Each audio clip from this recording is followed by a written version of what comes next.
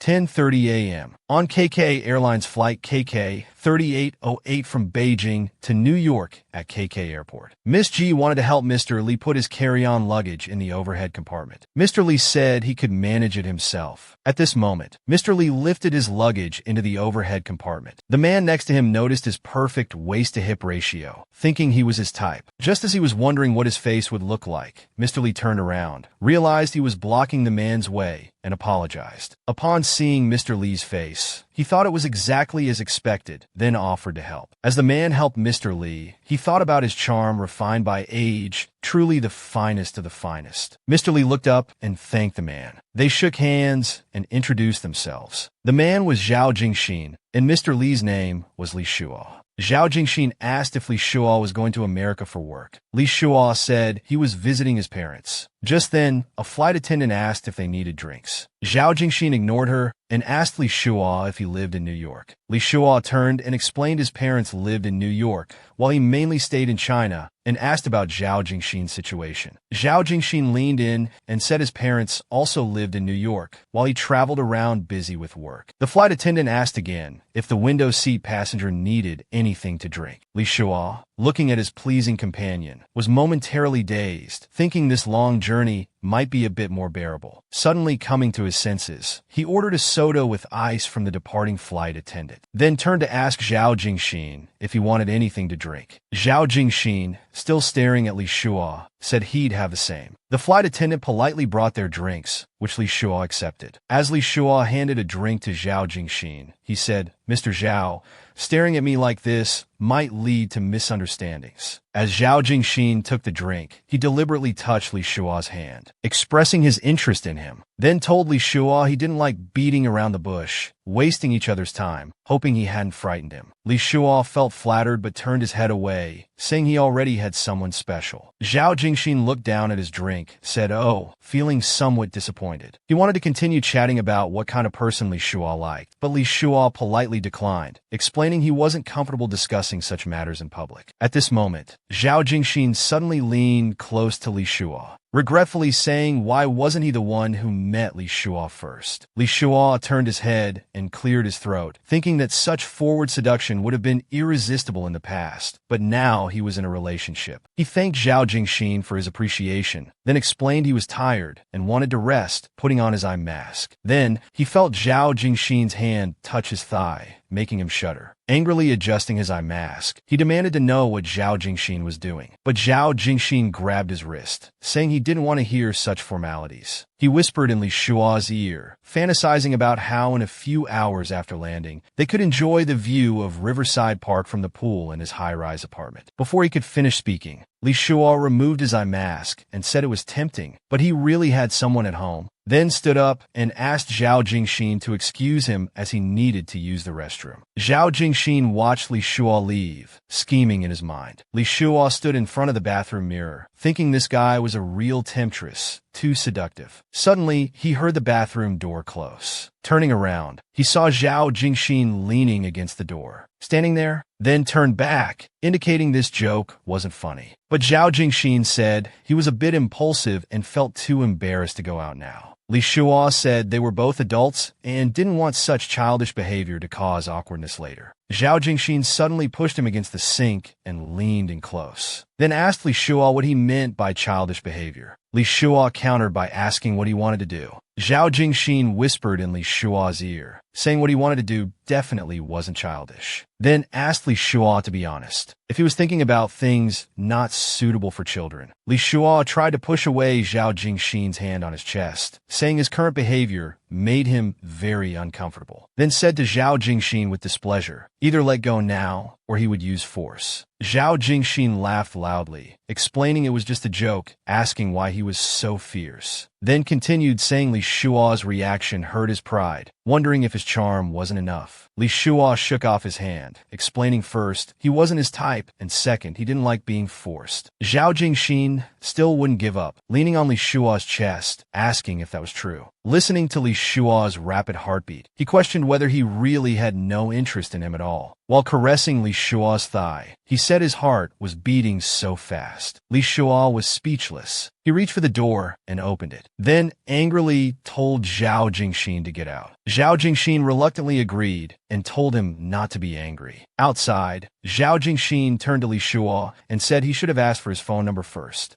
Asked if he wouldn't give it now. Li Shua walked past and hummed in agreement. Zhao Jingxin quickly explained it was just a joke, asking if an adult would really get angry. Li Shua put on his earphones, saying the joke went too far and they should keep their distance. Zhao Jingxin stroked his chin, thinking that negative distance was still distance. The plane finally landed safely in America. Zhao Jingxin told Li Shua meeting was fate, hoping to see him again. Seeing Zhao Jingxin's smiling face as he extended his hand, Li Shua hesitated briefly, then shook his hand saying have a good journey. Zhao Jingxin asked puzzled, won't you say goodbye? Li Shua's answer was simply, no need. Zhao Jingxin watched Li Shua's departing figure, thinking they would definitely meet again. Zhao Jingxin stood aside. Li Shua's mother came to pick him up, worried that his work was too busy and affecting his health. Li Shua comforted his mother, saying everything was fine. After exchanging concerns, Mrs. Li reminded her son not to be like his father,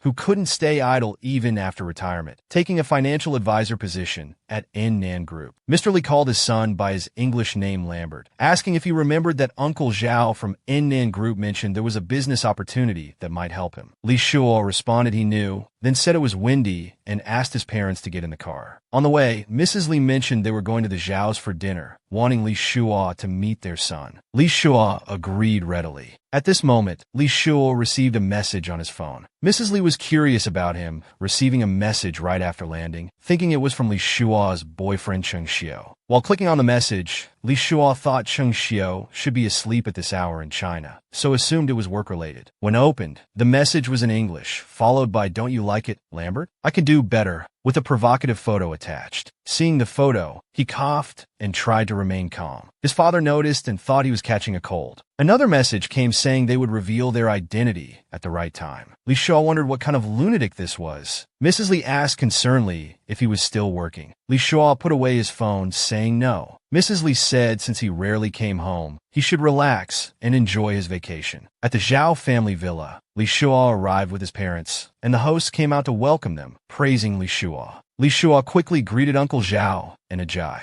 Then a voice asked if the guests had arrived. They greeted Li's parents, and Li Shua turned to look. The person warmly greeted them, saying long time no see, and complimented Mrs. Li on looking younger and more beautiful. Li Shua's head buzzed, surprised to see it was Zhao Jingxin. Mrs. Li, delighted by the compliment, said Jingxin had grown up but was still sweet-talking. At this moment, Li Shua received another message. Opening it, it was from Zhao Jingxin again, annoying him. Zhao Jingxin casually asked if this was the brother Li that Uncle Li mentioned. Li Shua looked at him again with displeasure. Zhao Jingxin put his arm around Li Shua's neck, saying he looked forward to brother Li's guidance. Mrs. Li watched Jingxin's enthusiasm with joy. Zhao Jingxin leaned close to Li Shua's ear, whispering that he knew they would meet again. Li Shua thought this guy must have known who he was all along, so he said he didn't deserve such praise, but would help if needed. Uncle Zhao then said he had wanted them to meet for a long time, but couldn't arrange it. Li's mother responded it wasn't too late now. Uncle Zhao continued, saying he wanted to establish a branch company in China, letting Jingxin handle domestic trade. Hearing Li Shua had an accounting firm in Beijing, he thought they could cooperate to ease his worries. Li Shua explained he had 2 partners and needed to hear the proposal first. Uncle Zhao agreed and mentioned a company was in talks. Zhao Jingxin suggested showing Li Shua the back garden since there was time before dinner. Li Shua tried to decline, but was forcefully led away, giving his mother a helpless look indicating he was being kidnapped. Standing in the back garden, Li Shua commented on the beautiful scenery. Zhao Jingxin said though it was nice here, he preferred his apartment. He described imagining being in the pool, exposed to the sky and sun, looking down at cars passing on the street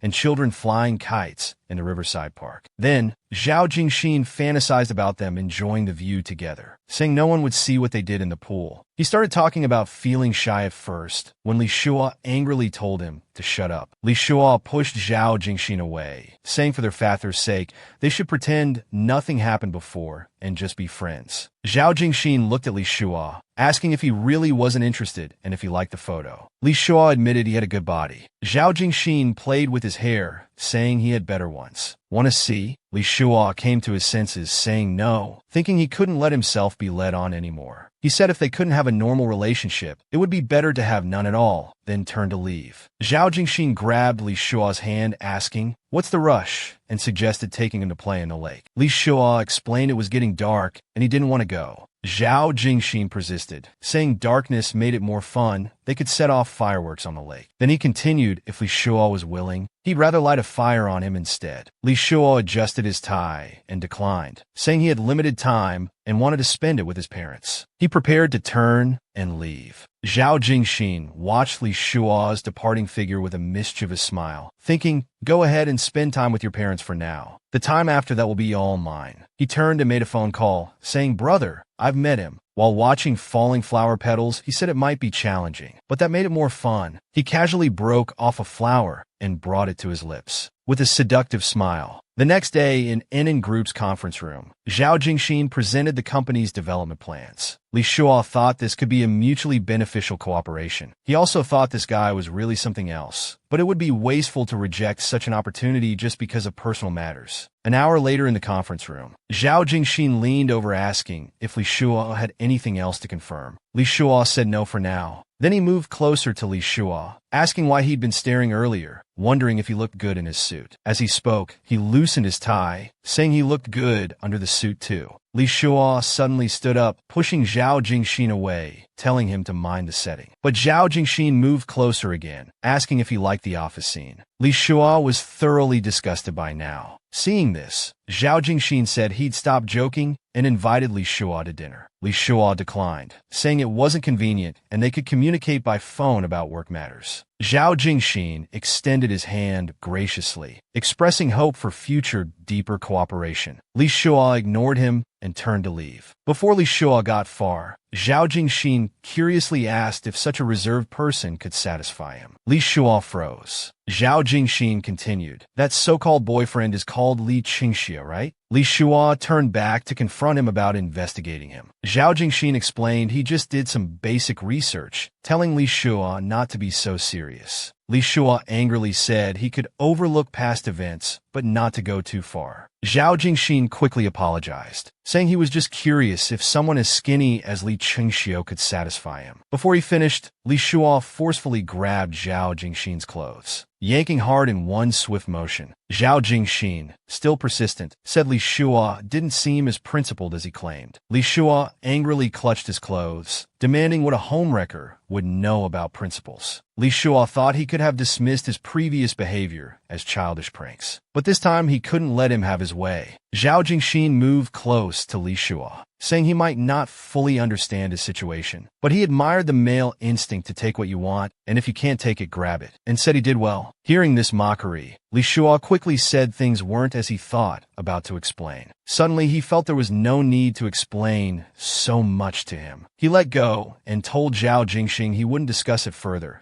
stating that his relationship with Qingxiu was none of his business, and advised him not to meddle in the future. But Zhao Jingxin said they both wanted to get close to someone. He was just doing the same thing as Li Shua. Then he asked if Li Shua was afraid of not being able to resist him, or afraid of seeing himself in him. At this moment, Li Shua's eyes revealed anger. They stared at each other for a while. Li Shua's fists were clenched, but he felt powerless. Explaining there was nothing to say to Zhao Jingxin, he prepared to leave. Just as he reached for the door, Zhao Jingxin touched his hand and called him baby. Then he continued telling Li Shua that if that was his type, he guaranteed Li Shua hadn't experienced true pleasure. Li Shua suddenly pushed the door open, walked straight out, and was about to close the door. There was a loud bang, followed by Zhao Jingxin's sharp intake of breath. Li Shua turned back to find Zhao Jingxin clutching his hand, saying it hurt. Seeing his pained expression, Li Shua stood there helplessly, not knowing what to do. Asked Zhao Jingxin why he didn't pull his hand away, then guiltily asked how it was. Zhao Jingxin pitifully said he only said a few words, Was it necessary to use such force? Li Shua took his hand, quickly explaining he didn't mean for this to happen. He swore it wasn't intentional, but Zhao Jingxing said he didn't believe it, then told Li Shua unless he kissed him. Li Shua immediately pushed him away, saying he'd take him to the hospital. At the hospital, Li Shua said fortunately no bones were broken. The doctor prescribed some medicine for internal and external use, saying rest would help. Zhao Jingxing responded pitifully. Looking at him, Li Shua thought with his hand like this. Would he stick to him now? Sure enough, Zhao Jingxing said he couldn't drive and asked Li Shua to take him home. In Zhao Jingxing's apartment, he introduced, saying this was the place he mentioned before, then asked if he wanted to see the rooftop pool. Thinking of what Zhao Jingxing had said earlier, Li Shua fell into thought. Zhao Jingxing continued, saying Li Shua seemed interested in the pool, asking if he really didn't want to take a look. Li Shua pushed Zhao Jingxing away, saying with his hand like this he should settle down. Perhaps because he pushed too hard, Zhao Jingxing fell onto the sofa with a cry, saying it hurt so much. Li Shua helplessly said it wasn't too serious now, just needed ice. The swelling would go down in a few days. But Zhao Jingxing pitifully said it still hurt. Li Shua thought although he wanted to punch him, it was his fault, so he had to endure it. So he moved closer and told Zhao Jingxing to ice it now, cold compress for a day then hot compress, saying he'd help divide his medicine. The phone alarm was set to remind him to take medicine on time. Zhao Jingxing asked confusedly if he would abandon him after this. Li Shua asked sympathetically what else he wanted him to do. At this moment, Zhao Jingxing had a mischievous look. He smiled and said he was hungry, then asked Li Shua if he could cook. Li Shua asked what he wanted to eat. Zhao Jingxing said he wanted to eat anything Li Shua made. Li Shua told him to rest first and take painkillers if it really hurt. Zhao Jingxing looked pitiful as he casually agreed. Li Shua's heart softened seeing him like this. Then holding Zhao Jingxing's injured hand with one hand, he patted his head with the other, telling him to sleep for a while. Zhao Jingxing seemed to really enjoy being stroked like this. Li Shua stood up, took off his jacket, wanted to check what was in the fridge. Zhao Jingxing watched him put his jacket aside, feeling secretly pleased, thinking, isn't Li Shua having lunch with him now? The food was ready. Li Shua brought it to the table. But Zhao Jingxing said his hand hurt too much to get up. Li Shua coldly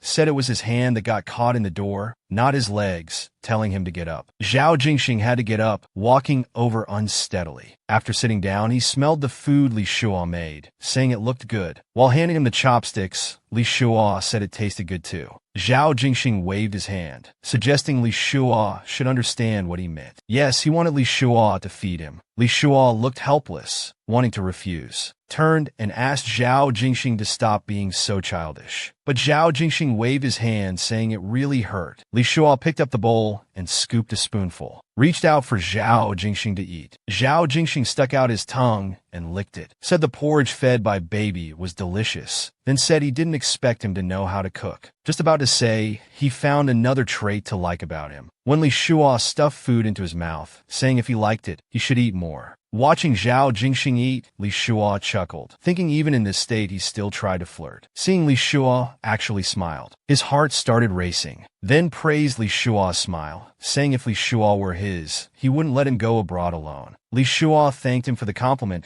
but said to skip the hypotheticals. Zhao Jingxing said regretfully that he'd heard about Li Shua from his parents, but never had the chance to meet. Thinking Li Shua was his type, if they'd met earlier, Li Shua would surely have fallen for him. Li Shua patted Zhao Jingxing's shoulder, consoling him that he just wanted what he couldn't have, and he had no obligation to satisfy his desire for conquest. Then said he cherished Qingxiu, and hoped Zhao Jingxing could respect him and their parents by stopping these ambiguous actions. Zhao Jingxing felt dejected hearing this. Seeing his dejected look, Li Shua wondered if his rejection was too harsh. But Zhao Jingxing said no, reasoning that Li Qingxiu couldn't give him adult pleasures. He'd be happier with him. Li Shua angrily questioned what right he had to say that. Zhao Jingxing explained that Li Qingxiu looked thin and weak. He couldn't satisfy him, and doubted they'd been intimate. Li Shua looked at Zhao Jingxing angrily and suddenly stood up, saying not all relationships are measured that way. Then said there's no need to discuss his love life with him, making an excuse to leave. Zhao Jingxing grabbed him, wanting him to try to experience adult pleasure with him. Li Shua pushed him away, asking if he was crazy. Zhao Jingxing said he was perfectly clear-headed. Lowering his head, he told Li Shua he liked him and wanted to feel him. Li Shua turned around saying there was nothing more to discuss. Seeing Li Shua about to leave, Zhao Jingxing leaned against the door, asking if he was really going to leave like this. Then threatened with his finger, saying he would tell on him. Pretending to be pitiful, he said he'd tell Uncle and Auntie that Big Brother not only bullied him, but also refused to take responsibility. Li Shua asked suspiciously if he had deliberately put his hand in the door. Zhao Jingxing said it really hurt, he wasn't that stupid, then expressed concern about how it would affect his piano playing, tennis, skiing, and basketball. Hearing him list so many aftereffects, Li Shua felt frustrated. He put down his clothes and impatiently said enough, asking what else he wanted. Zhao Jingxing felt secretly pleased, suggested that at least help him change into loungewear. Li Shua told himself to stay calm and not argue, asking where the loungewear was. Zhao Jingxing smugly said it was the black one on the bed. Li Shua picked up the clothes and walked to Zhao Jingxing's side. Zhao Jingxing spread his arms, saying, "Come on, I'm ready." Li Shua told him to turn around. Zhao Jingxing disappointedly asked if they weren't going to hug. While helping him remove his jacket, Li Shua told him to shut up. Zhao Jingxing reluctantly said he had a good figure. Really not going to hug? Li Shua was helping him unbutton his clothes. Zhao Jingxing was enjoying all of this. The removed jacket was thrown aside. Then Li Shua grabbed Zhao Jingxing's tie, about to undo it when he heard him say, "Doesn't this feel like unwrapping a present?" Hearing this, Li Shua gulped. He told Zhao Jingxing it didn't, telling him not to think too much. Zhao Jingxing asked again if it really didn't. While opening his entire shirt, he asked Li Shua why he wouldn't look at him even though he'd seen the photos. He leaned in close and told Li Shua to feel it, saying if the touch wasn't good, it would be free. Li Shua pushed Zhao Jingxing's hand aside and continued unbuttoning his shirt. Now Zhao Jingxing stood shirtless in front of Li Shua, waiting for Li Shua to put the new shirt on him. After putting it on, Li Shua said he should handle the pants himself. Zhao Jingxing naturally disagreed. Li Shua had to tell himself to endure a bit longer, thinking about finishing quickly and leaving while helping him remove his pants. Zhao Jingxing felt his movements were rough, but said he liked it. Watching Li Shua crouching down to remove his pants, he asked Li Shua how his figure was. Li Shua didn't answer, reluctantly telling him to sit on the bed. Zhao Jingxing looked at Li Shua in surprise, not expecting things to progress so quickly. Li Shua stood up, angrily asking Zhao Jingxing if he wanted to put them on or not. Seeing this, Zhao Jingxing quickly said yes and told him to calm down. Li Shua gradually moved closer to him. Zhao Jingxing sat on the bed, saying he was ready, telling him to go ahead. Li Shua crouched down, slowly pulling the pants onto Zhao Jingxing's feet. At this moment, Zhao Jingxing hooked Li Shua's tie with his foot.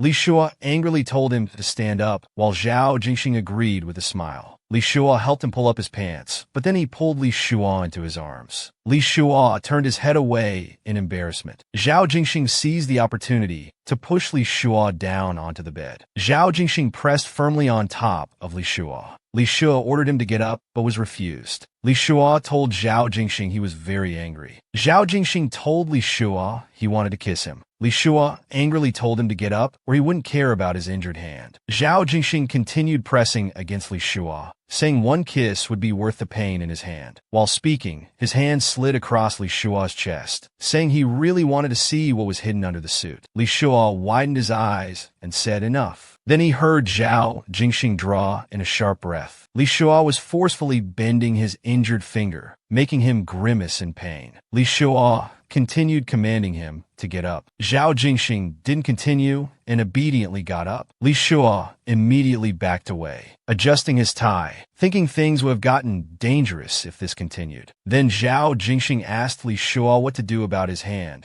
calling him uncle and asking him to take responsibility. Li Shua touched Zhao Jingxing's cheek, telling him he still had another hand. Zhao Jingxing knelt on the bed, turning back to call Uncle Li again. Li Shua turned to leave. Sitting in his car afterward, Li Shua thought there was no dealing with that guy. He picked up his phone and called Cheng Xiu. After connecting, The other side called Brother Li. Li Shua asked if Cheng Xiu was asleep. Cheng Xiu replied he got home late from overtime work and hadn't slept yet. Li Shua knew colleagues had asked for his help again and said he was too soft-hearted. Cheng Xiu said it was nothing. Li Shua resignedly said all right and picked up a bag from the car. He told Cheng Xiu he bought some gifts for him. Cheng Xiu said he didn't need anything and told him not to spend too much. Li Shua explained he wanted to give them to him and not to think too much about it, telling him to wait for his return. Cheng Xiu agreed on the other end. Li Shua said goodnight and told him to rest early. Cheng Xiu responded with Brother Li. Looking at the gift in his hand, Li Shua wondered why they seemed more formal despite being together for a while. Meanwhile, at Li Shua's home, Li's father came over, intimately asking if Xiao Shua had hurt Jingxin's hand. Li Shua explained it was accidentally caught in the door. Then his father said old Zhao was very worried. He had been talking about it all afternoon. Li's mother scolded him for not staying with him after hurting his hand. Li Shua explained he had already taken him to the hospital and it wasn't serious. Li's mother continued worriedly, saying it would be inconvenient for Jingxin to live alone, and told Li Shua to take care of him for the next few days. Li Shua showed clear reluctance at his mother's request. Meanwhile, at Zhao Jingxin's apartment, Li Shua knocked on the door with some things. Zhao Jingxin excitedly opened the door. Leaning against the doorframe, he called out, "Uncle Li." Li Shua thought this person might as well have seduction written on his forehead, then told Zhao Jingxin that his parents asked him to bring some food. Zhao Jingxin seemed disappointed hearing this and asked if he was just delivering food, saying he thought he was coming to take care of him. Then he clarified he hadn't complained, he just happened to be at his father's company when Uncle Li was there. Li Shua said he only stated facts, it wasn't complaining. He then opened the lunchbox his parents asked him to bring. Turning back, he asked if Zhao Jingxin was hungry and told him to come eat. As Zhao Jingxin approached, Li Shua offered to feed him. Zhao Jingxin showed disbelief at this sudden initiative. Zhao Jingxin asked Li Shua if he had chatted with Li Qingxiu after going back. After Li Shua confirmed, he asked what was wrong.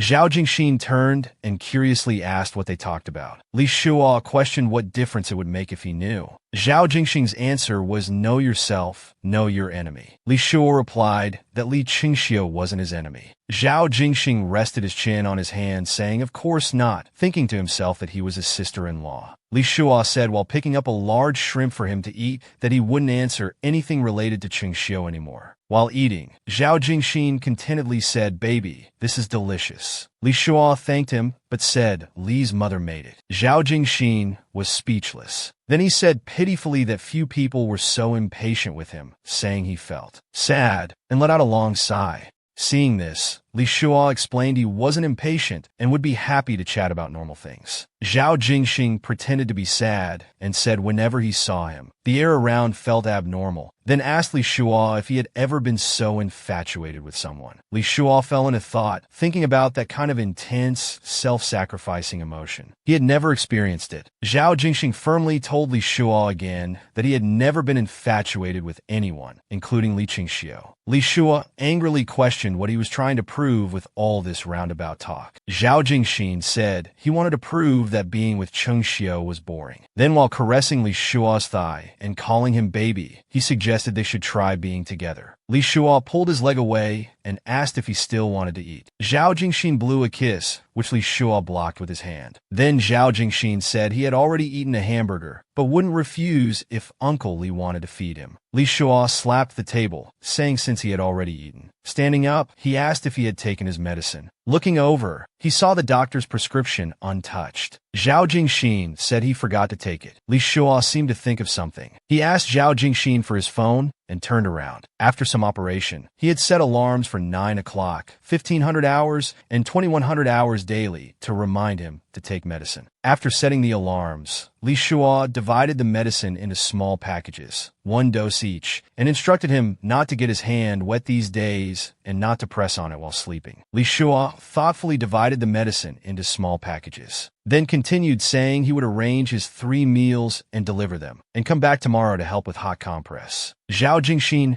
asked puzzled how he should shower. Li Shua coldly said he didn't care how, but he wouldn't help, thinking that since he could change clothes, drive, and eat hamburgers with one hand, showering shouldn't be a problem. He added that if it was really impossible, he could go back home. Seeing Li Shuo being so heartless, Zhao Jingxin asked if he would regret it when he falls in love with him someday. Li Shuo said they'd talk about it when that day comes. Just then, his phone suddenly rang. Answering the phone, he waved goodbye to Zhao Jingxin and greeted Brother Xiang on the phone. Brother Xiang asked if Li Shuo was still in America. Li Shuo responded by asking what's wrong. Zhao Jingxin listened to their conversation nearby. He heard Brother Xiang say something had happened here. Li Shuo suddenly looked confused. It turned out something had happened at the firm. Li Shuo glanced back and asked Brother Xiang to wait, saying he'd go outside to talk. Zhao Jingxin stood nearby. After a brief explanation, Li Shuo said he had to go. Zhao Jingxin waved goodbye and reminded him to be careful on the way. Li Shuo went downstairs, leaned against his car, and asked Xiang Ning what exactly had happened. Xiang Ning asked if he remembered Ben Hui real estate from 5 or 6 years ago, which he had audited. It turned out Ben Hui's legal representative, the boss's nephew, suddenly came out to accuse Li Shuo. Li Shuo asked, puzzled, saying the boss's fake accounting case was closed years ago. Why bring it up now? Xiang Ning said he wasn't sure but felt someone was pushing behind the scenes, asking if Li Shuo had offended anyone recently. Li Shuo thought for a moment and said no. Xiang Ning then asked if the person who fought with him in his office last time was Xiao Kun. Li Shuo said yes and asked if they had found anything. Xiang Ning said not yet, then asked if it was about Cheng Xiu with Xiao Kun, saying why get into trouble over relationships. Li Shuo told Brother Xiang on the phone that this wasn't just about relationships, but because Xiao Kun was bullying people and he couldn't ignore it. Li Shuo continued saying without evidence, it would be defamation. Brother Xiang responded that they supposedly had evidence, but weren't sure if it was real. Anyway, the case had been filed, and if Li Shuo returned to China, he would be immediately taken for investigation, so he advised against returning. Li Shuo asked Brother Xiang to keep watching and said he'd have someone investigate. Brother Xiang helplessly hung up, and Li Shuo angrily slammed his phone against the car. He thought if Xiao Kun was really behind this, he would make him pay. Li Shuo was calling Director Li at home. Li Shuo sat on the sofa, politely asking Director Li for help investigating. After hanging up, Li Shuo thought that minor economic cases wouldn't warrant pursuing someone to America. If he returned, Xiao Kun might really use sentence reduction to lure Ting Hui's boss to accuse him. But he worried about what would happen with Cheng Xiu if he couldn't return for now. Just then, his phone rang. It was Cheng Xiu calling. After connecting, Cheng Xiu said he had practiced speaking and asked when he could talk to Li Shuo's mother. Li Shuo used the time difference as an excuse, saying there was no rush. Cheng Xiu seemed to notice something wrong over the phone and asked if Brother Li wasn't feeling well, wondering if he had just woken up. Li Shuo apologized and explained he had an unexpected situation and couldn't return for now. Cheng Xiu thought it was about his parents, but Li Shuo explained they were fine. It was a problem at his firm. He was being falsely accused and couldn't return to China. He said it was probably Xiao Kun's doing. Li Shuo didn't want to tell Cheng Xiu initially, but considering his safety and fearing Xiao Kun might cause trouble, he wanted him to be prepared. He said his assistant was already helping find a new place for him. After hearing this, Cheng Xiu apologized to Li Shuo. Li Shuo told Cheng Xiu no apology was needed, then said he had a question, and the answer was what he wanted to hear. It turned out Li Shuo was asking if Cheng Xiu would be willing to come to America. Li Shuo said no matter the difficulties, he would be here as long as Cheng Xiu was willing to come. Cheng Xiu hesitated on the other end of the phone, saying he didn't know. Li Shuo continued saying his assistant would help with the visa process and asked her to think it over during this time. He expressed his hope that one day they could be together in America. After hanging up, Li Shuo stared at his phone. He saw a message from Zhao Jingxin. Opening the message, Zhao Jingxin called him Uncle Li, saying he was hungry and asking when Li Shuo would bring him food. Li Shuo replied he had ordered from a nearby restaurant. He explained he couldn't come over today, but Zhao Jingxin said that was fine, unless he sent him a nude photo. Hearing Zhao Jingxin's request for a nude photo, Li Shuo was instantly speechless with embarrassment. Zhao Jingxin kept sending messages with various ridiculous requests, finally asking Li Shuo to send a photo of his hand, promising to behave for the rest of the day. Li Shuo blushed again in embarrassment. He had no choice but to take a photo of his hand. After sending it to Zhao Jingxin, he replied that Li Shuo kept his word, so he would behave too. Li Shuo coughed lightly, thinking he was just like a fox spirit. Then he looked down at the photo and their conversation again. Just then, he heard a knock and went to open the door. It was Li's mother asking if he had time recently, saying Uncle Zhao had bought a vacation villa at Thousand Island Lake and asking if Li Shua wanted to go on vacation together. Li Shua awkwardly asked if both families were going. His mother explained that since Zhao Jingxin rarely came home and his hand was injured, going on vacation together would make it easier to take care of him. Li Shua immediately imagined Zhao Jingxin lying on a lounger asking him to apply sunscreen, completely losing any vacation mood. Just as he was about to refuse, his mother mentioned she had bought 4 beautiful dresses. Li Shua froze, then reluctantly said he would need to prepare his camera to take nice photos of her, and asked when they were going. His mother said tomorrow afternoon. Meanwhile, Li Shua was on the phone with Lawyer Wang in his room, discussing his past cooperation with Benwei. Suddenly, he saw an incoming call from Zhao Jingxin. He picked up the phone and asked Lawyer Wang to continue. However, Zhao Jingxin's call interrupted their conversation again, so Li Shua had to ask Lawyer Wang to wait half a minute. On the phone with Zhao Jingxin, he was asking if Li Shua was ready for the vacation. Li Shua said he was prepared. Zhao Jingxin said he couldn't wait to check Li Shua's workout results, while Li Shua wanted to end the call saying he was busy. Then Zhao Jingxin said he knew about Li Shua's troubles in China and offered to help. Li Shua angrily told him not to investigate his matters. Zhao Jingxin responded that it was because he liked him. Li Shua thought to himself how Zhao Jingxin always talked about liking him, but wondered how much weight that carried for someone like him. He told him to stop meddling in his affairs and that he didn't want to waste words. Zhao Jingxin apologized, saying he just wanted to hear his voice. Li Shua wasn't in the mood to hear any of this and hung up. He thought he had been too irritable lately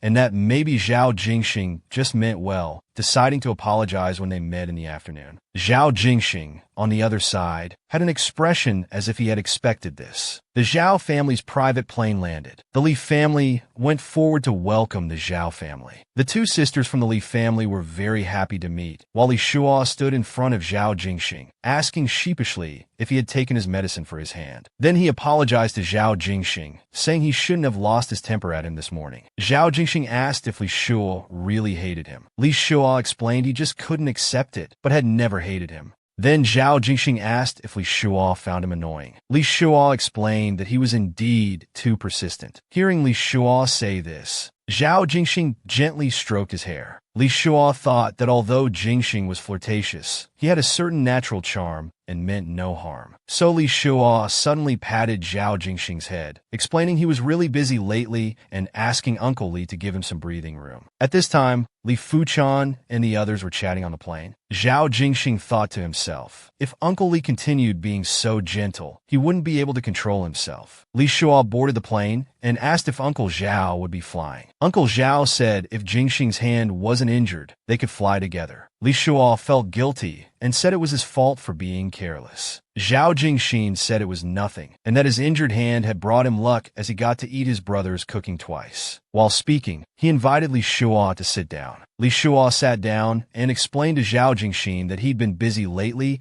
and couldn't take good care of him, promising to help apply hot compress when they reached Thousand Island Lake. Zhao Jingxin happily thanked his brother and stretched out his arms. Li Shua looked helplessly at his happy expression, indicating he understood, then casually reached for Zhao Jingxin's seatbelt, pulled it between them, and fastened it for him. Zhao Jingxin looked at Li Shua tenderly, suddenly leaned over and kissed Li Shua's cheek. Li Shua nervously looked around. Seeing the elders chatting in front, he said fortunately no one looked back, then quietly asked Zhao Jingxin what he was doing. Zhao Jingxin said he didn't know, he just couldn't help himself. Zhao Jingxin looked at him scrutinizingly. Li Shua continued saying this was a family trip and told Zhao Jingxin to behave. At this moment, Zhao Jingxin suddenly placed his hand on Li Shua's neck, gently caressing it, then embraced Li Shua's neck, saying their first meeting was also on a plane. He expressed that his love at first sight for Li Shua was genuine because Li Shua was exactly his type. Seeing Li Shua's lack of response, Zhao Jingxin continued, saying he could help solve Li Shua's troubles in China, with the condition of going on one date. Li Shua shook his head, saying not to get involved in his affairs. Zhao Jingxin said it hurt him to see Li Shua so troubled. Then, caressing Li Shua's face, he said even though he returned to China to see someone he liked sooner, he still wanted to help him because he couldn't bear to see him suffer. Li Shua thanked Zhao Jingxing, but said he didn't want to owe any favors. Zhao Jingxing then showed a surprising expression, telling Li Shua he just wanted to have meals and drinks with him, nothing else. Li Shua said eating and drinking were fine. That's what friends do, but it wouldn't count as dating. However, he'd handle his own matters. Zhao Jingxing mentioned there was a good bar in the resort area, and he'd take him there later. Li Shua expressed his anticipation. Zhao Jingxing looked pleased with himself. The group arrived at the villa area. 2 cute dogs came running over.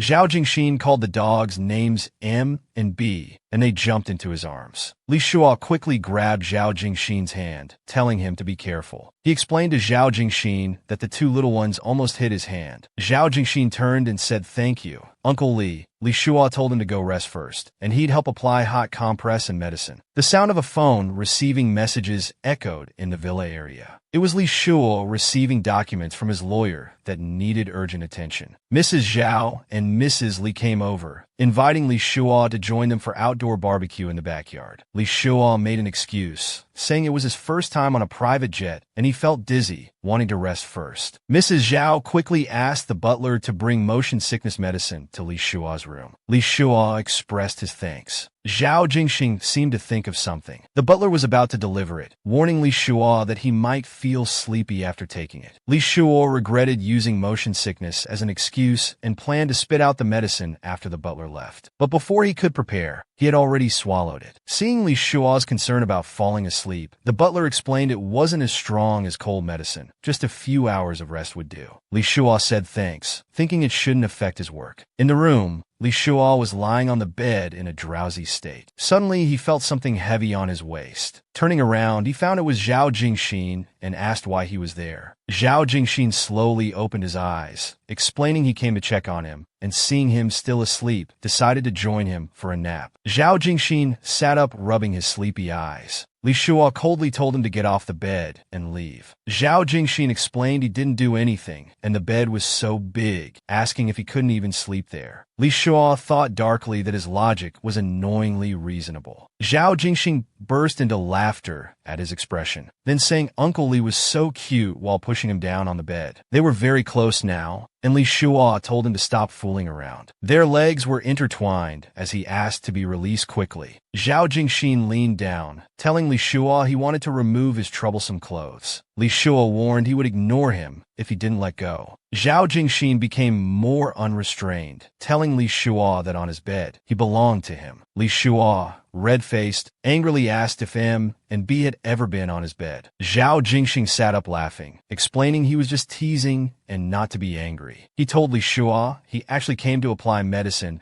but seeing him sleeping so peacefully, he didn't want to disturb him. Li Shua rolled his eyes, thinking this trick again. So Li Shua got up, straightening his clothes, telling him to wait a moment. Then turned and told Zhao Jingxing to get off his bed. Zhao Jingxing's shirt was open, revealing his perfect physique as he questioned, "Baby, are you sure?" Li Shua was speechless, then turned and rushed at Zhao Jingxing, who quickly covered himself with a blanket, saying he'd stop. Zhao Jingxing's medicine was laid out on the table. Zhao Jingxing curiously asked Li Shua if he carried these with him. Li Shua crouched down, preparing the medicine, asking wasn't he here for treatment? Zhao Jingxing said he'd never met a more attentive man. Li Shua said it was nothing, just being responsible for his actions, and asked Zhao Jingxing to extend his hand. Looking at the sword mark on Zhao Jingxing's hand, he asked what weapons he played with. Zhao Jingxing said he casually played with guns, crossbows, knives, and nunchucks, then told Li Shua he would protect him if anyone bullied him. Li Shua looked at Zhao Jingxing, suddenly feeling something indescribable, then lowered his head to apply medicine for Zhao Jingxing, warning him it might hurt and to bear with it. Zhao Jingxing asked Li Shua somewhat sadly if he would stop being so caring once his hand healed. Li Shua explained he would treat him fairly as a friend. Zhao Jingxing tried to withdraw his hand, saying he'd rather not heal then. Li Shua grabbed his hand, saying, "Don't be silly." Zhao Jingxing then said to heal slowly. Li Shua assured it would heal quickly, telling him not to talk nonsense. After applying the medicine, Li Shua organized the medical kit while instructing him to apply a warm towel for 10 minutes, then remove it, and told him to rest in his own room. Zhao Jingxing reluctantly asked Li Shua if he really didn't have any feelings for him at all. Li Shua turned to look at him and said no, then pressed down hard on the medical kit. Seeing this, Zhao Jingxing turned to leave, wondering what was wrong with himself. Mr. Li came over, having noticed Li Shua's distraction these past 2 days, asking if something was wrong at work. Li Shua tried hard to cover up, saying he was waiting for a big fish. Mr. Li knew his son wouldn't worry about small matters, but Li Shua refused his father's help, insisting it wasn't a big deal. Mr. Li mentioned that except for the charity work in Ethiopia, there hadn't been anything to worry about. Li Shua reassured his father to enjoy the vacation with Mom. As Mr. Li left, Zhao Jingxing came over and whispered, "Baby, what big fish are you waiting for?" Li Shua looked down and told Zhao Jingxing it certainly wasn't waiting for him. Zhao Jingxing sat nearby, complaining about the lack of romance. Then mentioned his friend designed a mermaid costume, asking if Li Shua wanted to see him wear it. Li Shua asked disdainfully what Zhao Jingxing could gain from verbal teasing. Zhao Jingxing replied he gained the pleasure of teasing him. As they sat down, Zhao Jingxing couldn't understand why Li Shua was so stubborn, refusing help from both his father and him, calling it foolish. But Li Shua believed that at 34, a man in his prime, troubling his father with heart problems would be more than just foolish. Hearing this, Zhao Jingxing asked if accepting his help was also that difficult. Li Shua remained silent, lost in thought. Zhao Jingxing wanted to help solve Li Shua's problems, but Li Shua thought since he was already so persistent, accepting his help and owing him a favor would make it harder to refuse him. Seeing his silence, Zhao Jingxing thought Uncle Li looked cool like this, making him like him even more. So Zhao Jingxing suggested going drinking tonight, but Li Shua said he had a meeting with lawyers that wouldn't end soon, so he couldn't go. Zhao Jingxing asked about tomorrow, but Li Shua just said they'd discuss it later. Frustrated by his evasive attitude,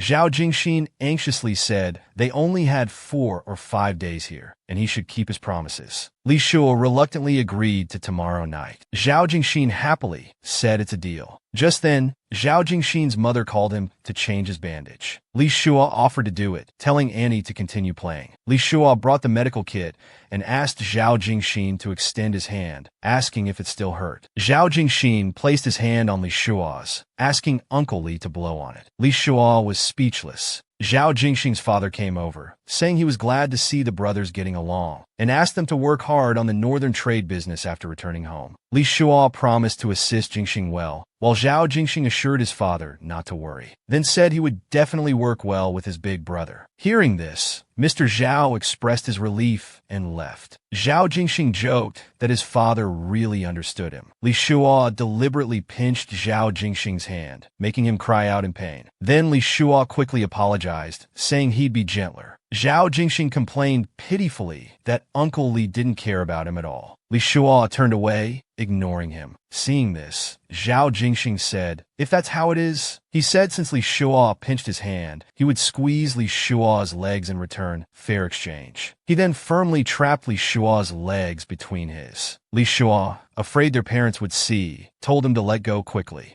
Zhao Jingxing kept squeezing firmly, telling Li Shua not to move and warning him to be careful not to fall off the chair. Li Shua's whole body trembled from Zhao Jingxing's grip. He threatened to cancel their drinking plans if Zhao Jingxing didn't let go. Hearing this, Zhao Jingxing quickly released his legs. Li Shua thought, finally some peace. Zhao Jingxing then lay pitifully on the table. Li Shua looked at his victimized expression, not understanding why, since he was the one being bullied. In the villa, Zhao Jingxing asked at the door if Uncle Li was awake, preparing to enter. Li Shua was still lying in bed. Hearing Zhao Jingxing wanted to come in, he sat up and told him to wait. Before he finished speaking, Zhao Jingxing burst into Li Shua's room with his 2 dogs. Zhao Jingxing tried to flop onto the bed, but was ruthlessly pushed away. He wanted Li Shua to join him walking the dogs, but Li Shua refused. After some persistence, Zhao Jingxing pulled Li Shua, still undressed, towards the door. Inevitably, they ended up walking the dogs. Li Shua thought young people really were energetic. Suddenly, he remembered long ago dreaming about walking dogs with someone he liked. Unexpectedly, Zhao Jingxing was the first to make this scene real. Zhao Jingxing turned back, noticed Li Shua standing dazed, and said, "Baby, what are you spacing out about?" Then called Li Shua to hurry over. Seeing him walking too slowly, Zhao Jingxin again said, "Baby, why are you daydreaming?" Just as Li Shua was about to speak, the butler came by on a cart, and suddenly the air grew quiet. Li Shua greeted the butler, who mentioned he'd just returned from grocery shopping, and asked curiously about the baby he'd just heard. Zhao Jingxin quickly explained he was calling by the dog. The butler looked awkward, said he'd head back, and told them to enjoy their walk. Once the butler was gone, Li Shua awkwardly asked why Zhao Jingxin was calling out like that. Zhao Jingxin insisted he was calling by, though Li Shua clearly knew he was calling him. Zhao Jingxin teased, "Aren't you embarrassed?" Li Shua threw the dog towards him, commanding it to bite Zhao Jingxin. Bai jumped on Zhao Jingxin, pawing and licking him frantically. Zhao Jingxin quickly called for Bai to stop. Li Shua watched the scene, laughing heartily.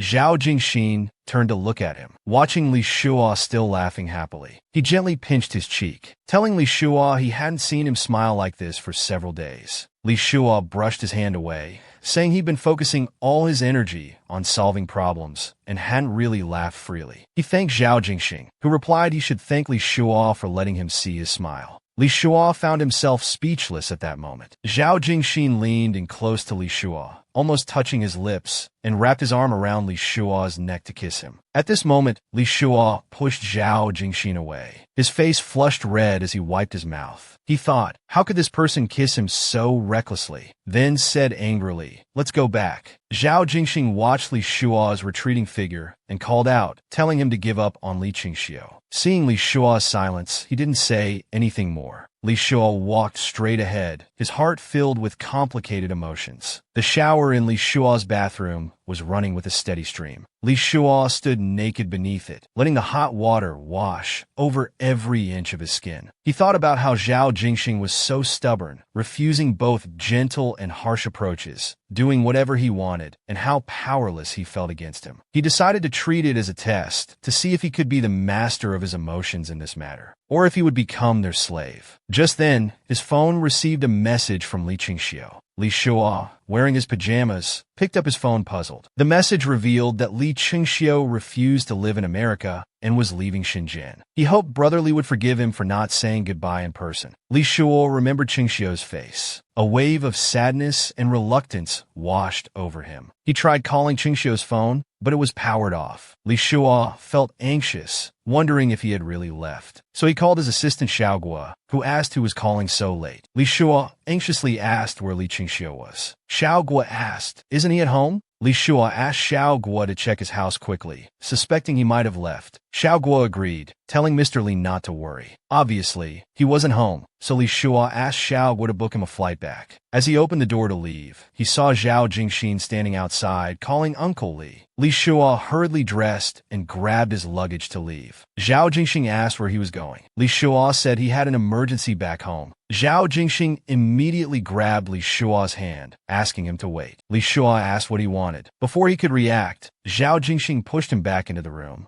The door slammed shut. Li Shua insisted he had an urgent matter. Zhao Jingxin pinned Li Shua against the wall, reminding him of his promise to drink together tonight. Li Shua angrily told him to get his priorities straight. Zhao Jingxin said he didn't know what happened back home, but returning now would be risky. Pinned against the wall, Li Shua said he knew but had to go back. Zhao Jingxin asked why, but Li Shua said it wasn't his business. Zhao Jingxin told Li Shua he wouldn't let him leave unless he explained, then said, "Baby, you can't beat me." Li Shua clenched his fists helplessly, then said Li Qingxiu might be missing. Zhao Jingxin looked confused. He asked how he could suddenly disappear. Li Shua impatiently said he couldn't explain, but he needed to return home now, telling Zhao Jingxin to move aside. Zhao Jingxin continued asking what Qingxiu's disappearance had to do with him. Li Shua explained that he sent a message and left, and the situation could be serious, telling Zhao Jingxin to be more understanding. Zhao Jingxin asked if Qingxiu left voluntarily.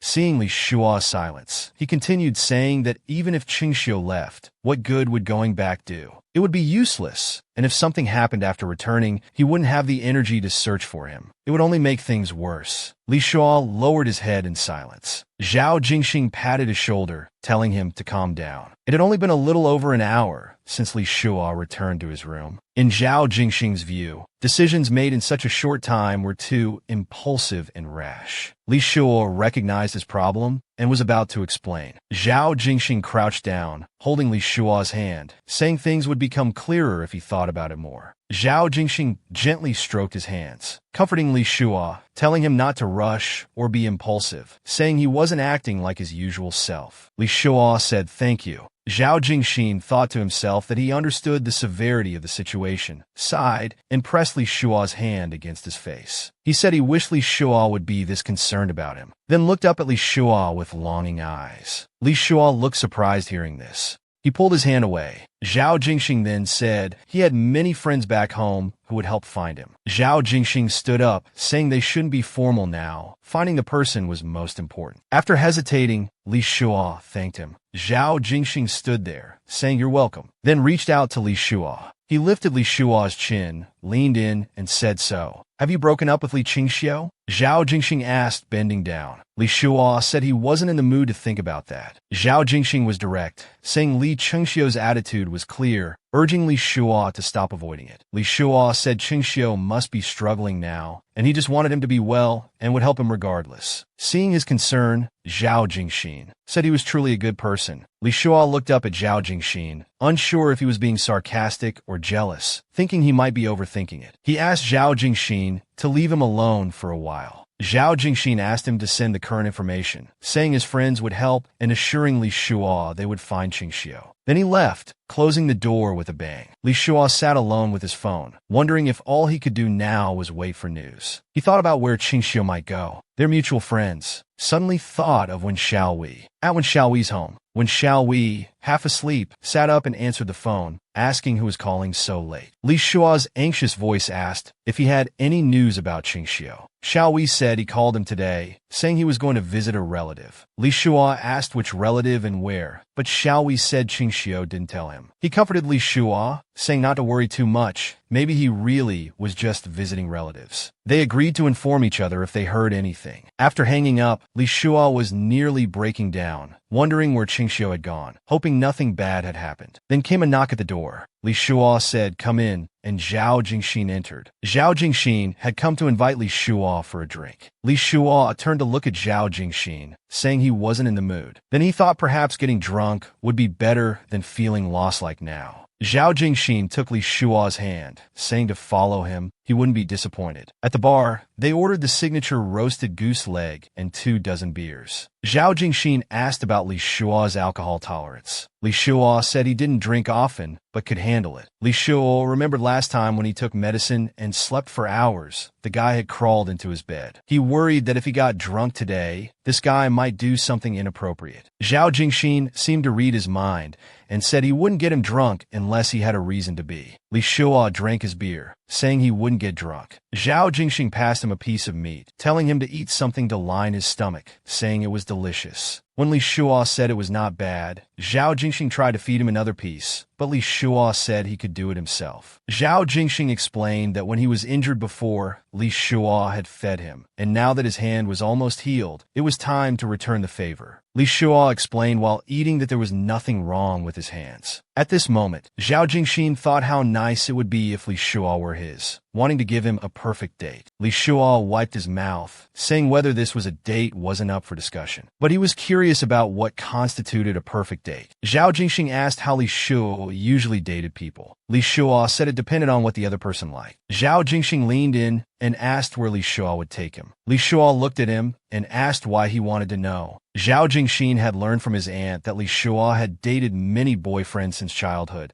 and wanted to know if he was truly experienced or just good-looking without any romance. Li Shuo realized he was being provoked, so he said he'd ask 3 questions, and if answered honestly, he'd give him a perfect date. After Zhao Jingxing agreed, Li Shuo asked about his favorite cuisine, art forms, and whether he preferred quiet or lively environments. Holding his hand, Zhao Jingxing answered. He liked heavy, high-calorie food, enjoyed calligraphy, classical music, rock, cold weapons, and metal-related modern art, and preferred lively places. Li Shuo pulled away, then responded to Zhao Jingxin's answers with his understanding of a perfect date plan. Then Zhao Jingxin said it was his turn to ask 3 questions. What body scent he liked, what scenarios he preferred, and if he had any special habits. Li Shuo was shocked. He hadn't expected this guy to seriously discuss perfect dates with him. Seeing his silence, Zhao Jingxin explained he was serious, then said a date plan without love wasn't really a date, asking if Li Shuo was afraid of being outdone. Li Shuo said these were private matters he didn't want to answer. Zhao Jingxin curiously said if he wouldn't answer, he'd start guessing. Li Shuo passed him the drink, startling Zhao Jingxin, then told him to drink more and talk less. Zhao Jingxin took a sip and said they should both drink and talk, then put down the bottle. He started guessing Li Shuo's favorite positions, suggesting he liked office settings and private spaces surrounded by public environments, then said most of these things he probably wouldn't dare say or try. Li Shuo was shocked, thinking he had guessed everything correctly. Then Zhao Jingxin continued, saying he had guessed correctly. A real man shouldn't cheat. Li Shuo asked embarrassedly why he was guessing these things. Zhao Jingxin said he should ask how he guessed it, explaining it was a probability problem, just random guesses, then told Li Shuo was perfect for beginners. Li Shuo was speechless. Zhao Jingxin continued his deduction, saying Li Shuo had many wild thoughts inside, always deliberately suppressing them, plus liking Cheng Xiu's type. He would be too embarrassed to mention anything slightly unusual. Li Shuo finally couldn't take it anymore, saying he'd leave if Zhao continued talking. Zhao Jingxin quickly grabbed Li Shuo's hand, telling him not to be angry. They were just discussing dates. Li Shuo pulled his hand back, saying he was discussing dates, but Zhao wasn't. Zhao Jingxin continued, offering him an unforgettable opportunity that would conquer him more than 10 perfect dates. Li Shuo deliberately avoided him, saying it was useless talking to someone like him. Zhao Jingxin pressed on, suggesting they follow Li Shuo's plan during the day and his arrangements at night, saying every day with him would be brand new. Li Shuo thought being with someone bold and romantic would indeed be passionate, but felt he didn't like being led by the nose. Just as he was thinking about his achievements, he remembered being dumped this morning and smiled bitterly. Then told Zhao Jingxin he didn't doubt what he said, just wasn't in the mood to discuss it. Zhao Jingxin ate while saying he understood, then asked if he wanted to talk about his relationship failures. Hearing this, Li Shuo picked up his drink, saying he really couldn't understand why his relationships always failed. Zhao Jingxin continued, saying it was because he chose the wrong person. Li Shuo called that statement nonsense. Zhao Jingxin explained that domestic types like Li Chengxiu weren't suitable for him, as he only wanted a stable life. Li Shuo stayed silent. Zhao Jingxin continued, saying his thinking was wrong from the start. If he didn't love someone enough, let alone being inexperienced in intimate matters, an amicable breakup was inevitable. Li Shuo looked at Zhao Jingxin, wanting to hear what kind of person he thought would suit him. Zhao Jingxin passed him a drink, saying someone who could let him be himself would be suitable, like himself. Li Shuo took the drink and told Zhao Jingxin his type was only suitable for casual affairs. Zhao Jingxin pushed down Li Shuo's glass, suggesting they start with that, saying it wouldn't be a bad thing. Li Shuo looked at Zhao Jingxin, saying he kept steering the conversation that way and didn't want to talk anymore. He put his glass down heavily on the table, standing up, saying it's dark, let's go back, and prepared to leave. Seeing this, Zhao Jingxin called out to Li Shuo and put his hand on his shoulder. After sitting down,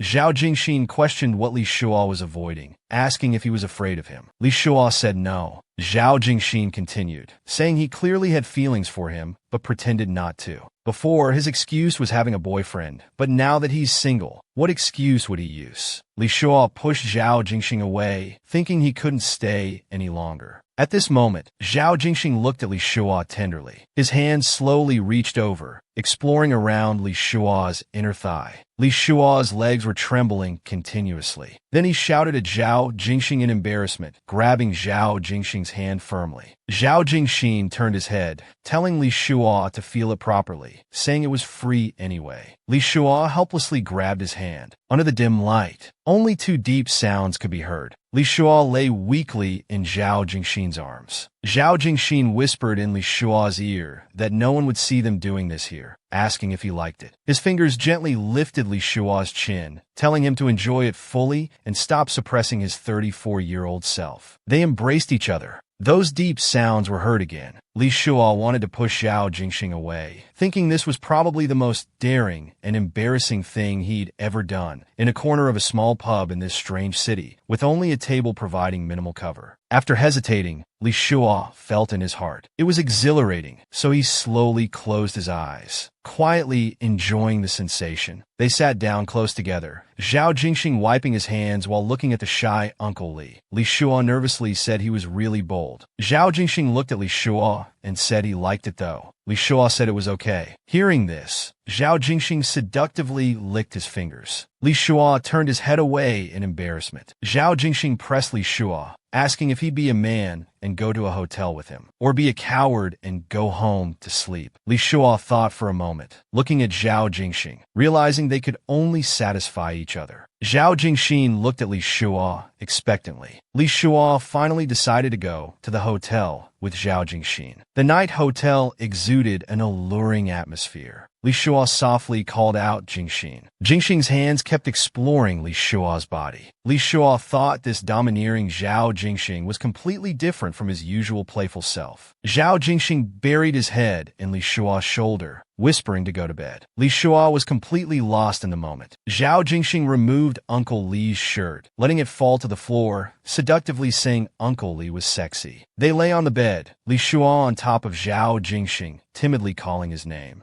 Zhao Jingxin responded seductively. Li Shua suddenly thought about what if their families found out, and remembering Cheng Xiu's situation, he hesitated. Zhao Jingxin's face showed displeasure. One hand around Li Shua's neck, the other lifting his chin, asking what's wrong. Li Shua uncertainly asked if this was right. Zhao Jingxin pulled Li Shua's face closer, saying he'd been dumped already, why stay chase for him, then softly moved to Li Shua's lips, saying it was nothing. Their lips almost touching, Zhao Jingxin asked why not dare if he wanted it. Li Shua looked into Zhao Jingxin's eyes, explaining it wasn't about daring. Before Li Shua could finish, Zhao Jingxin pressed him down forcefully. Zhao Jingxin flipped over, switching their positions. Zhao Jingxin leaned down and called out Uncle Li. Li Shua responded softly. They gazed into each other's eyes tenderly. Zhao Jingxin, recalling Li Shua's words about it not being about courage, asked if that was true. Li Shua sat up saying, "What else?" Zhao Jingxin took the chance to embrace him. The intimate atmosphere had reached its peak. Li Shua was breathing heavily with a blushing face. Zhao Jingxin lowered his head, telling Li Shua he'd always said he wanted him, asking if Li Shua didn't believe it. Li Shua nervously looked at Zhao Jingxin, wondering if he seriously wanted him. He asked Zhao Jingxin if he was joking, but Zhao Jingxin said he wasn't. Then calling him baby, he explained that when he said Li Shua hadn't experienced extreme pleasure before, it was because he was meant to be loved. If they didn't try, they might never know what they could have. He then pressed Li Shua beneath him, but Li Shua apologized to Zhao Jingxin, saying he wouldn't do it. Zhao Jingxin continued pressing Li Shua, explaining he was good at reading people. He wanted Li Shua to try, saying he didn't believe Li Shua was never curious. Li Shua turned his head aside, saying curiosity doesn't mean you have to try, and asked if Zhao Jingxin wasn't curious too. With Li Shua holding his chin, Zhao Jingxin answered that of course he was curious. Hearing this, Li Shua told Zhao Jingxin to trust him and let him satisfy his curiosity. Zhao Jingxin replied that if possible, he would certainly trust Uncle Li. Li Shua suddenly froze, asking what he meant. It turned out Zhao Jingxin had a congenital blood clotting problem, making it difficult to stop bleeding when injured, though he said he was still perfect. Zhao Jingxin continued, asking if Uncle Li could bear it. Could he guarantee not to hurt him? Li Shua's eyes showed disappointment, half believing his words. Zhao Jingxin suddenly leaned in and softly kissed Li Shua's cheek. Then he told Li Shua he wasn't lying. Though he really liked him and wanted to be with him, he couldn't do what Li Shua wanted. Hearing this, Li Shua realized he wanted to conquer him his way. He pushed him away, saying forget it, he couldn't do it. Zhao Jingxin persisted, asking why he was so resistant. Li Shua said awkwardly that Zhao Jingxin was so much younger than him. Zhao Jingxin moved closer, whispering in Li Shua's ear why age mattered. What mattered most was their current feelings, especially since Li Shua wanted him. Li Shua hesitated, then said yes. This was God's sign that they weren't meant to do anything. He turned his head away, telling Zhao Jingxin he couldn't do it and to get up. Zhao Jingxin's hands tightly gripped the blanket, then relaxed. Reluctantly getting up,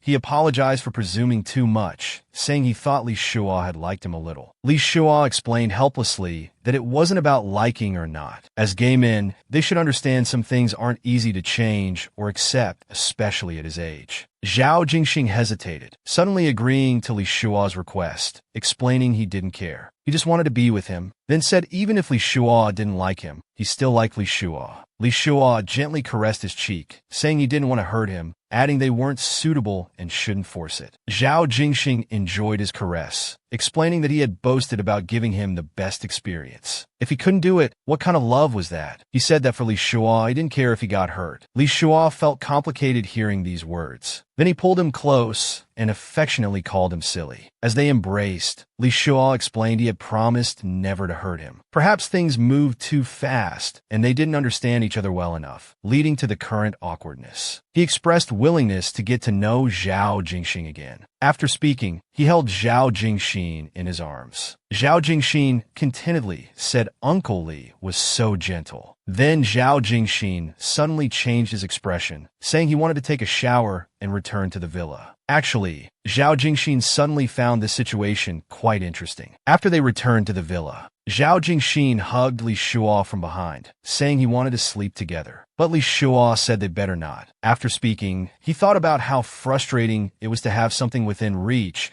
but unable to take it, and didn't want to struggle anymore. Zhao Jingxin had to agree, then kissed Li Shua's lips, saying he would dream of him tonight. He said see you tomorrow and turned back to his room. But just as Li Shua was about to close the door, Zhao Jingxin blocked it with his right hand, saying wait. Looking at Li Shua with longing eyes, he still wanted to sleep together. Li Shua turned back and looked at him helplessly. Sighing, thinking he couldn't do anything about him, he hesitated for a moment, suddenly feeling his heart beating rapidly. He reached out to Zhao Jingxin, saying come on. Zhao Jingxin immediately became happy like a child, hugging him and saying Uncle Li was the best. Li Shua cautiously told him not here. Now in bed, Zhao Jingxin clung tightly to Li Shua. While caressing Zhao Jingxin's face, Li Shua said they needed to wake up early tomorrow to return to New York, telling him to stop fooling around. Zhao Jingxin, nestled in Li Shua's arms, asked if he could sleep. Li Shua turned around and told him he could sleep just by closing his eyes. Zhao Jingxin obediently listened, then reached around from behind Li Shua, slowly taking his hand, softly said good night, and they fell asleep embracing. The next morning, Li Shua was still lying in bed, not yet awake. Suddenly, slowly opening his eyes, he called out Jingxin.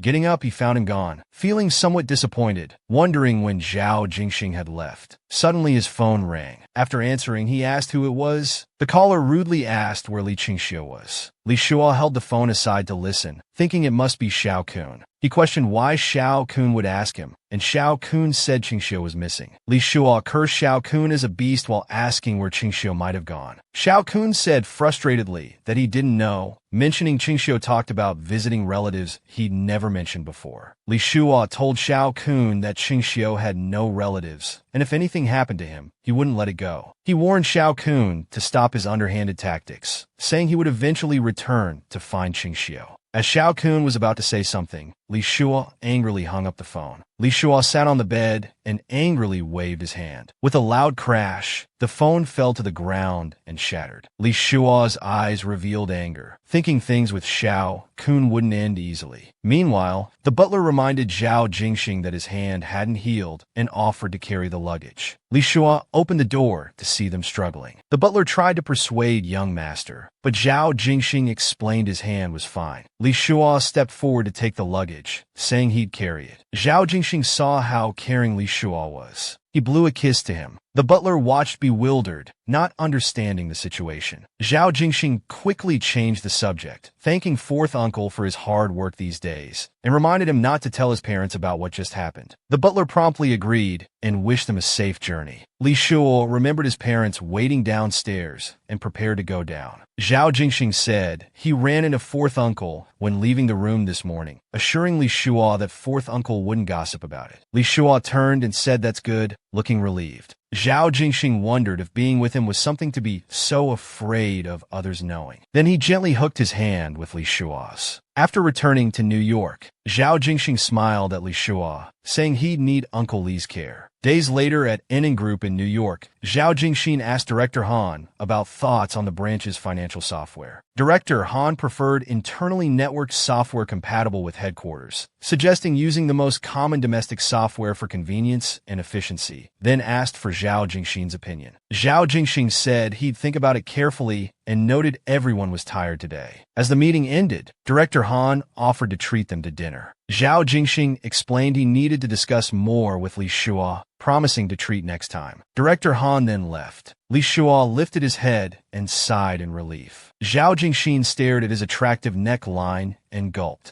Then he reached out and switched off the room's lights. Li Shua was confused, while Zhao Jingxing stood there watching him, then walked to Li Shua and called out, "Uncle Li." Zhao Jingxing straddled Li Shua's legs. Li Shua joked if he'd had enough to drink. Zhao Jingxing smiled and asked if Li Shua was tired. Li Shua said he was fine and gently asked if Jingxing was tired. While loosening Li Shua's tie, he explained he wasn't tired, just bored, agreeing that Li Shua made sense. Then mentioned that Director Han was just worried that changing the financial software would make it harder for headquarters to evaluate his KPI. Li Shua praised Zhao Jingxing for seeing through Director Han's thoughts. Zhao Jingxing removed Li Shua's tie. While asking Li Shua about which experience he meant, Zhao Jingxing leaned down and kissed his mouth. Li Shua let out muffled moans. After a passionate kiss, Li Shua asked Zhao Jingxing, who was sitting on him, if he wanted to get dinner. Zhao Jingxing told Li Shua he wanted to eat, then gave him another sweet kiss. Li Shua's hands tightly held Zhao Jin's waist, enjoying the sensation. They reluctantly parted their lips. Li Shua lovingly told Zhao Jingxing he'd take him to eat something delicious. But Zhao Jingxing responded that he wanted to experience love in the office too. Li Shua gulped. Zhao Jingxing continued saying not just in the office. There were many exciting places, and asked if he wanted to know. Li Shua held Zhao Jingxing, gently stroking his back, trying to calm him down, so he prepared to get up for dinner. Both were still lingering in the moment. Zhao Jingxing suddenly turned back and called out, "Uncle Li." Li Shua smiled and looked up. Before he could react, Zhao Jingxing couldn't resist kissing him again at the office door. Li Shua helplessly wiped his mouth while Zhao Jingxing giggled. Looking at his adorable expression, Li Shua thought he really couldn't do anything about this guy. They arrived at a lucky hot pot restaurant. Seeing the variety of food, Zhao Jingxing said he rarely visited such lively places. Li Shua mentioned that since he was born and raised in America, their cultural backgrounds were different, adding that he used to eat here most of the time. Zhao Jingxing explained he spent 3 years of high school in Beijing, so he wasn't that different from Li Shua. Li Shua asked why he went back to study then. Unexpectedly, Zhao Jingxing said it was because Zhao Fu thought his Chinese characters were ugly and feared he'd forget his roots. Li Shua joked that Uncle was really farsighted. Zhao Jingxing leaned in and asked Li Shua if he could often take him to find good food and fun places. Li Shua said he promised to take good care of him. Zhao Jingxing pressed his hand against the car behind Li Shua, pinning him against it. Asked if there were any other reasons besides that. Li Shua mentioned his parents as well. Zhao Jingxing held Li Shua's chin, asking him to say something nice to comfort him. Clearly feeling Zhao Jingxing's restlessness, he threatened to kiss Li Shua right there if he didn't. At that moment, passers-by looked over at them in surprise. Li Shua felt helpless and took a deep breath. He told Zhao Jingxing that he wanted to take good care of him because he worried about him. Satisfied with the answer, Zhao Jingxing couldn't help but kiss Li Shua, then said sweetly that Uncle Li was the best. Li Shua wiped his mouth, complaining that he broke his promise and didn't follow rules. Zhao Jingxing said it would have been improper not to kiss in such a perfect moment. Li Shua thought no one else could be like Zhao Jingxing, constantly flirting unexpectedly. Every moment together was spent guessing what surprise he'd bring next, whether thrilling, delightful, or heart-stirring. He felt Jingxing was perfect for romance, possessing all the best qualities a lover could have, always creating all the romance, sweetness, excitement, and thrills needed in love. Li Shua felt someone Zhao Jingxing's age shouldn't possess such deadly skills. Lost in thought, he heard Zhao Jingxing call him, pointing at the hot pot restaurant saying they should eat there. Li Shua thought about the hot pot smell that would linger, so he reminded him to consider leaving his coat in the car. Zhao Jingxin declined this kind offer. He felt that since it was his first date with Li Shua, first time eating hot pot here, such an important day, he wanted to keep the fragrant clothes as a memento. Hearing this, Li Shua was stunned, thinking he was truly a natural flirt, every breath exuding pheromones. He said, "Suit yourself." They sat down in the hot pot restaurant. Li Shua watched Zhao Jingxing's cute behavior and asked if he was being childish. Zhao Jingxing pointed at his cheeks with 2 fingers, asking Li Shua if he didn't find him cute. Li Shua looked at him helplessly. He tapped Zhao Jingxing's head with a pen, saying naughty, while thinking he was both sexy and cute, like a bewitching spirit. Just then, a man came over to greet Zhao Jingxing. Zhao Jingxing stood up, saying, "What a coincidence." The man turned to look at Li Shua, sizing him up. Li Shua stood up to greet him. Zhao Jingxing moved to block Li Shua, explaining he was a friend's son of his father, telling the man not to misunderstand. The man said don't pretend, because he had seen them getting close earlier and knew Jingxing always liked older men. Zhao Jingxing asked how he knew about his preferences. The man stammered, then changed the subject, asking wasn't Zhao Jingxing supposed to return at month's end. Zhao Jingxing explained he came back early for family matters. Making an excuse about blocking others' way, he said they'd chat another time. Zhao Jingxing turned to explain to Li Shua that he wasn't close with his former classmate, asking him not to mind. Li Shua said it was fine, then asked if he was originally planning to return at month's end. Zhao Jingxing said yes, then asked Li Shua if their first meeting wasn't great fate. Li Shua turned his head, agreeing with him. Zhao Jingxing wondered if Li Shua had discovered something. Li Shua was marking menu items, while asking if Zhao Jingxing always liked older men. Zhao Jingxing sat down, explaining he indeed liked mature men.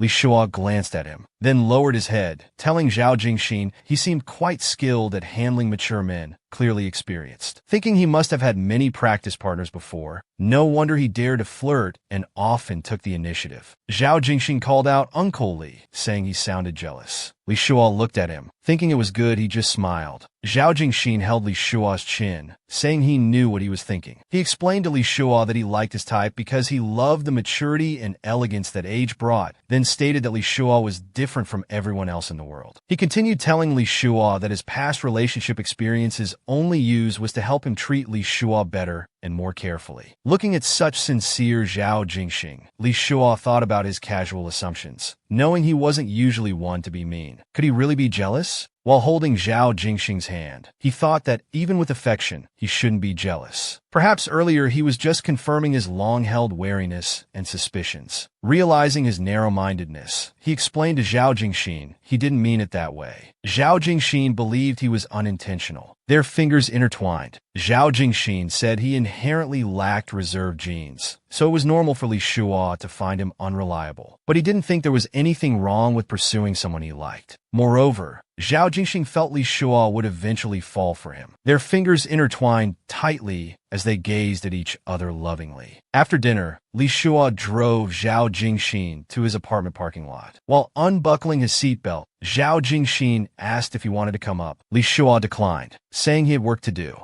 Zhao Jingxing saw through Li Shua's thoughts, knowing he had nothing to do and was just avoiding him. Li Shua guiltily turned his head away. Zhao Jingxing explained that regarding the top/bottom issue, it really wasn't something to worry about. He leaned over Li Shua, expressing willingness to put Li Shua's preferences first. Li Shua hesitated, remembering Zhao Jingxing's condition. Knowing what he was thinking, Zhao Jingxing pressed against him, explaining only external injuries would trigger it, and trusted Li Shua wouldn't hurt him. Li Shua said he was touched, about to say but. Zhao Jingxing looked at Li Shua with yearning eyes, wanting to be with him, wanting Li Shua to be his every moment. Zhao Jingxing whispered in Li Shua's ear, asking if he understood this feeling. Before Li Shua could respond, Zhao Jingxing held his waist, reassuring him that he wouldn't force him to do anything unwilling, then said they didn't have to go all the way, asking Li Shua to come upstairs. Li Shua was already losing himself in Zhao Jingxing's yearning pleas,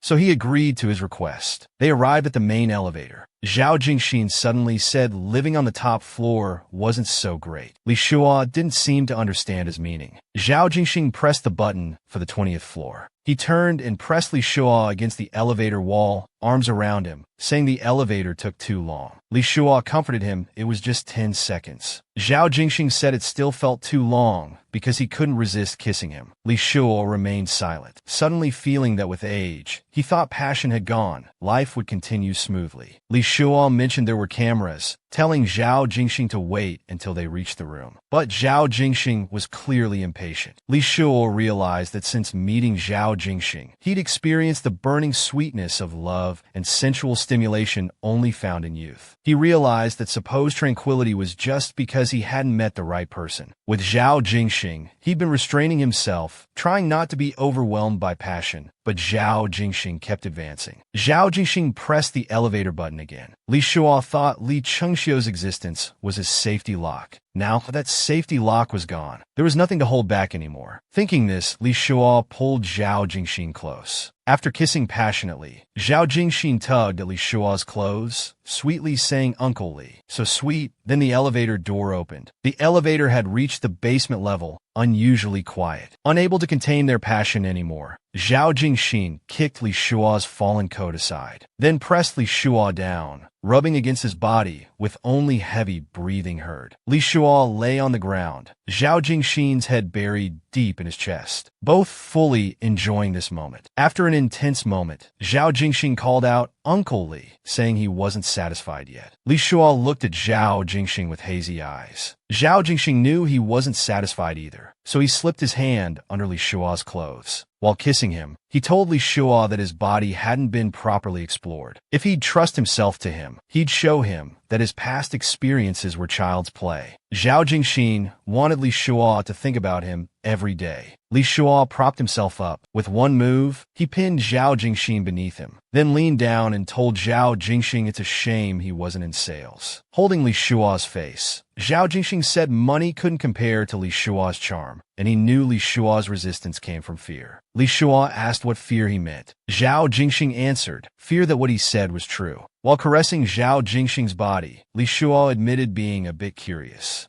He joked about whether he could claim compensation if Zhao Jingxin was bluffing. Zhao Jingxin replied he'd give himself as compensation, then said Li Shua could do anything to him if he didn't like it. Zhao Jingxin stuck out his tongue and licked Li Shua's hand, continuing to say if he liked it. Li Shua looked at Zhao Jingxin curiously, waiting to hear what came next. Sure enough, Zhao Jingxin's request was for Li Shua to be his. Li Shua moved closer, thinking the conditions benefited him either way. Zhao Jingxin believed he was worth Li Shua's pride. Li Shua gently kissed his forehead, telling Zhao Jingxin he was worth anyone's pride, then suddenly stood up, saying he wasn't easily fooled, but would consider it as a reward for Zhao Jingxin's performance today. Zhao Jingxin watched Li Shua, thinking someday he'd win him over completely. He pulled Li Shua into his arms, saying wait and see. Their hands clasped tightly, reluctant to part. Zhao Jingxin wanted Li Shua to stay the night, but was refused. He asked him to stay a bit longer. Later, when Li Shua got home, his mother asked if he was hungry. He said he'd eaten well with Jingxin. Sitting beside his mother, he curiously asked what book she was reading. Seeing her hesitate while looking at him, he asked what was wrong. His mother pointed at his neck, asking if he hadn't noticed. Li Shua was completely confused. Li Shua touched his neck, thinking how Jingxin had left marks. His mother asked if he'd broken up with his boyfriend from China. She had guessed from his mood changes since returning. She blamed herself for making Li Shua too handsome, causing endless romance but no stability, asking if it was her fault. Li Shua said he was puzzled too. Everything had been going well. Before he could finish, his mother interrupted, saying they should consult a fortune teller. Li Shua said not to be superstitious. Fortune tellers wouldn't deal with gay relationships. His mother said if he wouldn't go,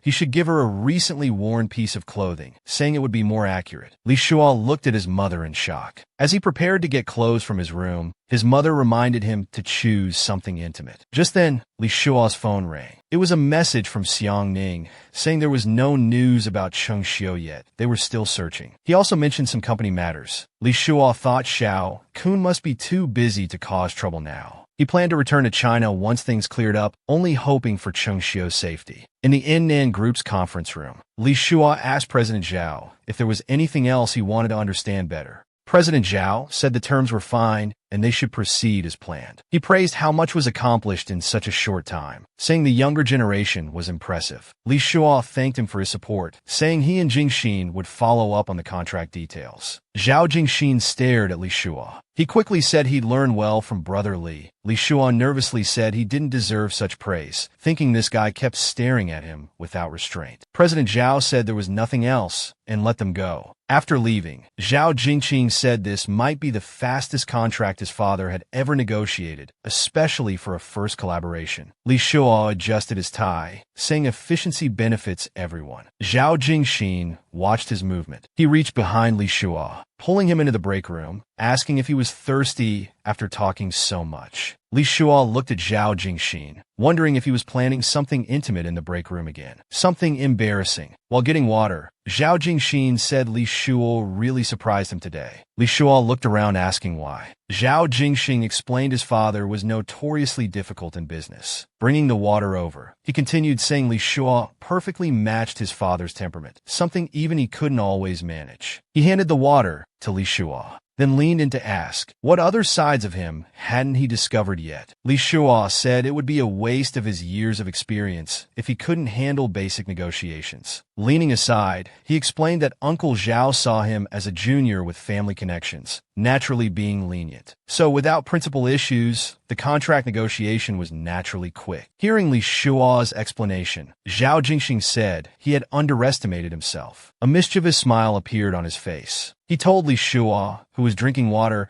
how much he wanted to strip off his suit during the serious negotiations. Hearing this, Li Shua quickly put down his water, covering Zhao Jingxin's mouth with his hand. The break room door wasn't fully closed, with the busy office area right outside. They were clearly visible to anyone outside. Li Shua covered Zhao Jingxin's mouth, saying he couldn't be serious for even 3 minutes. Zhao Jingxin playfully replied exactly, then stuck out his tongue, licking Li Shua's hand covering his mouth. Li Shua immediately blushed and quickly removed his hand. Zhao Jingxin teased that if he wasn't being serious, shouldn't he be punished? Covering his own mouth, he suggested an hour's punishment, not gently. Li Shua didn't believe he could do it, so Zhao Jingxin proposed timing it, offering to pay Li Shua 1 million for every minute under and get an extra kiss for every minute over. Li Shua looked at this cunning tease, suddenly smiled, then whispered in Zhao Jingxin's ear, "Don't worry about steaming or braising before catching the fish." He kissed Zhao Jingxin's cheek and turned to leave. Started to walk away.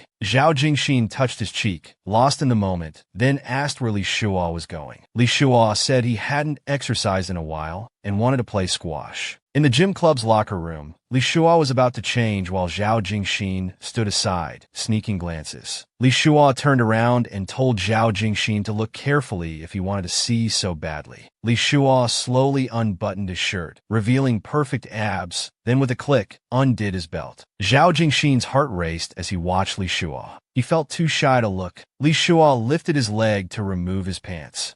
Zhao Jingxin kept swallowing as he watched. As Li Shua put on his sports shirt, Zhao Jingxin couldn't help calling out Uncle Li, then reached for Li Shua's waist. He pulled Li Shua into his embrace from behind. Looking at Li Shua lovingly, he said he was quite naughty. Li Shua replied this was punishment for the little demon Zhao Jingxin. Then Zhao Jingxin lifted Li Shua up. Li Shua's legs wrapped around Zhao Jingxin's waist. After some pushing, Li Shua was pressed against the wall, calling Zhao Jingxin's name longingly. Zhao Jingxin told Li Shua he really wanted him. Li Shua felt this wasn't enough. He knew they needed something more intense, more primal, something more vulgar to ease their desire for each other. When he lowered his head to kiss Zhao Jingxin, he wondered if he should try being passive due to Zhao Jingxin's condition. As they were getting heated, 2 people suddenly appeared, looking at them in shock. The atmosphere became extremely awkward. The 2 people said to continue and quickly fled the scene. They picked up their rackets, acting casual as they prepared to play.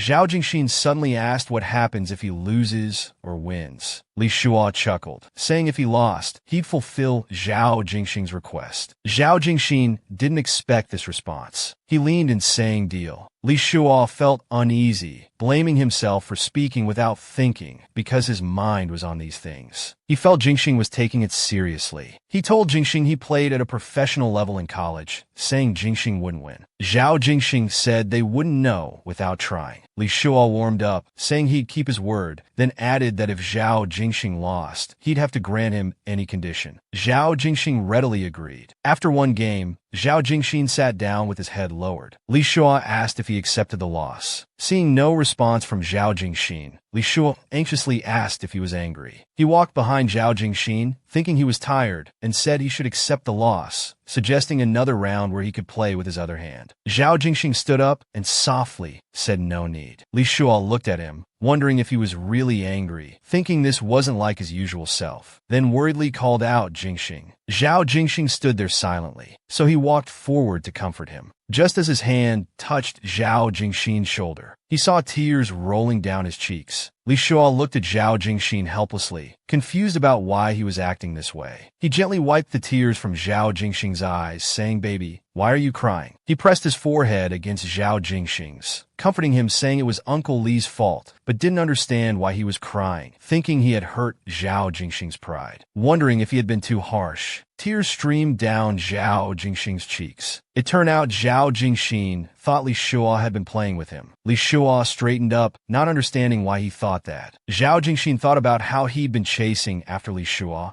and asked if he looked stupid loving him without getting anything in return. Li Shuo heard his words and leaned forward. Hugging the crying Zhao Jingxing, he apologized and explained he never meant for him to think that way. He swore he wasn't playing games, but admitted he hadn't properly considered his feelings and felt guilty. Thinking back from when they met until now, it was true that Zhao Jingxing had been chasing him. He had always seen Zhao Jingxing as someone who could take it, especially while recovering from a previous relationship. He realized he had gone too far in enjoying this relationship while his emotions were unsettled. Li Shuo hugged Zhao Jingxing tightly, feeling remorseful. Zhao Jingxing called out Uncle Li and asked if he had any feelings for him at all. Li Shuo's heart told him he did. Zhao Jingxing looked up and said that was good. Li Shuo thought he wasn't ready for a serious relationship, and Zhao Jingxing's background, age, and personality were all concerns. But he knew he liked this young man. He thought separating now might be good, as he needed to think independently and calmly about their relationship. Li Shuo sat at his bedroom desk covered with documents, staring absent-mindedly at his phone beside the computer. He was wondering whether to call Zhao Jingxing, but didn't know what to say. He thought about not taking Jingxing home earlier, afraid of awkwardness on the way. Now Li Shuo felt it might be time to let go of the past and start anew.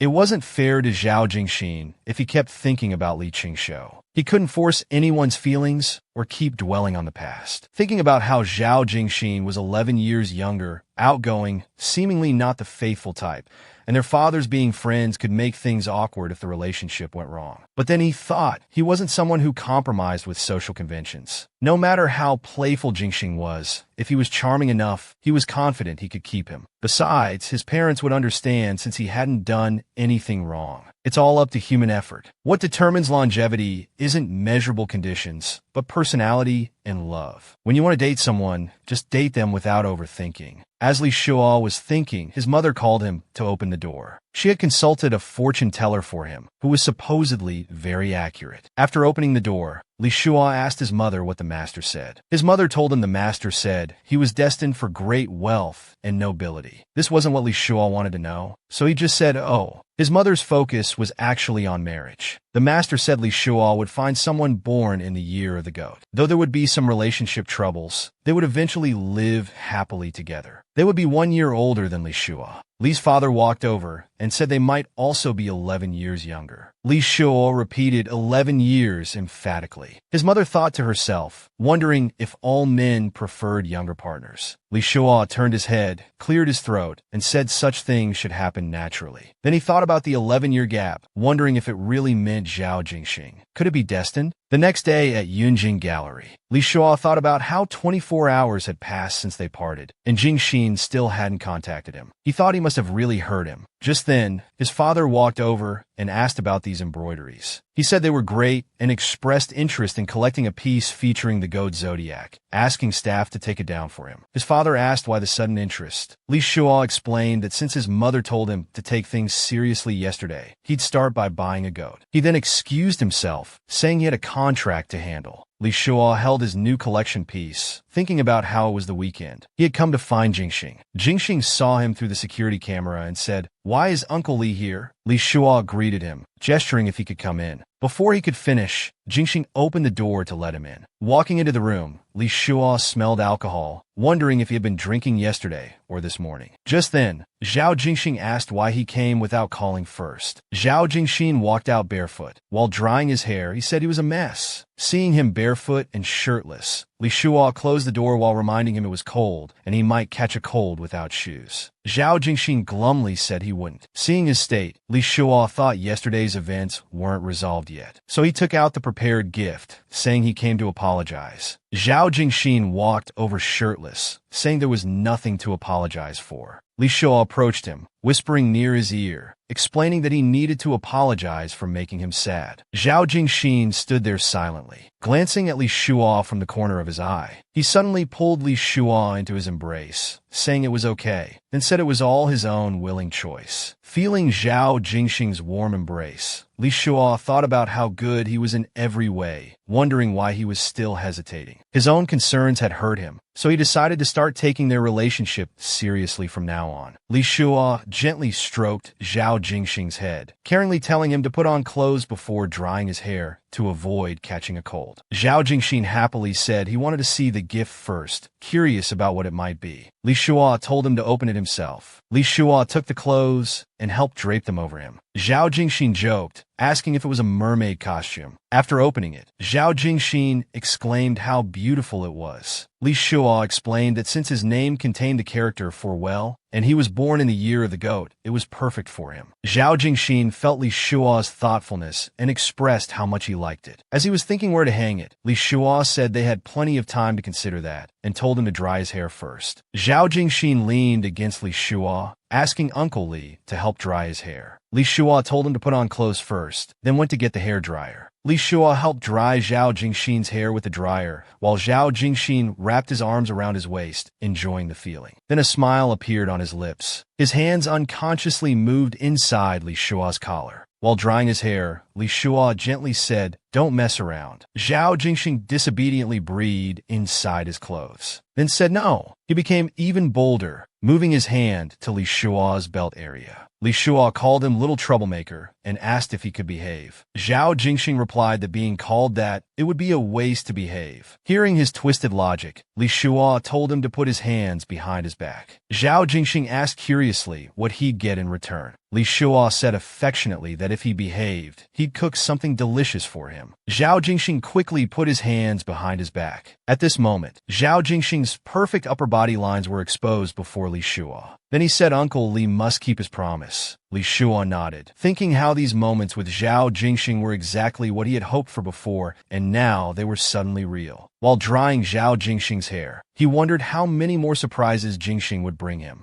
As he thought this, he looked tenderly at Jingxing. Jingxing's leg kept rubbing against his. Li Shuo put down the hairdryer, suddenly pushed Zhao Jingxing down onto the bed. They remained in this position, one above the other, when Zhao Jingxing suddenly said he'd call for help. Li Shuo replied, "Let's see who comes to save you." They both burst into laughter, and Zhao Jingxing suddenly hugged Li Shuo, saying he really liked Uncle Li. Li Shuo's heart raced, and his face turned red again. Then they embraced and kissed. Li Shuo hummed softly while his hands explored Jingxing's body. Their legs continuously rubbed against each other. Li Shuo raised his head, face flushed, and called out Jingxing. While Zhao Jingxing was kissing his neck, he suddenly stopped upon hearing Li Shuo call his name. Then he pushed Li Shuo away and sat up. Li Shuo asked what was wrong. Zhao Jingxing said they should stop, as it would make things harder. Li Shuo hesitated before saying they didn't have to go all the way. Finally, Zhao Jingxing told Li Shuo that he could, but he himself couldn't. Zhao Jingxing got up to drink water, while Li Shuo remained stunned. Looking at Zhao Jingxing's back, Li Shuo thought about this youth with perfect looks and physique, who had been circling around him with such passionate love. What more could he ask for? Then Zhao Jingxin said he was hungry and wanted to cook something. He asked if Li Shuo wanted to try his cooking. Li Shuo couldn't believe he could cook. After eating, they cuddled on the sofa. Zhao Jingxin asked if it was good, and Li Shuo said it was great. Zhao Jingxin whispered in Li Shuo's ear, explaining he wanted to give Li Shuo one more reason to fall in love with him. As Zhao Jingxin's hand slowly moved along Li Shuo's thigh, Li Shuo grabbed his hand, telling him to just talk and keep his hand still. Zhao Jingxin smiled mischievously and said he wasn't misbehaving. As he tried to lean in to kiss Li Shuo secretly held him tight. They remained in this standoff. Li Shuo raised an eyebrow as if he had thought of something, then suddenly released his hands, pushing Jingxin. Jingxin, caught off guard, fell towards Li Shuo. Li Shuo flipped over and pinned Zhao Jingxin down, tickling his stomach while asking if he really wasn't misbehaving.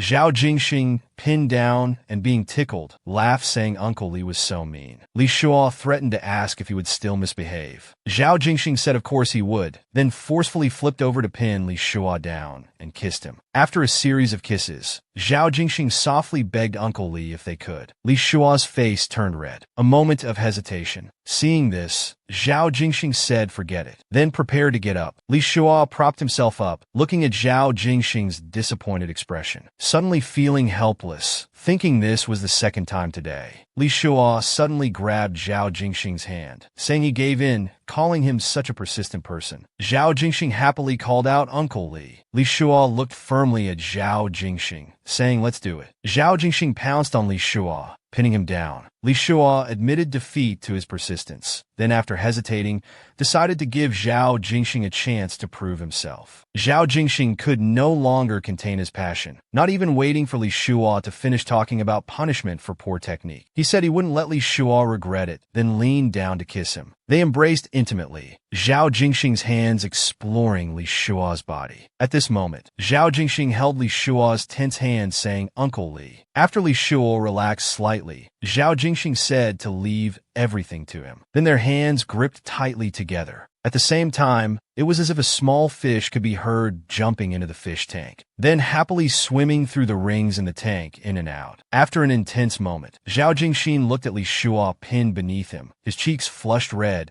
and couldn't help praising how beautiful he looked. Li Shuo called Zhao Jingxin's name, seemingly wanting more. Zhao Jingxin leaned down again to explore. Li Shuo's hands gripped the sheets tightly, crying out no more, but Zhao Jingxin, consumed by passion, wouldn't listen. After some time, in the dark room, Li Shuo lay alone in bed. Li Shuo slowly opened his eyes, feeling waves of intense pain, thinking about Zhao's incredible stamina, which he couldn't handle. Though reluctant to admit it, Zhao Jingxin had kept his word. That unprecedented experience was shocking, but it felt too wild, because when he was Jingxin's age, he didn't have such stamina. It was terrifying. Thinking about this, Li Shuo buried his face in the blanket in embarrassment. Zhao Jingxin came over wearing a robe. Seeing Uncle Li's condition and knowing he was uncomfortable, told him not to move and said he'd bring food to feed him. Li Shuo stubbornly said it wasn't that dramatic, he just hadn't slept enough and was too lazy to get up. Zhao Jingxin flopped down beside him, asking if he really wasn't hungry. Li Shuo forced himself to stay still and said he wasn't hungry. Zhao Jingxin had a mischievous smile on his face. He jumped onto the bed and slipped under Li Shuo's blanket, saying he wanted to check the results. Zhao Jingxin lay on top of Li Shuo, asking if he felt good last night. Li Shuo blushed and said he never thought he'd be more suited to being passive, since he had always been good at being active before. Zhao Jingxin said it depends on who you're with, then stated Li Shuo wasn't suited for being passive, but rather suited to be his person. Li Shuo teased him about his big talk. Zhao Jingxin buried his head in Li Shuo's shoulder, saying it was true, and told Li Shuo not to find anyone else. Li Shuo coughed lightly in response, speechless. Then Zhao Jingxin softly asked Li Shuo if he knew how many times he climaxed yesterday. Li Shuo thought for a moment and said he lost count, but it was many times. Zhao Jingxin affirmed he wasn't bragging, then said Li Shuo's body was perfect, most suitable for being explored by a man. At this moment, they couldn't help but kiss each other again. Zhao Jingxin told Uncle Li to stop seducing him. Li Shuo hummed in response, thinking if he could continue like this with Zhao Jingxin, it would be wonderful. Li Shuo suddenly remembered he needed to return to China next month and told Zhao Jingxin. Zhao Jingxin immediately asked why. Li Shuo didn't want to keep delaying his affairs and needed to handle them quickly. He asked Zhao Jingxing if he wanted to go back together. Zhao Jingxing suddenly sat up, saying it was good here, asking Li Shuo not to go back. Li Shuo was confused by Zhao Jingxing's attitude, saying he would handle things according to the situation, explaining he couldn't stay here forever. Then reminded Zhao Jingxing that the Beijing branch office should be running soon. Zhao Jingxing turned his head and said there was no rush, not so soon. Li Shuo yawned, thinking Zhao Jingxing was under pressure, and that's why he didn't want to go back, comforting him not to be afraid, saying he would help him. Zhao Jingxing suddenly hugged Li Shuo, explaining he didn't want to work,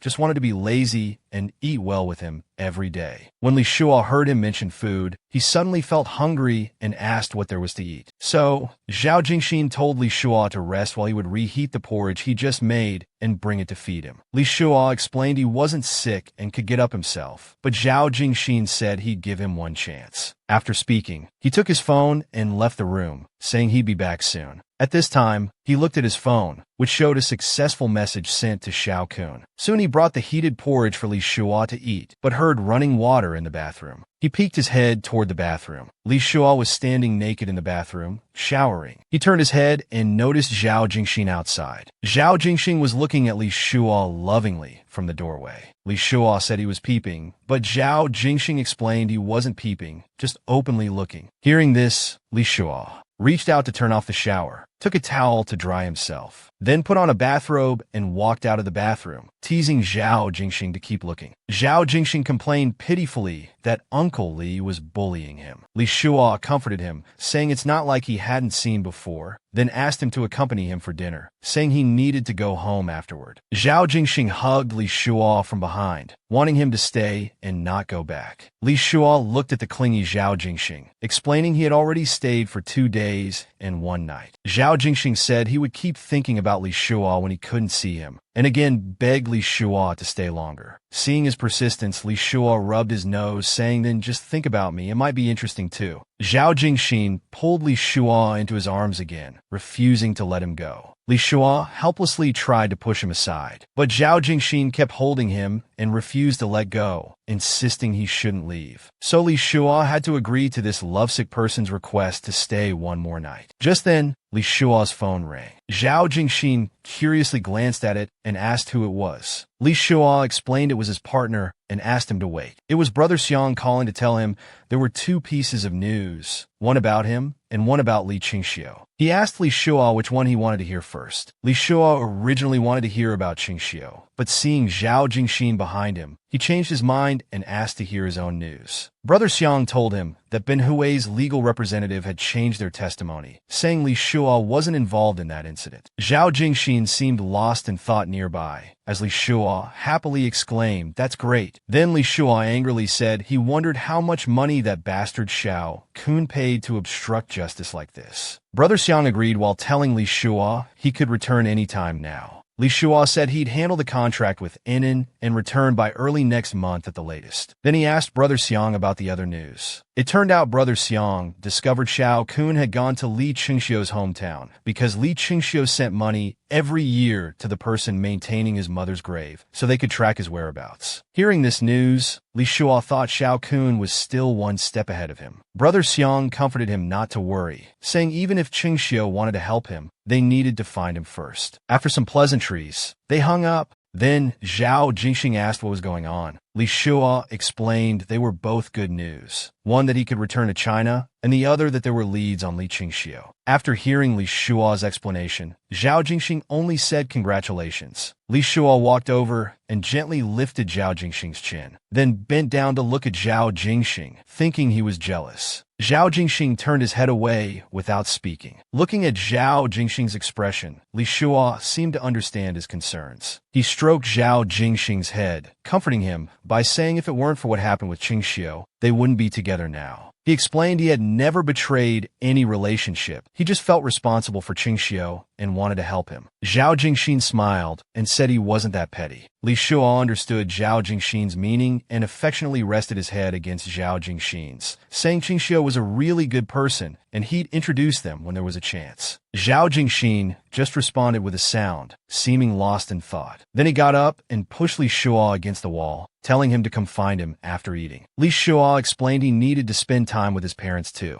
So he touched Zhao Jingxin's nose and suggested going on a date tomorrow, asking where he wanted to go. Zhao Jingxin grabbed Li Shuo's shoulders and said he wanted to do it. Li Shuo was speechless at his answer, then fondly stroked his cheek, asking little Ian where he wanted to do it. Zhao Jingxin said they'd go to the company first tomorrow. After finishing work, he'd take Li Shuo to see Zhao Jingxin, being mysterious. Li Shuo wanted a kiss before leaving. Zhao Jingxin held Li Shuo's neck, asking if Uncle Li would miss him when he left. As Li Shuo felt Zhao Jingxin's kisses, he explained he would definitely miss him. Zhao Jingxin asked if he really had to leave, and Li Shuo confirmed he did. Zhao Jingxin hugged Li Shuo tightly, again expressing his reluctance to part. Li Shuo helplessly pushed away the clingy Zhao Jingxin, comforting him that he'd come to the company early tomorrow. Only then did they reluctantly say goodbye until tomorrow. Li Shuo returned home and greeted his father. Seeing Li Shuo's cheerful demeanor, his father asked if he was in love since Yunjin was given away so quickly. Li Shuo explained that yes, it was given away, and as for love, they were still getting to know each other. Li Shuo thought to himself that it would be fine to admit it if it were someone else, but with Jinxing it didn't feel right to explain, so he decided to wait a while before saying anything. After hearing Li Shuo's words, his father began to worry about Li Shuo's marriage prospects. Li Shuo explained that he takes every relationship seriously. His father said Li Shuo had no issues with his character or personality, and wondered why he always ended up breaking up. Li Shuo said he couldn't explain it clearly either, but it definitely wasn't because of infidelity or cheating. He didn't understand it himself. The harder he tried to maintain a relationship, the faster it fell apart. So his father advised him to take control of his life, saying that above all, happiness was most important. Li Shuo comforted his father, saying everything depends on fate. Just then, Li Shuo's phone rang. As he prepared to answer it, his father asked him to come to the study afterward to discuss the Enin contract. Li Shuo answered the phone. It was Brother Xiang calling. After exchanging pleasantries, Li Shuo asked how things were at the firm. Brother Xiang said everything was fine. Li Shuo then asked if the firm had been affected. Brother Xiang admitted there was definitely an impact, explaining that financial professionals are very wary of damage to people's livelihoods. Even though the case would eventually be cleared, outsiders would still have doubts. Li Shuo had thought about this issue too. He then asked if Brother Liang, the other partner, had any opinions. Brother Xiang suggested waiting until Li Shuo returned to discuss it. After hanging up, Li Shuo thought about how Brother Xiang was helping him by managing Brother Liang's concerns. He planned to give up more of the year-end bonus as compensation. But when thinking about the firm's reputation, Zhao Jingxin suddenly came to mind. After collecting himself, he wondered why he suddenly thought of him. He felt bewitched, unable to focus on important matters. He couldn't help but pick up his phone and text Zhao Jingxin, asking what he was doing. Zhao Jingxin immediately replied that he was thinking of him. Li Shuo's heart fluttered at that moment.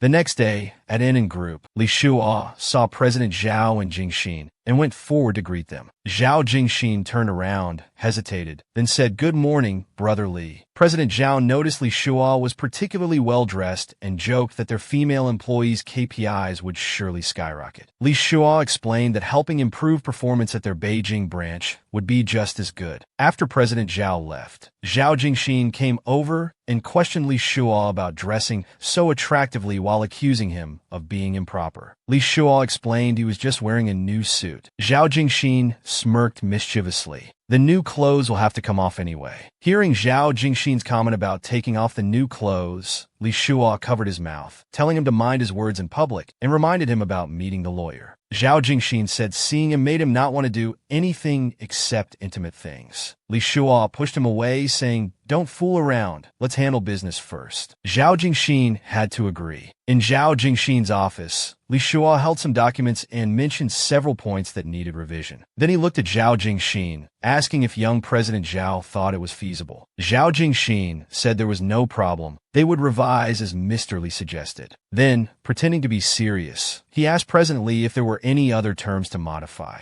While Li Shua was saying they could sign once the revisions were done, he felt Zhao Jingxin's leg constantly rubbing against his under the table. Zhao Jingxin looked at Li Shua affectionately, praising him for being straightforward. Li Shua helplessly said President Zhao was exaggerating. The assistant said the new contract would be ready soon and asked them to wait a moment. Then suddenly asked President Zhao if President Xiao's investment funds had arrived. When he heard President Xiao mentioned, Li Shua turned his head toward the assistant in confusion. Zhao Jingxin casually said it should have arrived and that he would check later. He secretly glanced at Li Shua. Li Shua thoughtfully said it was rare to hear news about Xiao. What a coincidence. When the contract was ready, Li Shua politely said to Zhao Jingxin, President Zhao, it's a pleasure working with you. Zhao Jingxin extended his hand and said likewise. The two shook hands amicably. Zhao Jingxin suddenly pulled hard, drawing Li Shua into his arms. Li Shua then said now that work was done, he asked Zhao Jingxin where he wanted to go for their date. Zhao Jingxin said he'd take him somewhere he'd like. Li Shua wondered curiously where they would go. Then Zhao Jingxin reached out and locked the door with a click. He looked at Li Shua lovingly and said, right here in the office. Li Shua remarked that he was quite daring. Zhao Jingxin lifted Li Shua up, saying mischievously that he was daring in every way. They embraced each other at that moment. Zhao Jingxin carried Li Shua and placed him on the office desk. Then he reached out to remove Li Shua's pants. With one forceful movement, Li Shua let out a muffled cry, and Zhao Jingxin asked if Uncle Li liked it. Li Shua's hands gripped the nearby blinds tightly, repeatedly calling out Jingxin, followed by another low growl. After their passionate encounter, Zhao Jingxin held Li Shua on his lap and asked if he was satisfied. He then asked if Li Shua was tired and wanted a rest, but Li Shua said he wasn't tired and asked where they would go next. Seeing Li Shua could still walk, Zhao Jingxin thought he wasn't satisfied and reached out again, but Li Shua quickly stopped him, saying no more. After Zhao Jingxin laughed heartily, Li Shua mentioned that it was Zhao Jingxin's mother's birthday at the end of the month and wanted Zhao Jingxin to accompany him to an art exhibition. Understanding Li Shua's intention, Zhao Jingxin praised him. At Mrs. Zhao's 50th birthday celebration at the end of the month, Li Shua wished Annie Zhao happy birthday while presenting his gift. Zhao Jingxin said he witnessed brother Li's thoughtfulness. Mrs. Zhao quickly said Li Shua was too kind. Seeing this, Zhao Jingxin suggested to Li Shua that as thanks, they should share a dance. Li Shua awkwardly told him to stop joking. Zhao Jingxin cheerfully said it didn't matter. He pulled Li Shua onto the stage while apologizing to the elders below for their amateur performance. The piano music began to play. Standing center stage, Li Shua said it was a good chance to test Zhao Jingxin's dancing skills. They danced elegantly, showing remarkable chemistry. The audience exchanged glances, thinking they looked like a couple. Under the lights, their dance moves were especially dazzling, becoming the focus of the banquet. Zhao Jingxin asked Li Shua how it felt, and Li Shua replied it wasn't bad. Then Zhao Jingxin playfully suggested they should dance naked somewhere outdoors next time. Li Shua helplessly said he could twist anything into something suggestive. The MC announced they had received a gift from the furthest part of the country. He introduced it as a painting by Buddhist master Zhao Huai, a Buddhist gift respectfully presented by Mrs. Zhao's nephew, Xiao Kun. Li Shua frowned, realizing Xiao Kun was Mrs. Zhao's nephew, but he wondered if it could be someone with the same name. Zhao Jingxin watched Li Shua's expression, thinking, oh no. Li Shua thought such a coincidence was unlikely, then nearly stumbled. Zhao Jingxin quickly reached out to steady him. Sensing Zhao Jingxin's intention, Li Shua violently pushed away the hand supporting him. Looking at this young man he had undoubtedly loved, who turned out to be the cousin of the person he despised most, he suddenly felt an unprecedented sense of unfamiliarity. Thinking about their journey from meeting to falling in love, what did it all mean now? Realizing that Zhao Jingxin had investigated him and heard him mention Xiao Kun's name multiple times on the phone, the man before him couldn't have been ignorant of everything. So, these cousins had been working together from the start, just playing with him. Thinking this, Li Shua pushed away the man he both loved and hated. Zhao Jingxin stood there helplessly. He hadn't expected his relationship with Xiao Kun to be exposed when he was completely unprepared. Mrs. Li noticed Li Shua's distress, but thought he was just tired from dancing. Li Shua explained he was just feeling the effects of alcohol. so Mrs. Li suggested he get some fresh air. Zhao Jingxin offered to accompany brother Li in front of Mrs. Li. Li Shuo turned to look at Zhao Jingxin, amazingly feeling that in just 2 minutes, this man he had been intimate with had become so unfamiliar, even to the point of being repulsive. Li Shuo excused himself before Zhao Jingxin could follow. On the terrace outside the banquet hall, Zhao Jingxin called out to Li Shuo. Leaning on the railing, without turning around, Li Shuo asked if Xiao Kun was his cousin. Zhao Jingxin's answer was naturally yes. Then Li Shuo asked if Xiao Kun had instructed him to approach him because of Li Qingxiu. The answer was also yes. Li Shuo turned around and swung his fist at Zhao Jingxin, but Zhao Jingxin didn't dodge. With a loud bang, Li Shuo's fist hit the wall beside Zhao Jingxin. Zhao Jingxin remorsefully called out Uncle Li. Li Shuo gritted his teeth as he stared at Zhao Jingxin, wondering if everything had been a setup from the beginning. His feelings for him were just a cruel joke. After all, that free-spirited, lovable, mischievous Zhao Jingxin with all his different faces might have all been an act. Li Shuo's eyes showed despair and anger as he demanded to know how Zhao Jingxin dared to play him like this. Zhao Jingxin grabbed Li Shuo's hand, wanting to tend to it. Li Shuo violently pulled away his bleeding hand, refusing help. Seeing this, Zhao Jingxin hurriedly explained that while he initially approached him because of Xiao Kun, he had genuinely fallen in love with him. He looked up and called Uncle Li, saying he wanted to talk properly. But Li Shuo turned away, saying he didn't want to see him now, and prepared to leave. Li Shuo wondered with what mocking attitude they had watched him being manipulated step by step. He suddenly felt incredibly stupid. He never expected Zhao Jingxin and Xiao Kun to be so cruel. Zhao Jingxin wanted to chase after him, but stopped, watching Li Shuo's retreating figure, thinking, damn it. Then he raised his hand and punched the wall with a bang.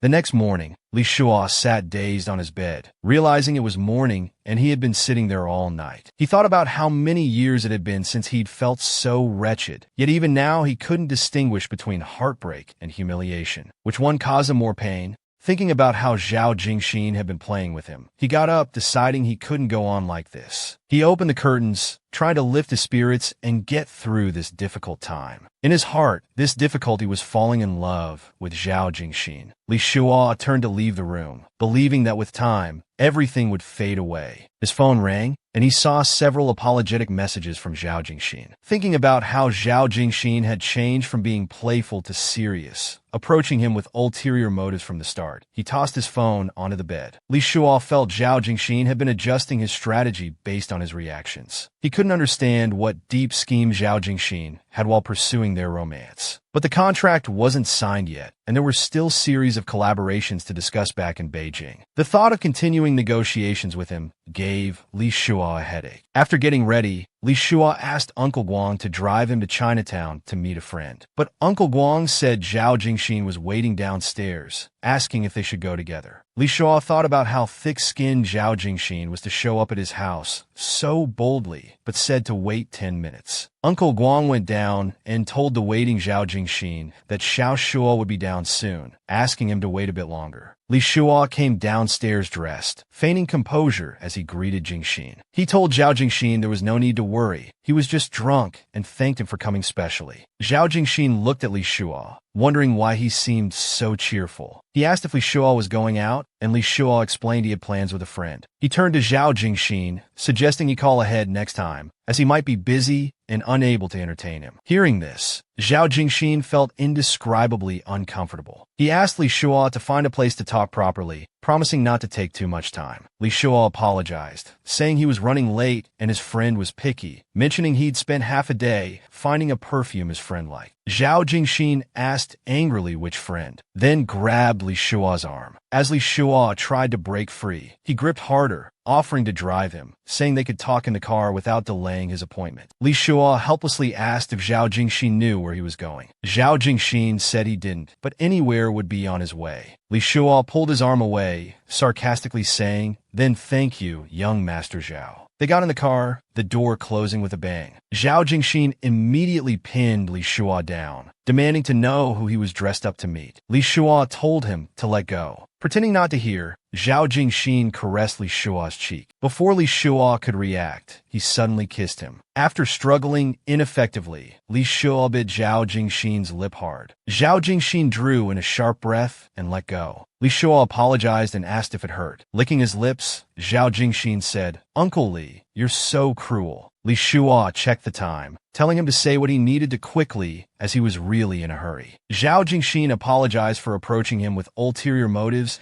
and hiding his relationship with Xiao Kun. Li Shua looked out the car window, saying he accepted the apology, then asked if he could leave. Zhao Jingxin continued explaining that he truly liked him and they were really happy together. Li Shua agreed they were happy, but said everything related to Xiao Kun disgusted him, especially collaborating with Xiao Kun to play such underhanded tricks. He grabbed Zhao Jingxin's hand, thanking him for his companionship and telling him he could go back to report to Xiao Kun now. They looked at each other, and Li Shua said, "Let's end it here." Zhao Jingxin reluctantly asked if they could forget about his brother, then brought up Li Qingxiu, saying they weren't suitable for each other. Li Shua angrily told Zhao Jingxin that it was between them and none of his business. He then questioned what Zhao Jingxin was doing when his reputation was damaged, and he was caught up in lawsuits because of Xiao Kun. Zhao Jingxin claimed he never lied to Li Shua, saying he wanted Li Shua to give up Li Qingxiu and be with him, so he could return to China. He was helping Li Shua. Li Shua looked at him angrily, amazed at his claim of never lying. Zhao Jingxin hugged Li Shua, explaining he shouldn't interfere with Xiao Kun and Li Qingxiu's relationship, reminding him he was just an outsider, then saying they were good together now. Li Shua pushed Zhao Jingxin away. He said he too was just an outsider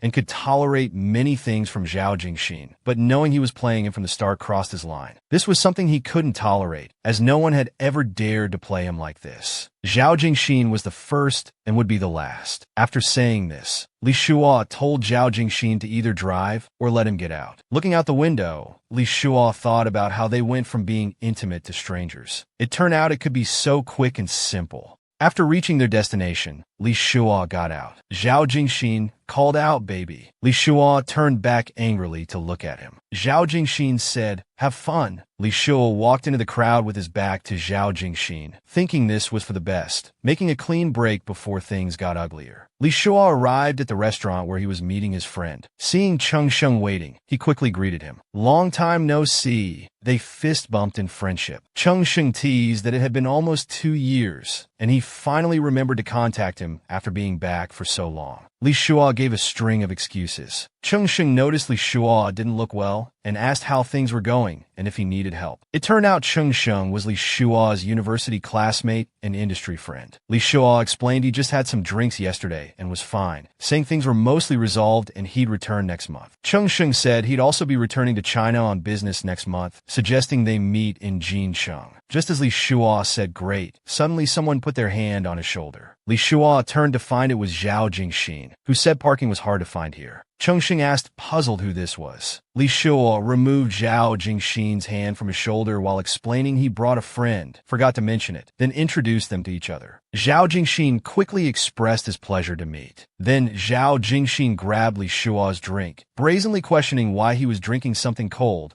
when he wasn't feeling well yesterday. He said he'd asked for hot tea instead. Li Shua kept containing his anger. Zhao Jingxin continued asking what he wanted to eat, suggesting something light if his stomach was upset. Li Shua, looking at the thick-skinned Zhao Jingxin, maintained his composure and said he was fine, anything would do. Zhao Jingxin asked if Brother Cheng wanted to add anything. After Cheng Sheng declined, Zhao Jingxin went to order. Cheng Sheng asked Li Shua, confused why he was involved with Zhao Jingxin. Li Shua was curious how Cheng Sheng knew him. Cheng Sheng explained everyone in the Chinese circle knew him, though he didn't know Cheng Sheng. Li Shua thought Zhao Jingxin was famous because he was rich. Cheng Sheng leaned back on the sofa, explaining it was because he was good-looking and rich, but most importantly, he had liked dating older people since he was a teenager. He continued saying that someone like Li Shua, in his early 30s, handsome, elegant, and refined, was 100% his type. Li Shua picked up his cup to drink, hiding his embarrassment while admitting he had fallen for it too. Seeing Li Shua still smiling, Cheng Sheng reminded him that Zhao Jingxin was quite a player and told him to be clear-headed. Li Shua calmly explained that Cheng Sheng underestimated him, saying they were just together for fun and there was nothing to be unclear about. Cheng Sheng felt relieved and reminded Li Shua to maintain the right mindset to avoid getting hurt. He couldn't help but praise Zhao Jingxin's looks, saying he was indeed attractive. Li Shua clenched his fists in anger. Zhao Jingxin returned and sat beside Li Shua,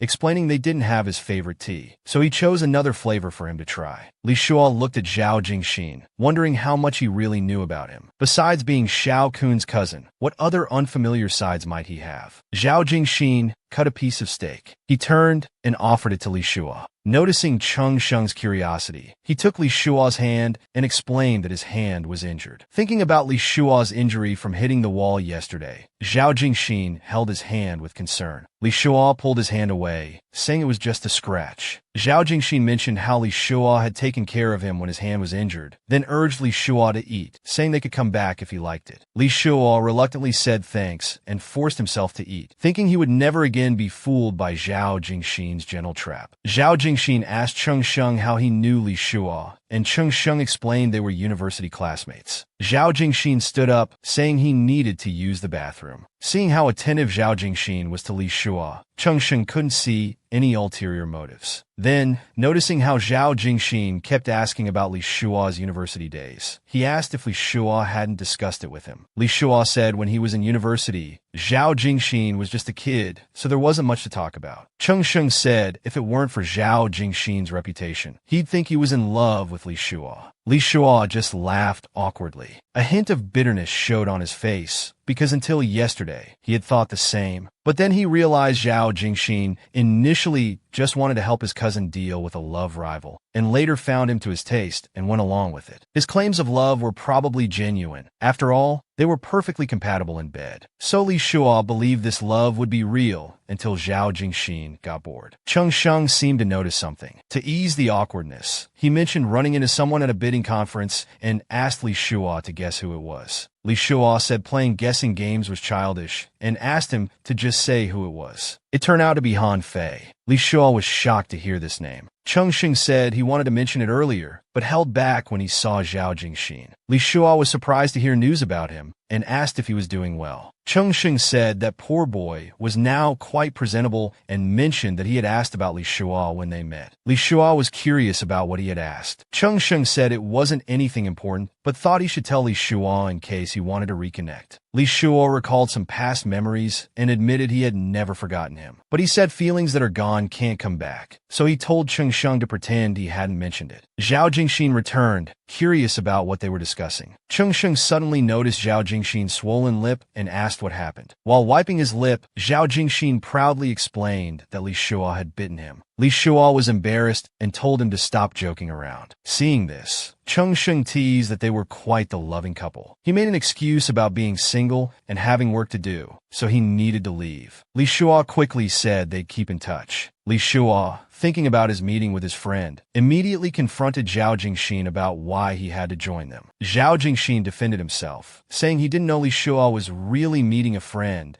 and came because he was worried Li Shua might be dating someone else. Li Shua angrily stood up and told Zhao Jingxin that him dating others would happen sooner or later, and it wasn't his concern. As they walked out of the restaurant, Zhao Jingxin asked if Cheng Sheng was also gay and if he had ever pursued Li Shua. Seeing Li Shua not answering, he continued, saying that Cheng Sheng wasn't Li Shua's type anyway. Li Shua retorted that Zhao Jingxin wasn't his type either. Suddenly, Zhao Jingxin grabbed Li Shua's hand. He said he knew Li Shua liked him, then asked if Li Shua enjoyed doing intimate things with him, expressing that he liked doing them too. He then cupped Li Shua's face, asking him not to reject him and wanting to know what he could do to make Li Shua happy. Li Shua was angry that Zhao Jingxin only thought about sex. He felt disgusted that Zhao Jingxin had teamed up with someone who falsely accused and persecuted him, yet expected him to act like nothing happened. He pushed Zhao Jingxin away and turned around, telling him if he really had feelings for him, he should stop harassing him. Let them keep good memories of each other and part ways peacefully. Zhao Jingxin quickly apologized to Li Shua, saying he didn't just want sex with him. He hugged Li Shua from behind, explaining that he truly liked him, and if he could start over, he would never have agreed to help Xiao Kun deal with him. Then he called him Uncle Li affectionately, asking for forgiveness and hoping they could return to how they were before. Seeing Li Shua's silence, Zhao Jingxin continued explaining that from the first time he saw Li Shua,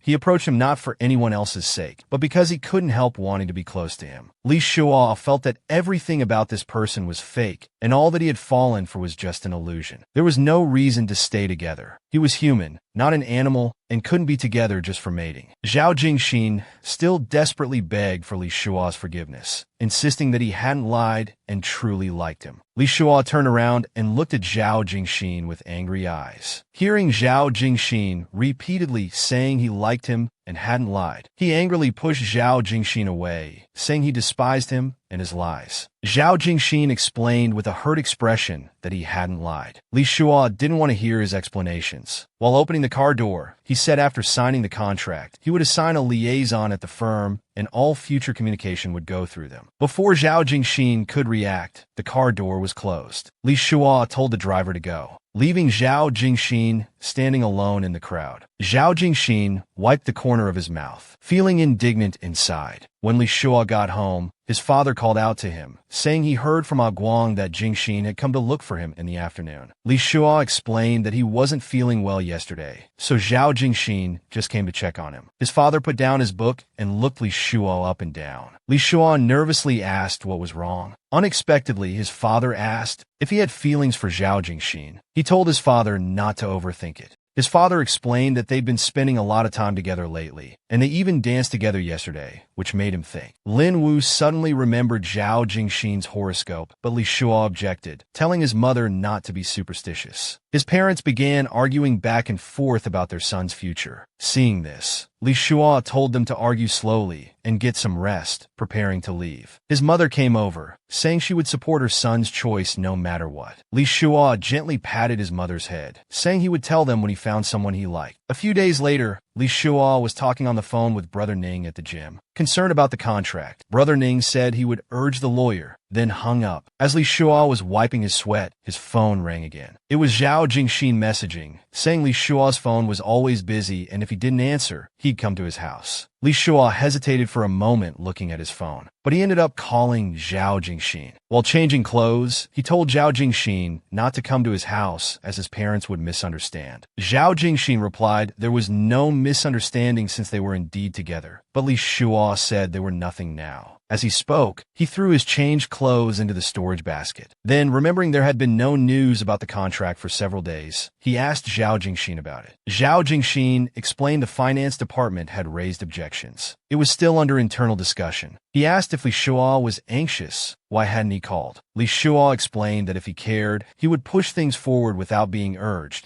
but if Zhao Jingxin wanted to delay deliberately, nothing he said would matter. Zhao Jingxin explained it would matter, saying if Uncle Li said something nice, work efficiency would multiply. So Li Shua said, then I'll trouble the young and capable Mr. Zhao to take care of it. As Li Shua was about to hang up, Zhao Jingxin quickly stopped him, saying he wanted to see him. Li Shua said there was no reason to meet except for signing the contract. Zhao Jingxin said he'd visit his house for a meal, sure that his uncle and aunt would welcome him. Li Shua helplessly said he'd been clear enough. Zhao Jingxin replied he was also being clear. He wouldn't give up their relationship just because Li Shua was angry. Li Shua said if he truly wanted forgiveness, he should have Xiao Kun personally bow and apologize to compensate for the damage to his reputation. Seeing Zhao Jingxin's silence, Li Shua mocked him for being one with Xiao Kun, saying he needn't harm their brotherhood for his sake, then suggested enjoying the nice weather outside to change his mood. Before Zhao Jingxin could say more, Li Shua hung up. Li Shua took a deep breath, thinking he almost softened again. Just as Li's mother called him for dinner and he was about to go, the doorbell rang, so he hurried to answer it. He saw Zhao Jingxin standing outside. When Li's father saw it was Zhao Jingxin, Li Shua had to let him in. He explained to Li Qing that Zhao Jingxin came to discuss contract issues, mentioning finance department objections. Li Fu wondered why this wasn't discussed with him. Li Shua said since his father was busy with another big project, he planned to handle it himself. Li Fu understood and invited Zhao Jingxin to stay for dinner before discussing. Li Shua pushed Zhao Jingxin towards the study, saying he had other matters and would leave after their discussion. His father looked confused. In the study, Li Shua told Zhao Jingxin not to go too far. Zhao Jingxin said he missed Li Shua after not seeing him for days. Li Shua pushed away Zhao Jingxin's hand, asking if he had any shame. Zhao Jingxin looked at Li Shua disappointedly.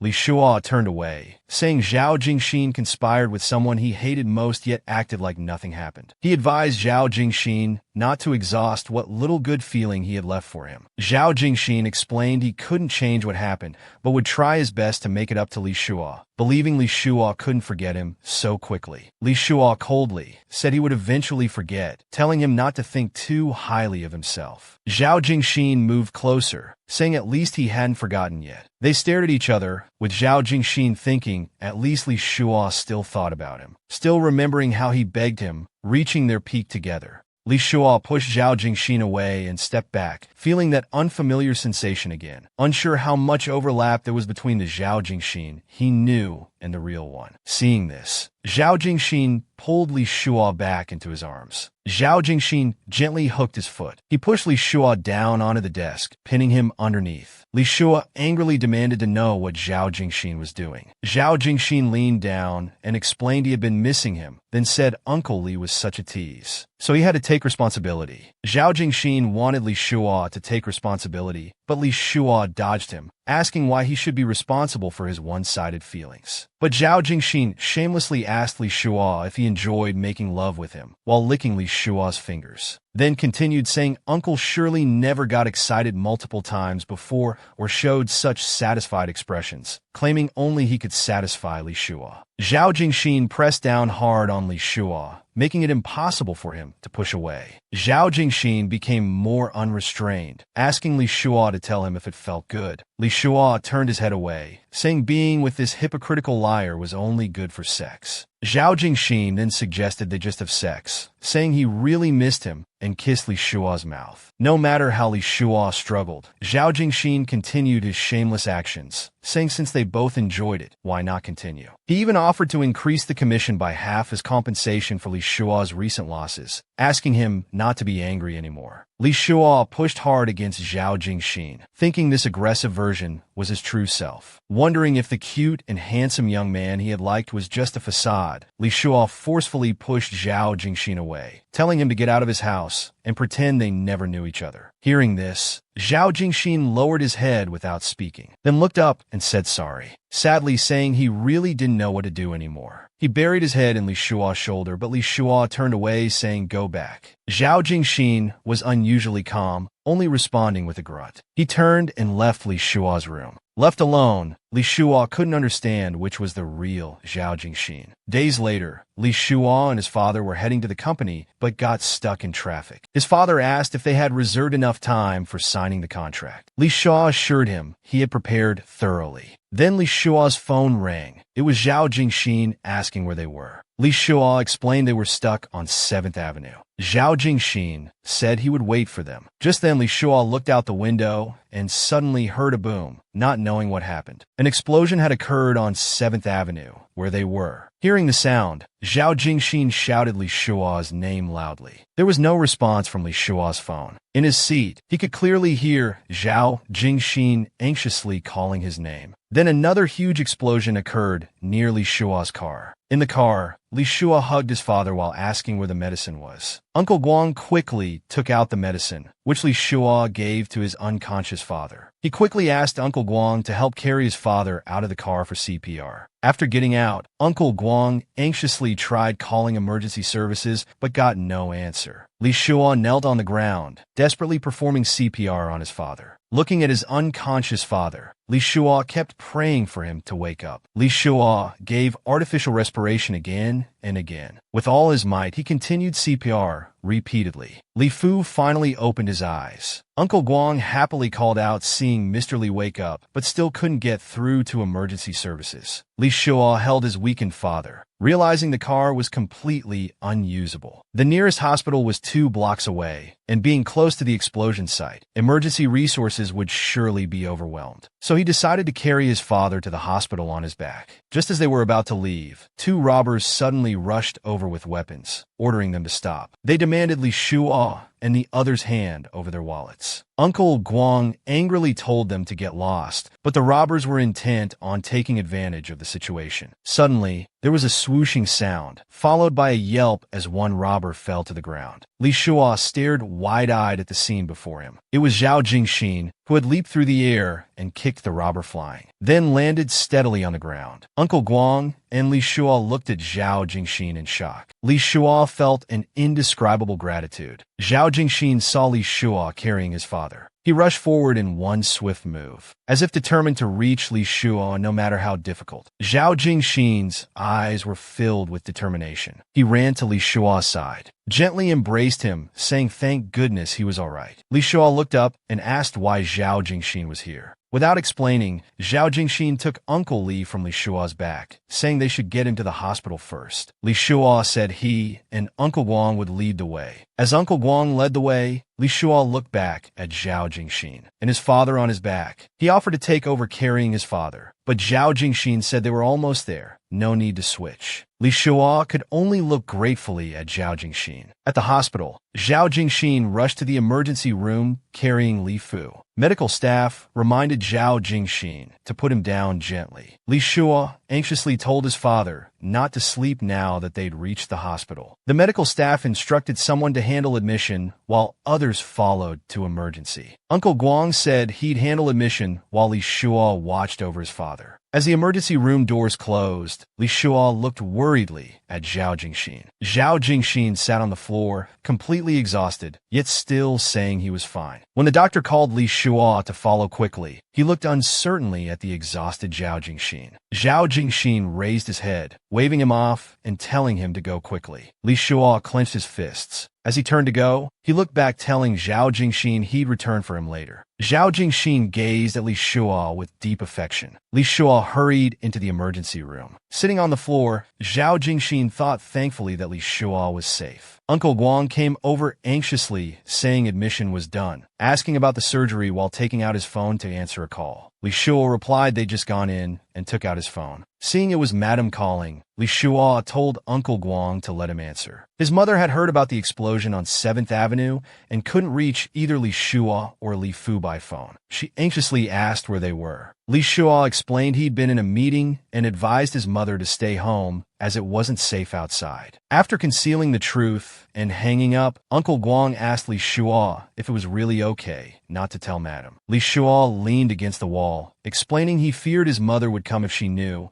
and the streets weren't safe now, so he'd wait until after the surgery to tell her. Li Shua thought about how helpless he would have been if something had gone wrong earlier. If not for Jingxin, they probably wouldn't have gotten his father to the hospital yet. Suddenly remembering Jingxin, he asked Uncle Guang to keep watch at the door while he went to find him. Uncle Guang nodded, urging him to go quickly, saying they owed Jingxin their thanks. Li Shua hurriedly walked outside. He saw Zhao Jingxin still sitting there on the phone. Zhao Jingxin was asking someone on the phone to arrange something quickly. After hanging up, Li Shua walked over, crouched down, and asked concernedly if Zhao Jingxin was all right. Zhao Jingxin immediately embraced Li Shua, saying he had been scared to death. Li Shua gratefully hugged Zhao Jingxin back, thanking him. Zhao Jingxin gently stroked Li Shua's back, comforting him that everything was fine now. He said Uncle would be okay too, explaining that his father had arranged for a cardiac specialist from a nearby hospital to come by helicopter within 5 minutes, and if Uncle's condition allowed, they could transfer him directly. Li Shua never imagined that in his most vulnerable, desperate moment when he needed help the most, Zhao Jingxin would appear like a divine savior pulling him from the abyss. No one had ever moved him so deeply before. As he thanked Zhao Jingxin again, Zhao Jingxin caressed his face, saying he'd never seen Uncle Li looking so pitiful before. Then he added that if Li Shua asked him to pluck the moon right now, he might just agree. Li Shua looked at Zhao Jingxin with deep emotion. Zhao Jingxin gently kissed Li Shua's forehead, telling him not to be afraid. Li Shua helped Zhao Jingxin up, putting his arm around his shoulders, asking if he could walk. Zhao Jingxin explained his legs hurt, his arms hurt, everything hurt. Seeing Zhao Jingxin's pained expression, Li Shua wanted to carry him, but Zhao Jingxin refused, saying it was enough just to support him. Uncle Guang saw them coming and said the heart specialist had arrived, so they could relax a bit. Zhao Jingxin sat down saying that was good, hoping everything would be fine. Li Shua turned to look at the operating room light, which was still on. He asked Zhao Jingxin if he knew what caused the explosion. Zhao Jingxin took Li Shua's hand. According to what he knew, it was a terrorist attack using a car bomb. He told Li Shua the explosion site was just over a kilometer from his car. Zhao Jingxin held Li Shua's hand while looking at him. Li Shua explained his father had been watching his diet and exercise all these years, appearing very healthy,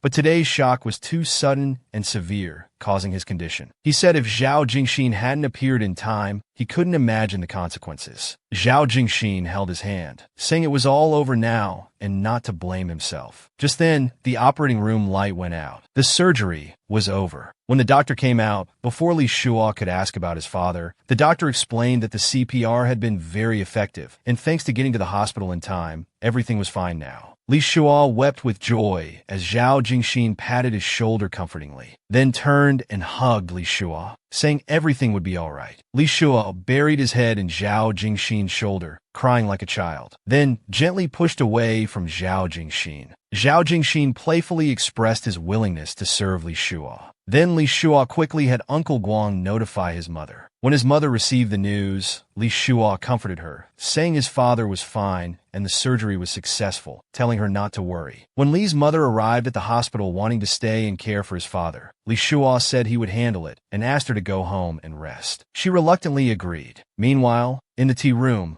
Zhao Jingxin sat in a chair, lost in thought, then let out a long sigh. Li Shua came and sat beside him, thinking Zhao Jingxin had already left with his visiting uncle and aunt, surprised to find him still here. Zhao Jingxin said he wanted to stay with him. When Li Shua was about to suggest getting food, Zhao Jingxin quickly pressed his shoulder, saying it was fine. He wasn't hungry yet, and said he had just discussed his father's condition with the professor. He assured Li Shua that his father had taken good care of himself and would recover well. Li Shua lowered his head shamefully, saying his father had always seemed healthy. All these years, he had pursued his career and freedom, leaving his parents abroad. Zhao Jingxin stroked Li Shua's head, comforting him not to think that way, adding that they would be proud of him for carving out his own path. Li Shua saw Zhao Jingxin's sincerity and said thank you. Li Shua remembered Zhao Jingxin was also an only child and asked if Uncle Zhao missed him when sending him back to China. Zhao Jingxin said of course, but he felt the distance made them closer. He explained that though he wasn't often in America, he frequently returned home for reunions. He continued telling Li Shua that his parents' overprotection during his childhood had made him very rebellious. He always wanted to prove he could escape danger unscathed. He told Li Shua that his rebellious phase actually made his parents loosen their control, which he understood. He turned to Li Shua, telling him not to feel guilty about past decisions, as some distance and longing could make relationships more harmonious and tolerant. Li Shua looked at this puzzling man before him, wondering what kind of person he really was, whether he hid his true self behind masks or if every side was genuine. Seeing Li Shua staring so intently, Zhao Jingxin teased if he thought he looked handsome today. Li Shua quickly turned away, responding that he indeed looked very handsome. Li Shua continued, saying he didn't know how to thank him. After thinking for a moment, Zhao Jingxin said, though it might seem like taking advantage of the situation, then he suddenly turned around. While kissing Li Shua's mouth, he suggested offering himself as payment. Li Shua agreed to Zhao Jingxin's request, but Zhao Jingxin said he was just joking. Li Shua said he knew Zhao Jingxin was serious, not joking. He added that since Zhao Jingxin saved his father today, no repayment would be too much. Furthermore, from now on, he wouldn't mention the matter of Zhao Jingxin and Xiao Kun's deception. Li Shua moved closer to Zhao Jingxin, who seemed to avoid him, unable to believe Li Shua really wanted to repay him this way. Li Shua said being with him was indeed comfortable and wouldn't be a sacrifice, unless Zhao Jingxin had other requests. Zhao Jingxin seemed somewhat disappointed, thinking Li Shua believed everything he did today was just to coerce him into bed. Li Shuo explained that Zhao Jingxin saved people out of compassion, but he wanted this, and it was all he could give him. As they drew closer, Zhao Jingxin suddenly said he wanted more than just this. He gently caressed Li Shuo's face. Li Shuo held his hand and looked up at him, suggesting they should get to know each other again. Rebuild trust. Li Shuo felt this incident could be an opportunity to break past barriers and start anew, return to how they were initially. Perhaps their fate was meant to bind them longer and further. Hearing this, Zhao Jingxin froze for a moment. Suddenly, he burst out laughing. Li Shuo watched the laughing Zhao Jingxin, confused. Zhao Jingxin called out Uncle Li, saying he really admired him because no one had ever dared treat him this way, then expressed that he really liked Li Shuo's proposal. At this moment, Zhao Jingxin reached out to touch Li Shuo's waist, then suddenly embraced him. Before Li Shuo could react, he passionately kissed his lips. At this moment, they responded to each other's kisses. Then, Zhao Jingxin slowly pressed Li Shuo down onto the sofa. He smoothly removed Li Shuo's shirt, instantly exposing his snow-white shoulders. Then came another gasp. Li Shuo told Zhao Jingxin not here, but Zhao Jingxin ignored him, continuing to explore Li Shuo's body. Li Shuo pushed him away forcefully, explaining there were security cameras here. Zhao Jingxin lowered his head without speaking. Li Shuo adjusted his clothes while looking at Jingxin puzzledly. Zhao Jingxin held Li Shuo's caressing hand tightly. He found Uncle Li too tempting, saying he couldn't control himself. Li Shuo tied his tie while telling him to stop fooling around, explaining there were cameras everywhere in the hospital. So Zhao Jingxin said, "Fine, at least let's rest for a while." Li Shuo sat on the sofa while Zhao Jingxin lay across his legs. As Li Shuo stroked Zhao Jingxin's head, he wondered if he had made the right decision about their relationship this time, thinking about all the complicated relationships between himself and Zhao Jingxin. Perhaps this was truly the only way out. The next day at the hospital, Li Shuo answered Brother Xiang's call, explaining that due to his father's condition, his return date would be delayed. Brother Xiang understood but still wanted him to spare 2 days to return. Li Shuo asked what happened. Brother Xiang explained that Director Liang was very dissatisfied with Li Shuo. He had been helping defend him all this time. Due to the negative impact of Li Shuo's lawsuit, the firm's business volume had dropped by half this quarter. Brother Xiang felt he couldn't fight anymore. Li Shuo apologized shamefully to Brother Xiang for causing trouble. Brother Xiang, remembering how Li Shuo had helped him without hesitation in difficult times, said they shouldn't speak of such things between them, but Director Liang's concerns were reasonable. Li Shuo said he completely understood Director Liang and was willing to apologize, while looking back at his father in bed, explaining he was really needed here now. Li Shuo decided again not to return for now. Then he clenched his fist, deciding to keep only the original shares of Ershi, selling the remaining shares to Brother Xiang and Director Liang at 70% of market price, stating he would no longer participate in the firm's operations, as an apology and compensation to Brother Xiang for this period. Hearing this, Brother Xiang explained they weren't trying to force him out. Li Shuo, thinking about everything that had happened recently and not having properly cared for his parents, said he didn't want to go anywhere, just wanted to stay with them. Then continued, saying the impact of personal reputation on the firm made him unqualified as both owner and partner. This decision was good for everyone. Brother Xiang explained this wasn't their intention at all. Li Shuo continued, saying the Danan contract should still be signed under the firm's name, with him solely responsible for the inside project. This would sound better both internally and externally. Then he thanked Brother Xiang for his years of help. Li Shuo hadn't expected to sell his years of career work so simply and quickly. He thought this was good,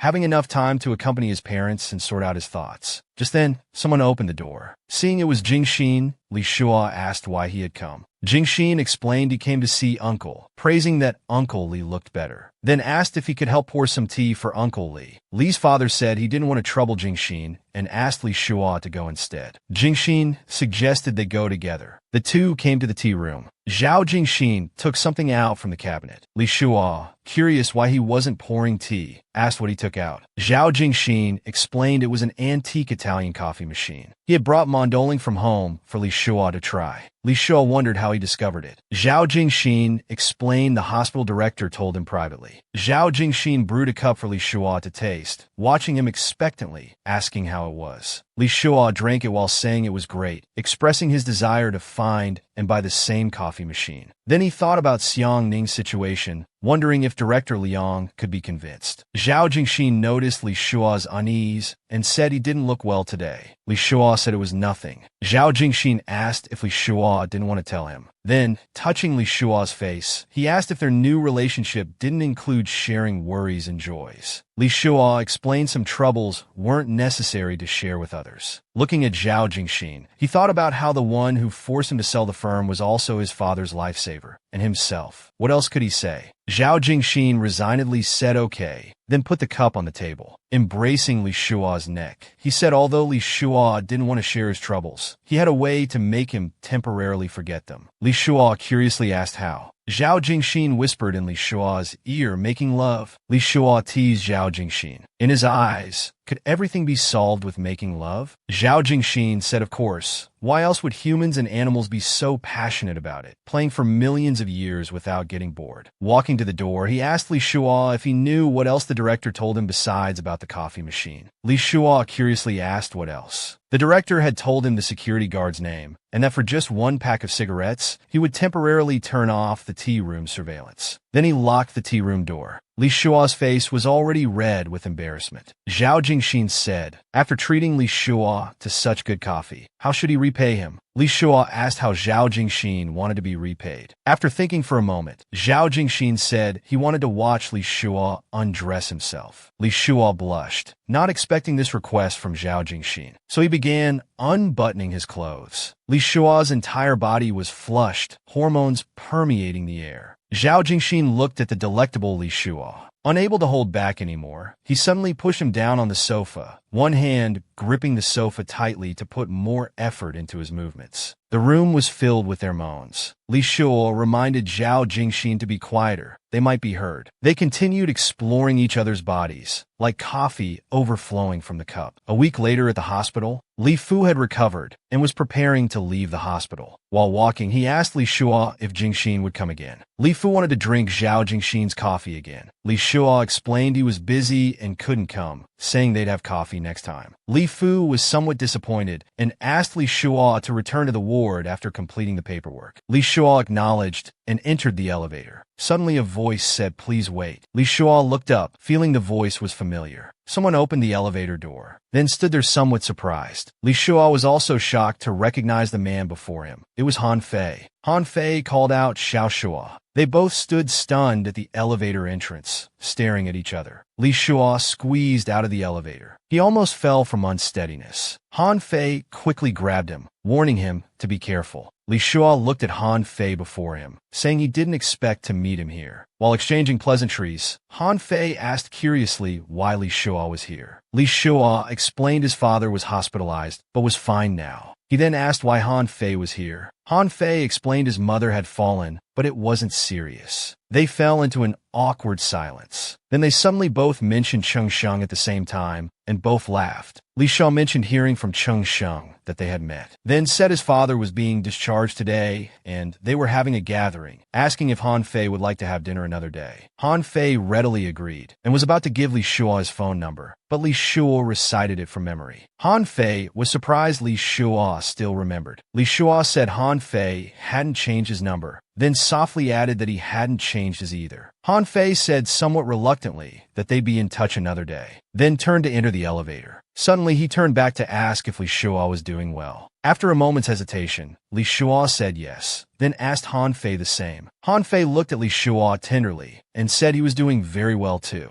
The elevator doors were about to close. Li Shua watched Han Fei, thinking how unexpected it was to meet him again. If asked who was the man Li Shua loved most in his life, he would unhesitatingly say Han Fei's name. He once believed their souls were highly compatible and had prepared to spend his life with him, but they still separated. Han Fei not only influenced Li Shua with his calm, unhurried personality, but also affected his aesthetic taste, making every person Li Shua liked afterwards somewhat resemble Zhao Fei. Only Zhao Jingxin was different. Li Shua suddenly came back to his senses, wondering why he thought of Zhao Jingxin at this moment. His phone rang. It was his mother calling after Li Shua told her the discharge was complete, saying she would come now. Several days later, in Enden Group's meeting room, Li Shua sat before a computer looking at contracts. He suddenly sighed helplessly. He felt that signing this name gave him the sensation of being stripped of a layer of skin. He never imagined selling the business he had built with such effort would feel like this. Zhao Jingxin walked up behind him and placed his hand on Li Shua's shoulder. He bent down for a passionate kiss. Then Zhao Jingxin asked if he planned to sign the contract today. Li Shua pushed him away, saying he came at the right time. Li Shua stood up, explaining that before signing, there was something Zhao Jingxin and Uncle Zhao needed to know. Afterward, they could decide whether to continue cooperating with the firm.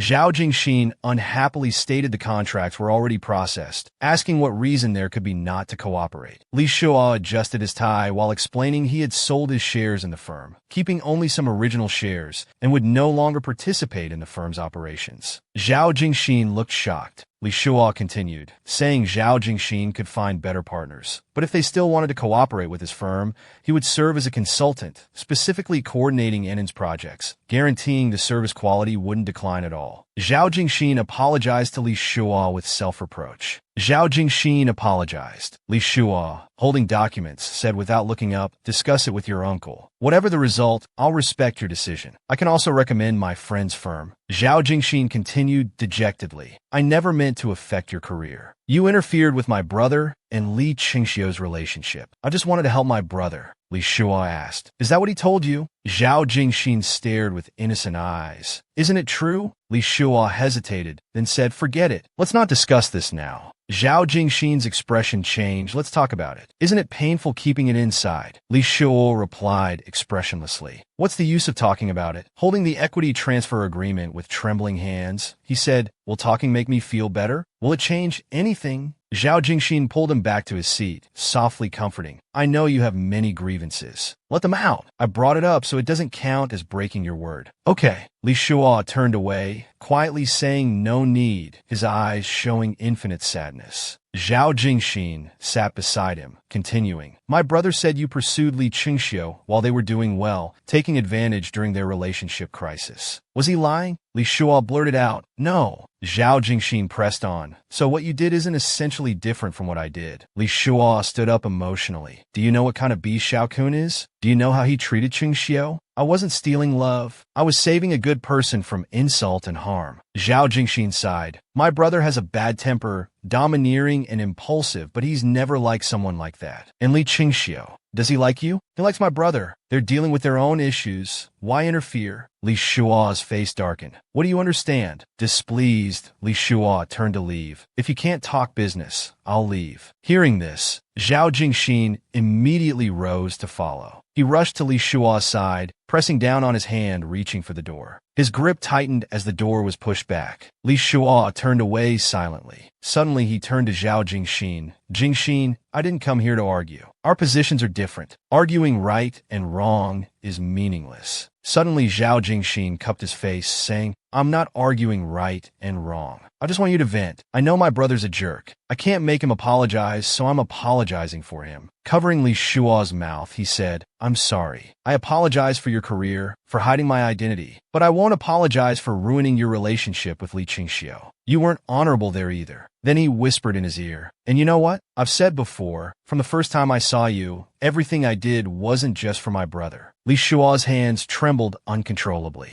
Zhao Jingxin said, "Even if you belonged to the emperor himself, I'd make you mine." Li Shua relaxed at these words. Li Shua leaned on his shoulder, exhaling deeply. He gently pushed him away, head lowered, saying softly, "Let's say I've vented. Don't mention it again." Zhao Jingxin embraced Li Shua, saying, "Now that you've vented, isn't it my turn?" Li Shua stared at his eyes. "Is there anything else in your mind besides this?" Unexpectedly, he kissed Li Shua directly on the lips, saying, "I'm not neglecting work or life." "What's wrong with that?" Li Shua tried to refuse, saying he had things to do today. At that moment, he inadvertently dropped the contract in his hand. He angrily pushed the other's shoulder. Zhao Jingxin asked, "What's so urgent that can't wait for our time together?" Just then, Li Shua's phone rang in his pocket. He pushed Zhao Jingxin away. "I really have something to do." Li Shua answered the phone, softly asking, "Is that Fian?" Zhao Jingxin's expression turned sour, seeing him take the call. Li Shua asked. The usual place? Okay, the usual place. Pointing at Zhao Jingxin, he said, I'll go first. Let me know after you discuss with your uncle. Zhao Jingxin leaned close to his ear, whispering, Baby, are you going on a date? Li Shua calmly replied, Just meeting an old friend. Zhao Jingxin became very sad. An old friend with a usual place? Could it be your ex-boyfriend? Li Shua blurted out, That's right. Zhao Jingxin said sadly. Why? You won't even try to comfort me? Li Shua replied, I don't like lying. There's no need for that. Zhao Jingxin lowered his head dejectedly, slowly moving closer. What if I don't let you go? He pressed tightly against Li Shua's body. Li Shua suddenly felt very nervous, gulping. Zhao Jingxin stared intently into his eyes. Li Shua returned the same gaze. What reason do you have to stop me? Zhao Jingxin lowered his head. I guess I really don't have any reason to stop you.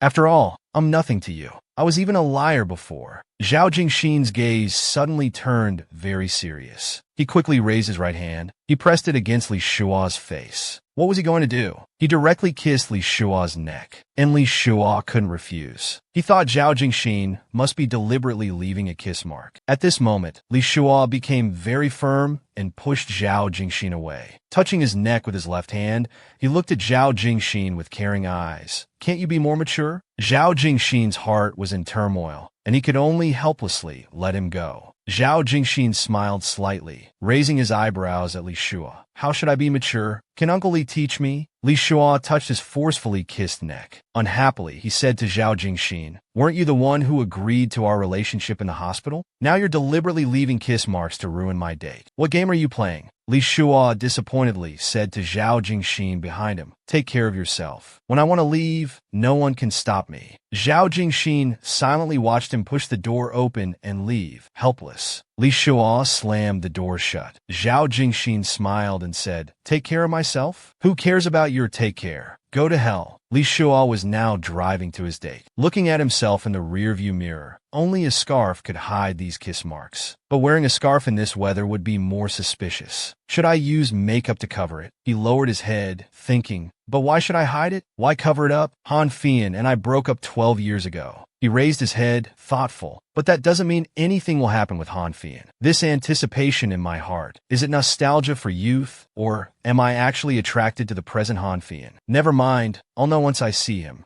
He opened the door, wearing an immaculate suit, graceful and poised, truly a talented figure. Not bad. The man reading ahead was indeed Han Fei. Time seemed to have left no marks on his face. As he was reading, the sunlight reflected dazzlingly. Just then, he noticed the person he had invited. His old flame Li Shua, unseen for many years. He looked up, his gaze soft, smiled slightly, and complained to Li Shua, Hey, you're late again. Li Shua arrived tardily and smiled awkwardly. Ah, sorry to keep you waiting. The other replied, I just got here too. Have a seat. Having not met for so long, the atmosphere suddenly became awkward. Han Fei sat down and initiated conversation. This place hasn't changed much. Even after all these years, Li Shua replied, looking down. Yes, but the furniture has been updated quite a bit. Han Fei's fingers lightly rested on a book. Li Shua added, And people too. Han Fei continued, Time flies. 12 years have passed. You've changed quite a bit, looking so steady and elegant now, but still as gentle as ever. Li Shua said plainly, You don't seem to have changed much. Hearing this, Han Fei didn't know what to say. Then he suddenly noticed the kiss mark on Li Shua's neck and asked surprisingly, What's that? A mosquito bite? Li Shua lowered his head embarrassedly. I'm sorry, this seems a bit foolish. I didn't want to come out like this, but it happened suddenly. Unexpectedly, Han Fei changed the subject casually. What kind of person is he? Li Shua covered his neck, quite shy. He's a playful person. Han Fei stared intently at him, seeming very interested in the answer. Is he your boyfriend, or what? Li Shua suddenly became nervous. He took a sip of coffee and looked away. Not my boyfriend. Han Fei said nothing in response, just softly said, Oh. The atmosphere instantly became awkward, and they fell into silence. Li Shua turned his head, seeming to think of a topic. He asked Han Fei where he worked now. Han Fei proudly answered, I changed jobs last year. An AI technology company. I'm the financial director. We raised $2.2 billion in our latest funding round, planning to go public within 2 years. Li Shua raised his coffee cup. Congratulations. We shouldn't be in a CAFA copyright today. We should have some drinks to celebrate. Han Fei smiled happily. Here's fine. What matters is the people and the sentiment, not what we drink. They clinked their coffee cups together. Li Shuo said, really, congratulations. Han Fei lowered his head, mumbling, our company's products are in medical AI. Last year, with investor donations, we donated equipment worth $5 million to Africa. At this moment, Li Shuo was staring at his reflection in the coffee cup. Han Fei continued, the donation ceremony that day was grand. Our boss went, and I went too. Li Shuo turned to Han Fei. Han Fei said gently, after all these years, I still went to Africa and provided some help there. Just too late. During that time, I kept thinking about you.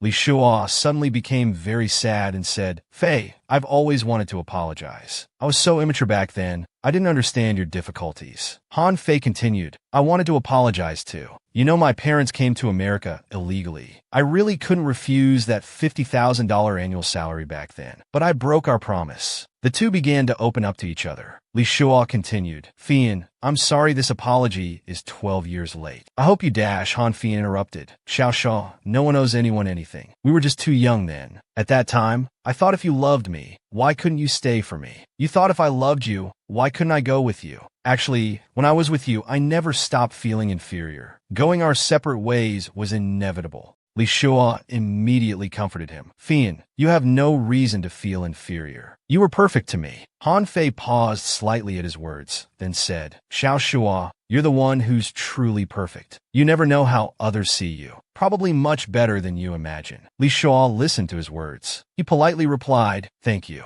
I was handsome when I was young. Now at 30, you've become even more charming. I'm not like that. Han Fei touched his cheeks. These years I've focused solely on work, turning into an old man. Li Shuo said to Han Fei, seems you've been too busy these years. No time to look in the mirror. We're all ordinary people, but you haven't changed much, still the same as before. Han Fei smiled. You're still so good with words. Time flies too fast. Next year will be my zodiac year. Hearing this, Li Shuo showed surprise. You're also Year of the Goat? The other replied, yes. Did you forget? I'm 1 year older than you. Li Shuo scratched his head, embarrassedly saying, haven't forgotten. He thought about how there were 2 goat years, one 11 years younger than him, who he'd spent the night with 2 days ago, and one a year older sitting in front of him reminiscing about the past. He seemed lost in thought for a while, not speaking, until the other called his name, and he finally looked up. Xiao Shuo. Li Shuo stood up, curiously walking towards him. Han Fei finally gathered courage. These years, actually, I've always... Before he could finish, Li Shuo's phone buzzed with a picture of a naked man. Han Fei happened to see this. Li Shuo nervously said, sorry, I need to take this call. Han Fei could only cough to hide his embarrassment. Li Shuo picked up the phone. Hello, what's wrong? He heard Uncle Li from the other end. My power's out. You dash. Before he could finish, Li Shuo interrupted. I have something to do. Zhao Jingxin said. I'm scared, dash. Li Shuo angrily cut in. How old are you to be afraid? Zhao Jingxin replied. Can adults be afraid of the dark? Uncle Li, will you come keep me company? Li Shuo thought, is this kid trying to trick me? But what if he's really afraid? Seeing the situation, Han Fei turned to him and said, if you really have something to do, go ahead. Today was just a casual chat anyway. Li Shuo thought. Fian probably saw the caller's photo just now. It's a good time to leave and ease the awkwardness. So he said into the phone, wait a moment. He hung up and looked up at the other person. Fian, I'm really sorry. Let's keep in touch, okay? Fian reluctantly agreed. Han Fian's eyes showed a trace of sadness. Li Shuo raised his hand and patted the other's head. I'm very, very happy to see you doing well. Han Fei replied, me too. At this time, a crescent moon hung in the sky. Li Shuo knocked on the door, bang, bang, bang. With a click, the person inside opened it. Zhao Jingxin immediately hugged Li Shuo, calling out Uncle Li. They embraced at the doorway. The man held his little darling tightly. Almost ran a red light. Was I not quick enough? But he stared intently at Uncle Li. How was your date? Did you have fun? How do you feel seeing your old friend doing well? When did you change my caller ID picture? That's too reckless. What if my parents saw it? Zhao Jingxin looked at him affectionately. I want you to think of me all the time. Did it affect your reunion with your ex-boyfriend? Uncle Lee warned him not to act up, saying he would get angry. After all, it had nothing to do with who he was meeting. It was impolite to meet anyone with such a mark, but he didn't care about these opinions. He directly pulled open his collar wide. "Then give me one too. We'll be even." She watched as the man came very close and had to reluctantly push him away. "After all, I'm not as childish as you." Li Shuo looked up at the emergency light. "It's bright enough, isn't it?" The man held on to him, not letting go. "It's not enough. I want you to stay with me." So he had to go cook for him. But this person was like a clingy spirit, following wherever he went. Holding Zhao Jingxin tight, greedily taking in his scent. "What kind of person is your ex?" Uncle Lee immediately replied, "A very good person." This unintentionally made him extremely jealous and unhappy. But this person seemed unaware and actually listed Faye's merits endlessly. How could such a good man become an ex? Li Shuo had to explain again. "After college graduation, I went to teach in Africa. We split up because he didn't go. He even thought his ex had difficulties, but Zhao Jingxin didn't think so. What difficulties could he have? Those are all excuses. Faye came from a poor family and had just found a job. I didn't care about money, but that doesn't mean he didn't have to care. If your ex really cared about money, he shouldn't have broken up with you. Being with you, would he ever lack money in this life?" This time, Uncle Lee frowned. "This is our relationship. You don't need to analyze it casually. After all, what's past is past. No matter how regretful or sad, it's over. I have no intention of rekindling anything." Zhao Jingxin looked at him suspiciously. "Are you telling the truth? I don't believe it. You couldn't have gotten over him." Unexpectedly, he raised an explosive question. "What if he still likes you? What if he wants to reconcile with you? What would you do?" Li Shuo lowered his head dejectedly, indicating that after these 12 years, he didn't know if their thoughts, views, and principles still matched. He looked at the man's approaching face. He explained softly, "I can't predict future events, but shouldn't there be boundaries between us?" Zhao Jingxin seemed to hear a joke. There was indeed no point in discussing this. After all, no one knows what the future holds. So the room fell silent for a moment. He wanted to confirm if he had crossed the line today.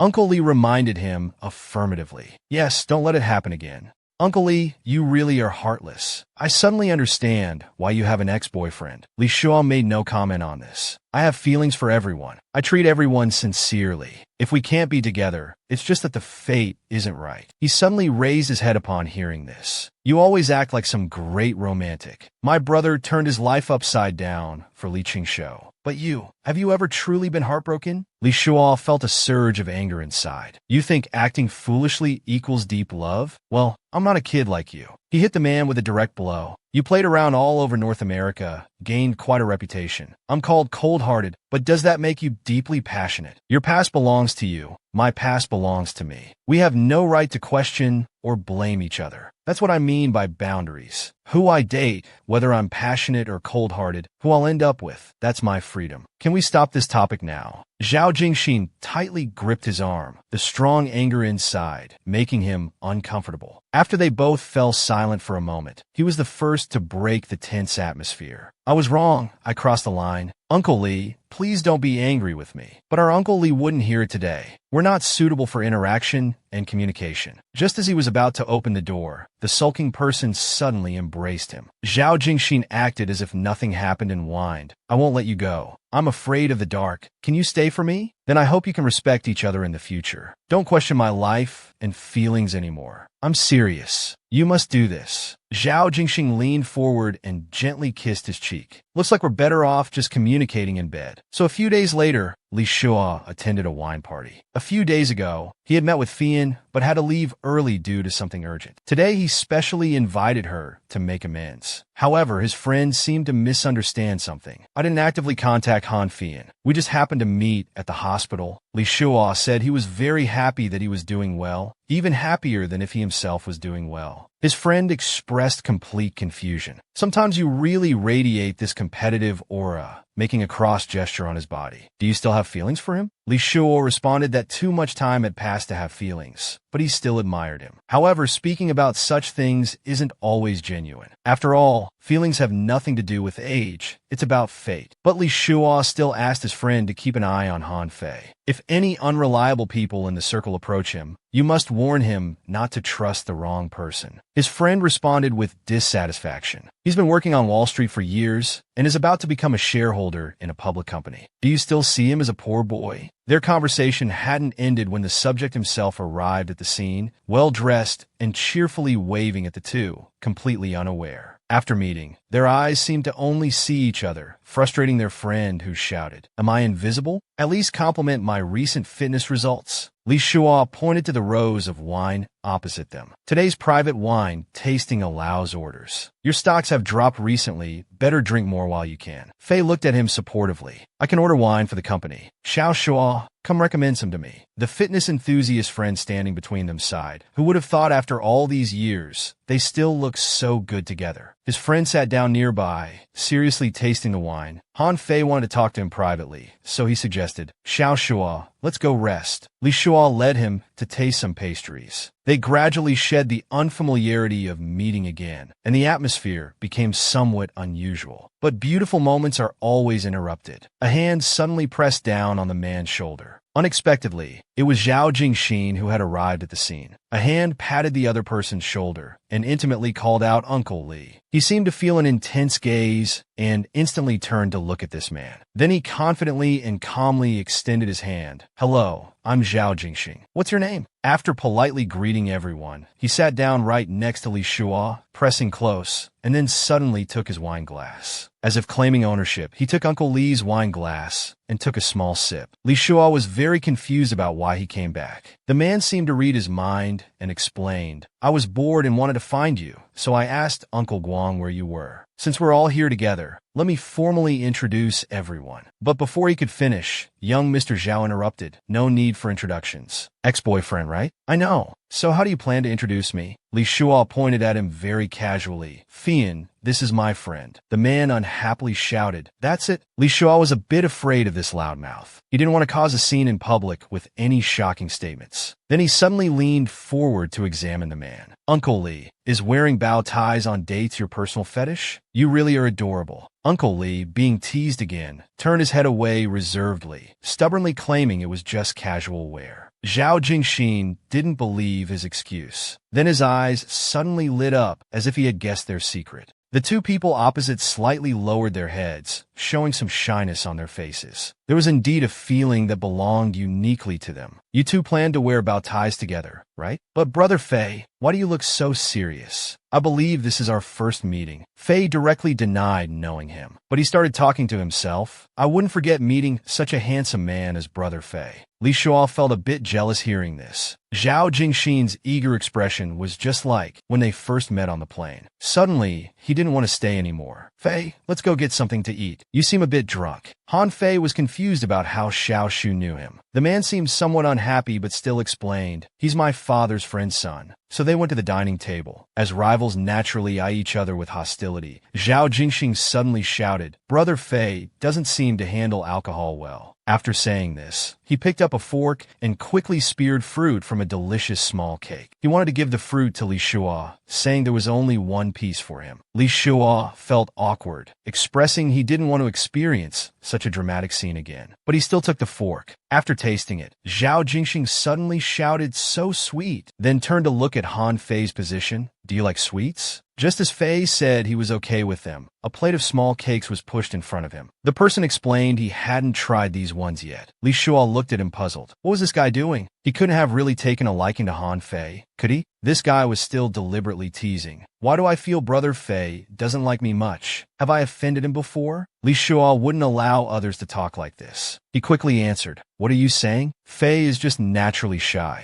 At this point, Fei wiped his mouth and warned Mr. Zhao with a cold gaze. "Remember Fei Le Chant? Should be someone you dated, right?" The man immediately shook his head vigorously. "Brother Fei, you can eat carelessly, but shouldn't speak carelessly. I've never dated anyone." Li Shua quietly lowered his head, utterly disappointed. So in Zhao Jingxin's heart, we were never considered dating? Just that one phrase, "I've never dated anyone," had such devastating power, even overshadowing the fact that Xiao Kun was his cousin. Should I be relieved? Everything is just as I expected. However, Zhao Jingxin knew clearly who this person was, but he had already made things clear with him. It was all consensual. Han Fei disagreed with this statement. "So you're saying you're completely innocent? I thought you were a playboy before." Zhao Jingxin waved dismissively. I never abandoned him, and I hope he won't belittle himself. Li Shua sat beside them feeling very lost. He suggested to the man, let's go. The man immediately turned to Uncle Li. Will you come with me? After reaching the underground parking garage, the two shared an intense gaze. This seemed to be their chance to talk. My Uncle Li, are you angry? Then he lowered his head, muttering to himself. What do you have to be angry about? Why are you in such a hurry to leave? Li Shua was indeed a meticulous person. Fei was already very uncomfortable then, and this man couldn't have missed it. Zhao Jingxin wanted to explain about that man. Li Shua directly interrupted him, hesitating. You don't need to explain who that person is. That's your freedom. It's the boundary between us. Little Xingxing nodded in acknowledgement. You're so open-minded. I'm relieved. Uncle Li said, you can rest assured. I won't become that person to you.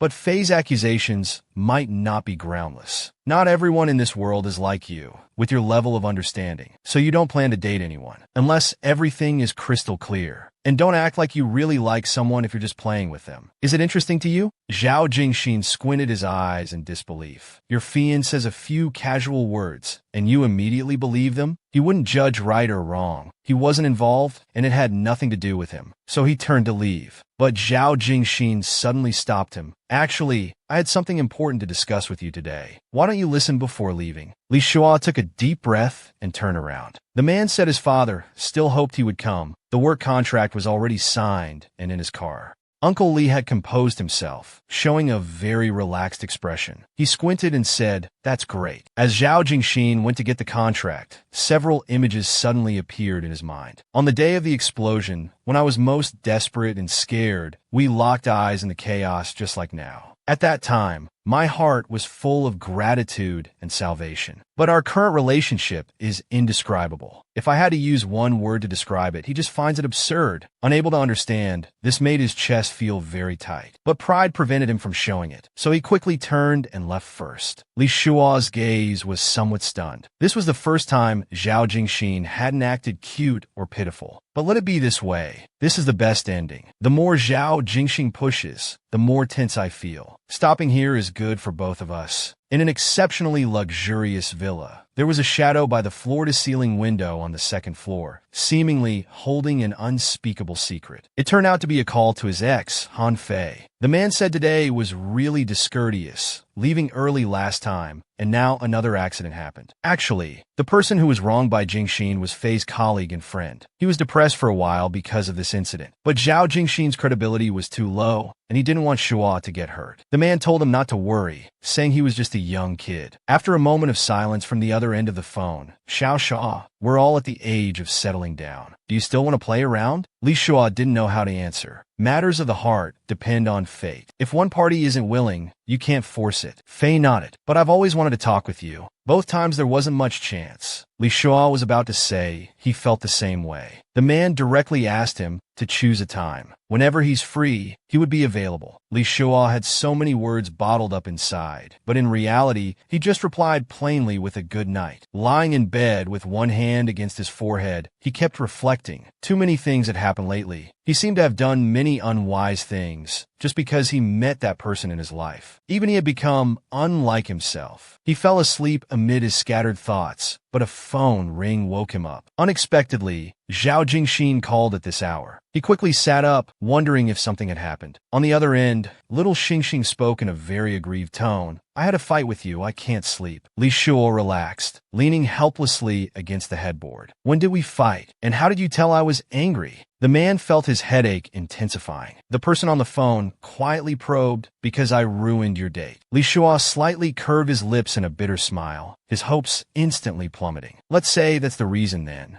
Zhao Jingxin directly stated he didn't want to apologize. I have my reasons for doing that, but I want to see you. Right now, he responded faintly. Whatever, get some rest. When hearing he wanted to see him, he was stunned. Don't mess around, I'm really tired. But little Zhao didn't give him a chance to refuse. His next words instantly woke him up. So, I came to find you. I'm downstairs right now. Disregarding his good upbringing, he shouted, what's wrong with him? But he still quietly walked to the window and opened the curtains. Sure enough, there was a figure downstairs, looking dejected. The phone still carried the man's pitiful voice. "Uncle Li, I'm really cold." He didn't hold any hopes for Jingxing, so he slowly lowered the curtain, telling him to go back. But little Zhao persisted, looking up. "I'm about to catch a cold down here. Come down and hug me." Li Shua irritably rubbed his forehead. "I really can't do anything about this person." So he quickly left the room and gave him a precise response. "Give me 30 seconds. I'll come get you." The poor thing on the other side counted numbers rapidly, giving Uncle Li no time to react while going downstairs. The man said he needed another 10 seconds. Zhao Jingxin readily agreed, but he had conditions. He must get 10 more kisses. As he counted the last second, the door burst open. Li Shua ran to him, panting. He immediately hugged his beloved man, while Uncle Li thoughtfully put a coat over him. He decisively gave him a gentle kiss. Now they were cuddling by the bed. His strong hands forcefully turned Uncle Li around, then gazed at him with expectant eyes. Since their relationship had progressed further, they needed an easy pet name. This should be thought up by Uncle Li himself. Li Shua begged to be spared. Zhao Jingxin said he'd stop teasing him. "Tell me when you think of one, but don't reject me again." The phone showed it was already 8 a.m. He usually woke up around this time anyway. Looking back at the well-behaved man, he couldn't help stroking the man's hair. "We have breakfast at 8:15 at my house. I'll have them bring it to the room. Later I'll take you out, away from here." Little Zhao showed an impatient expression. "I'll leave after your parents go out. Does this make us look like we're having an affair?" Uncle Guang brought up 2 breakfast portions with confusion. "Having double portions today? Is work pressure high? Take care of your health. Let me know if you need more." He hurriedly took the breakfast from Uncle Guang's hands and nodded with satisfaction. "It's enough. Thank you, Uncle Guang." At this moment,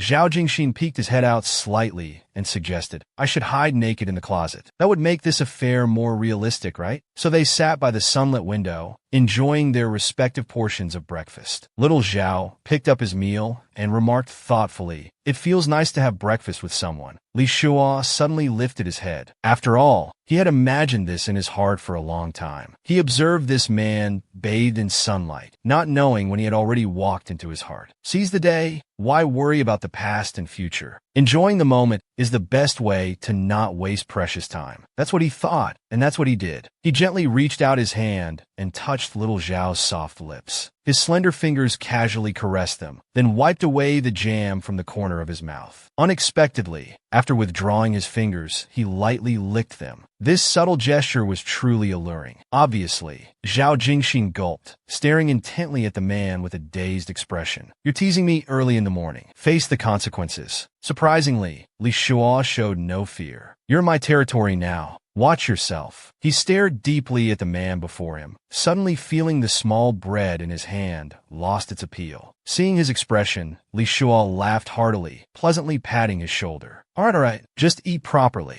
The man expressed that he was no fun, leaving conversations unfinished. "So irresponsible. Let's just stay like this." He didn't elaborate on these words, just sighed slightly, undoubtedly leaving room for imagination. Looking at Li Shua, his thoughts secretly stirred. What did he mean by stay like this? Did this kid even understand such things? But now wasn't the time to think about that. He directly pushed the man away mercilessly. "While my parents are out, you should leave too. Don't be so reckless next time." Watching Jingxin's departing figure, he lowered his head slightly. Suddenly his wrist was firmly grabbed. Zhao Jingxin leaned down slightly and swiftly kissed the man's thin lips. For a moment, both were reluctant to part, exchanging a meaningful glance. The man understood instantly, then helplessly waved him away. "Whatever you have to say, save it for next time." Zhao Jingxin indicated he'd take that as agreement, then contentedly closed the door and left. Li Shua surveyed his empty room. It would be nice if there was another master here. As that person's image gradually flashed through his mind, his phone buzzed. It was news about the missing Li Qingxiu. The man felt relieved. "It's great that Qingxiu is okay, but you still need to investigate quickly. We must find him before Xiao Kun. If you find Li Qingxiu, hide him. My father's condition has stabilized these days. I'll go back for a while." Li Shua hung up the phone, feeling somewhat dejected. Having news of Li Qingxiu was good, but Xiao Kun would likely find him first. Wouldn't that bring everything back to square one? So he secretly decided to plan. Once his father recovered more, he must return immediately. The previous 2 meetings with Fei were interrupted by Zhao Jingxin. Taking advantage of today's free time, he should properly apologize to Fei. So he sat in the car waiting for Fei's message. He didn't expect the man to tell him to look up. Had he arrived so quickly?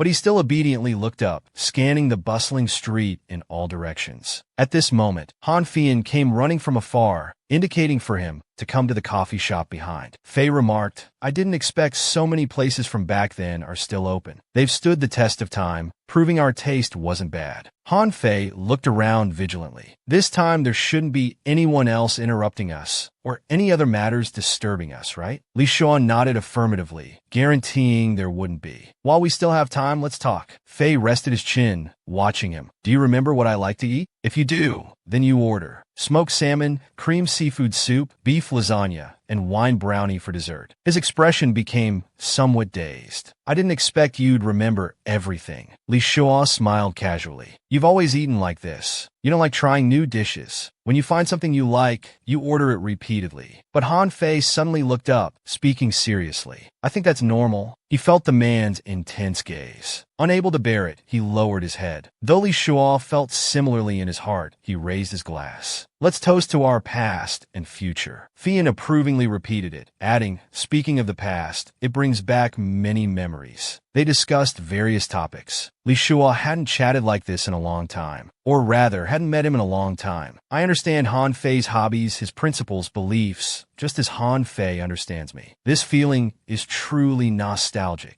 But time slowly passed, and it was closing time. They even thought about continuing their chat in the car. Since they were outside and the area was rough, Li Shuo offered to drive him over. Han Fei rubbed his round belly. The man exclaimed, "You're so thin, you haven't gotten sick, have you? You should have more bird's nest soup to nourish yourself. I have some in my car. Come get it later." Han Fei thanked him gratefully. "I haven't been sick, just busy with work. Too lazy to eat," he sighed as usual. "Looks like you need someone to keep you company." Though he agreed with the observation, their eyes suddenly met, and time seemed to stand still. Han Fei stood before him first, testing with his familiar voice. "Do we still have a chance?" "Fei, I don't know. It's been 12 years. We've both changed a lot, and my heart is truly confused. After all, the person I'm thinking of probably has someone else in their heart. Why should I make things difficult for myself?" Fei had already guessed his answer. Actually, he wasn't sure either if they still had a chance. "But since we're both single, and we still get along so well and admire each other, I want to try." After turning 30, Li Shuo began looking for a partner suitable for family life. Searching and searching. At this age, he started playing around again, completely departing from his original intention. As Han Fian said, "I really want to have a family. After all, the word home is so moving." So he lowered his head dejectedly, but agreed with his words. "Yes, I want that too." Han Fian suddenly confessed, "You don't need to answer me now. I hope we can just interact like friends. After all, you still make my heart flutter." Perhaps Zhao Jingxin was just a passerby.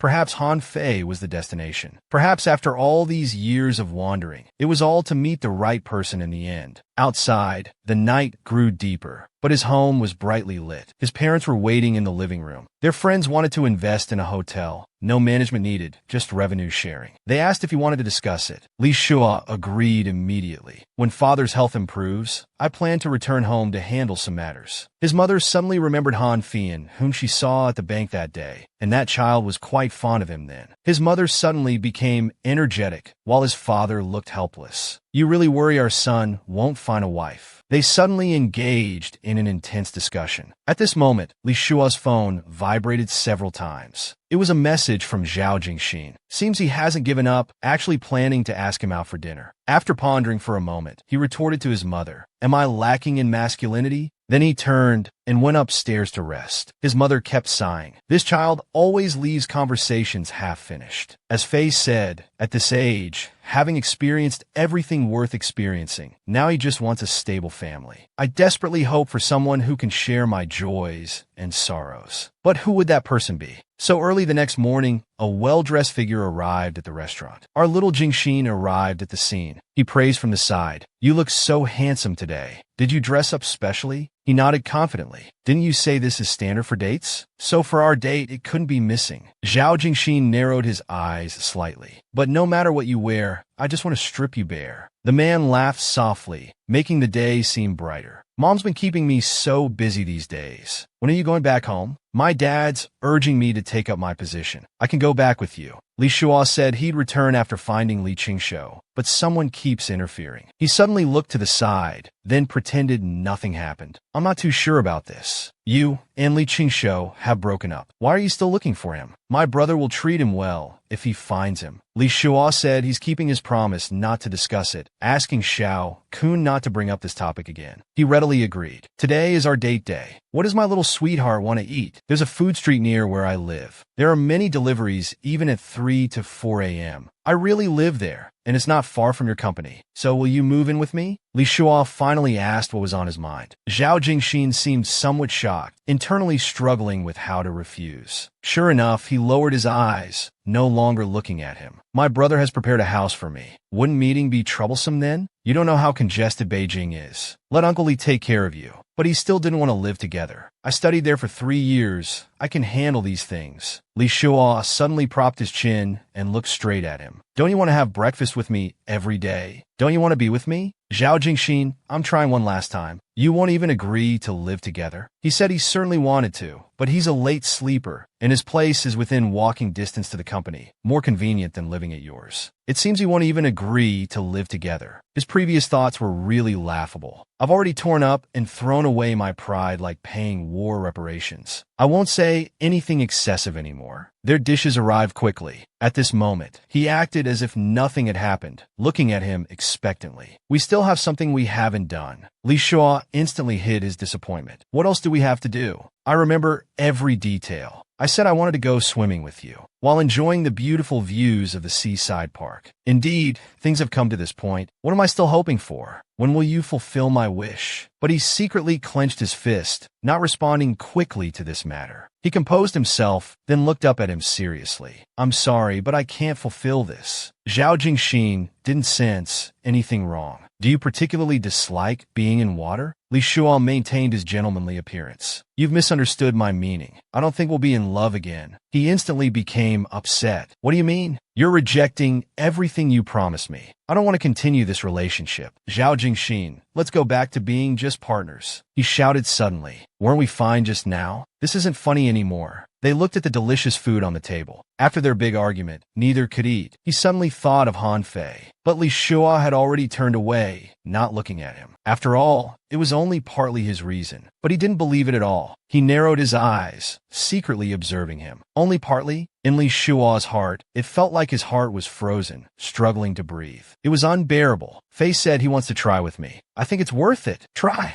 Zhao Jingxin trembled with anger. What's there to try? Did he abandon your 3 years of relationship for work? What does our relationship have to do with you? Though we plan to be friends, I don't want any more involvement with you. He completely lost control of his temper and punched the small dining table. Young Master Zhao has always been the one dumping others. This must be the first time being dumped. You should cherish such a fresh experience. Young Master Zhao struggled to control his anger. Have I ever mistreated you? Are you serious? What's wrong with us being together? After Uncle Li understood this point, he no longer hesitated. You never mistreated me. It was happy and serious. He lowered his head and smiled self-mockingly. Since you put it that way, isn't it too hurtful? You did nothing wrong. No need to apologize, but I still feel regretful. You're too delicious. I really hate to give you up. Zhao Jingxing appeared calm on the surface, but had already clenched his fist. He stood up, bent slightly, and slowly moved closer to the man's left cheek. He whispered baby softly, then bit his ear hard. Li Shuo sharply drew in a breath. This guy really bit hard, until there was a bang.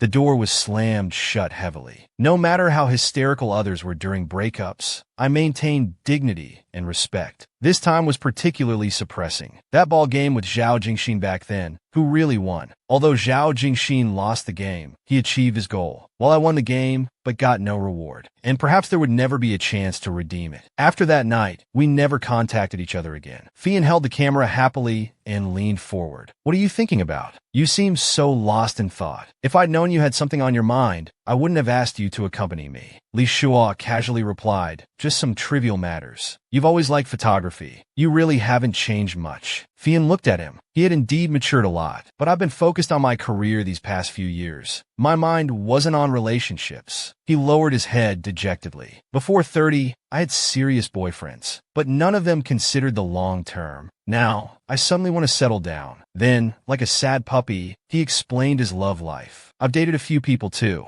As you've seen, he quickly adjusted his mood and looked at the stock exchange that Faye pointed out. The company will go public in a few months. I thought long and hard about starting the business. After all, I'm not a risk taker, but I agreed later. Do you know why? Before he could answer, Faye said he thought of him. When I was young, I wasn't brave enough for love. I regretted it for many years. He looked up at his refined ex-boyfriend. If I hesitate again now, how many more years will I regret? At this age, breaking stability for breakthrough requires much more strength than in our 20s. So you'll definitely succeed. Little Shua, standing beside you now, I finally don't feel inferior. I'll work hard to recover our relationship, but this time, with our mentalities being more equal, perhaps we can be together again. After opening up that day, my meetings with Faye became more ordinary, but there wasn't much progress. Faye was reserved and not proactive. I'd always been the initiator in relationships, but now I couldn't take further action. There was no follow-up on Li Qingshuo's news. Perhaps Xiao Kun interfered again. Better return home to investigate. His father told him to decide for himself. As he was about to explain more, his phone buzzed. He had planned to meet Han Fei, but something came up at his company, so they couldn't meet today. Fei had wanted to see him off. Now they couldn't meet before he left. Li Shua could only comfort him softly. I won't be gone long.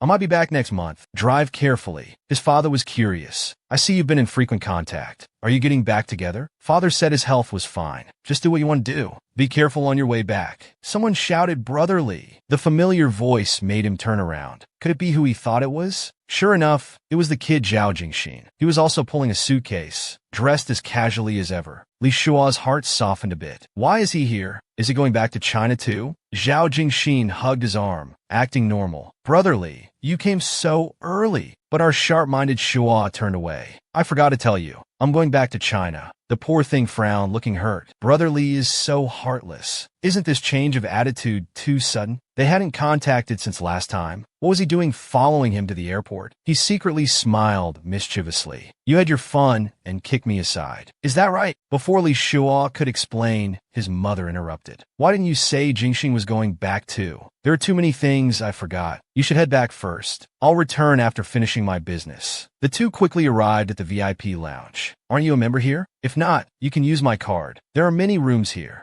Zhao Jingxing shrugged indifferently. We can share one room. That way we won't waste space. Li Shua's anger instantly flared up. Wasn't I clear enough that night? And I don't need your permission. His heart was restless as he suddenly reached out to hold him. We haven't seen each other for 2 weeks. I miss you. Uncle Li, don't you miss your baby? Uncle Li acts so proper in public, but becomes a different person when we're together. This contrast is so adorable. Li Shua's face turned red. Mind your behavior. This is a public place. Don't make things ugly. Clearly, he didn't want to keep their agreement. After all, I know better than you what ugly really means. He suddenly leaned forward and embraced him tightly. Li Shua's steps were obviously flustered, but he kept advancing, until a click sounded as the VIP room door was forcefully closed. Unexpectedly, Zhao Jingxin proved stronger, backing him against the door with nowhere to retreat. Then he bent down slightly to kiss the corner of his mouth. It was his first time experiencing such excitement, but he really couldn't love him. He tried to push him away. More surprisingly, he forcefully stepped on Li Shua's leather shoes, then reached out his hand and forced his face straight, quickly bending down to kiss him again, giving the man no chance to resist. Time passed second by second until he finally pulled away reluctantly. Li Shua came to his senses and wiped his lips vigorously. What will this change? He explained casually. I just wanted to kiss you. The room suddenly fell silent. He slowly raised his head to look at him. Just then, he held his hand and leaned forward, rubbing against his clothes. Did you sleep with Han Fei? Li Shua couldn't break free from his restraint and could only shout angrily, "Let go of me first!" But he got no answer and wasn't released. His eyes grew hazy as his lips moved to his ear. Answer me first, then I'll let go. Li Shua struggled to control himself. I don't want to fight you. Don't force me. He suddenly sneered. Uncle Li is so cute. I wouldn't dare hurt you. Answer my question. Did you sleep together? Li Shua's expression was filled with sadness, but he obediently answered, it's not what you think. Hearing this, he immediately relaxed. If that had really happened, I would have gone crazy. He held the man's hand tightly, but it was forcefully pulled away. Looks like you're moving slowly. I thought old flames would rekindle immediately. I guess you must be really afraid. Li Shua's deep, magnetic voice responded, don't overthink it. What would I be afraid of? You're afraid of Han Fian, afraid of being intimate with him, afraid it won't be as satisfying as with me. He straightened his back. Jingxing, scoring cheap points with words is the lowest. If you think a few sarcastic remarks can change anything, then you're overestimating yourself. Zhao Jingxing licked his lips. Uncle Li is mature, steady, and graceful. I'm young and foolish. Please understand. His mind began to get confused. Zhao Jingxing wants to provoke me today. He must be upset about being dumped. Too bad. I'm not responsible for saving face. You're being childish and unreasonable today. We have no need to communicate, so please leave quickly. He expressed that he really missed him. He was too heartless. As soon as an old flame appeared, he immediately dumped him. Do you really think choosing him is right? Zhao Jingxing said with a serious face. You'll definitely regret it. At this moment, an announcement echoed through the airport. Your flight is now open for check-in. Unexpectedly, they met again. Who knew whose clever plan arranged such seating? Zhao Jingxing sat obediently beside him, but his eyes were fixed intently on him. Do you remember our first meeting? It was the same scene, same position. When I got on the plane, I saw you getting something from the overhead compartment when you were turned sideways towards me. That pose made but looked particularly perky. Your waist so slim and legs so long. I wanted to strip you naked right then. What did you think when you first saw me? Lin Shua pretended to be calm. You look good. Zhao Jingxin showed a hurt expression. You should have at least thought about me. He responded with a bitter smile. Zhao Jingxin isn't my usual dating type, so I didn't think much of him at first sight. The plane was taking off. Life is full of unexpected moments. For the next few hours, he would have to face Zhao Jingxin. He rested his chin while watching Uncle Li, his lips moving as he said, "Will you kiss me?" The man told him to stop fooling around, but he wouldn't listen. Kiss me once, and I'll punish you less. I'm actually very angry. I just can't bear to yell at you. That's why I'm holding back from punishing you. He whined while shaking the man's arm. Just kiss me once. I want you to kiss me on your own. Li Shua closed his book with a snap and looked at him seriously. Jingxin, I told you I want to end this. Whether you understand or not, please stop doing these things. They shared an intense gaze, but their eyes were filled only with anger. Zhao Jingxin's expression changed several times, his heart filled with anger. But he didn't show it outwardly. Fine, I'm really angry now. Although you've angered me, because I like you, I still did you a small favor. Don't you want to rekindle things with Han Fei? I also hope you can find happiness. So I hope Han Fei can make you happy. This nonsense about Han Fei's happiness made Li Shua dizzy. What exactly are you trying to say? He said that to ensure his happiness, he decided to test Han Fei. Han Fei abandoned you for work back then. I'm worried he might do the same when faced with benefits. So I created some obstacles for them. This is just a test for him. If he would abandon you again for benefits, is such a person worth your cherishing? Li Shua's face twisted. What exactly did Zhao Jingxin want to do? He gently stroked his palm. Don't worry, I'm doing this for your own good. I won't do anything to your old flame. Li Shua could no longer contain his anger. He frantically raised his fist and grabbed his collar, but couldn't bring himself to strike him. He released his collar and just muttered some curses under his breath. Zhao Jingxin looked at him pathologically. I'm not interested in that weakling. I'm just doing this for your own good. Aren't you curious about how he'll choose? How could he be so malicious? Xiao Kun and Zhao Jingxin are truly from the same family. They're all self-centered, twisted men. Constantly reflecting on this relationship, he wondered why he would like such a jerk and why he hadn't noticed earlier. Zhao Jingxin kept rambling. If you had kissed me earlier, I would have waited until we landed to tell you. It seems this bastard did it on purpose, taking revenge for being dumped. But the plane still has 12 hours before landing. When Fei needs help the most, I can't do anything. He struggled to control his inner fear. maintaining a calm exterior as he looked up. What exactly do you want? If you really care about me, you should respect my choices. I don't need you to test anyone. This method is despicable, and I'm not curious about his choice. This isn't a multiple-choice question. No one has the right to force him to choose. Zhao Jingxin glanced at him sideways. Then let's just say I'm curious. What's the point of doing this? It only makes me look down on you.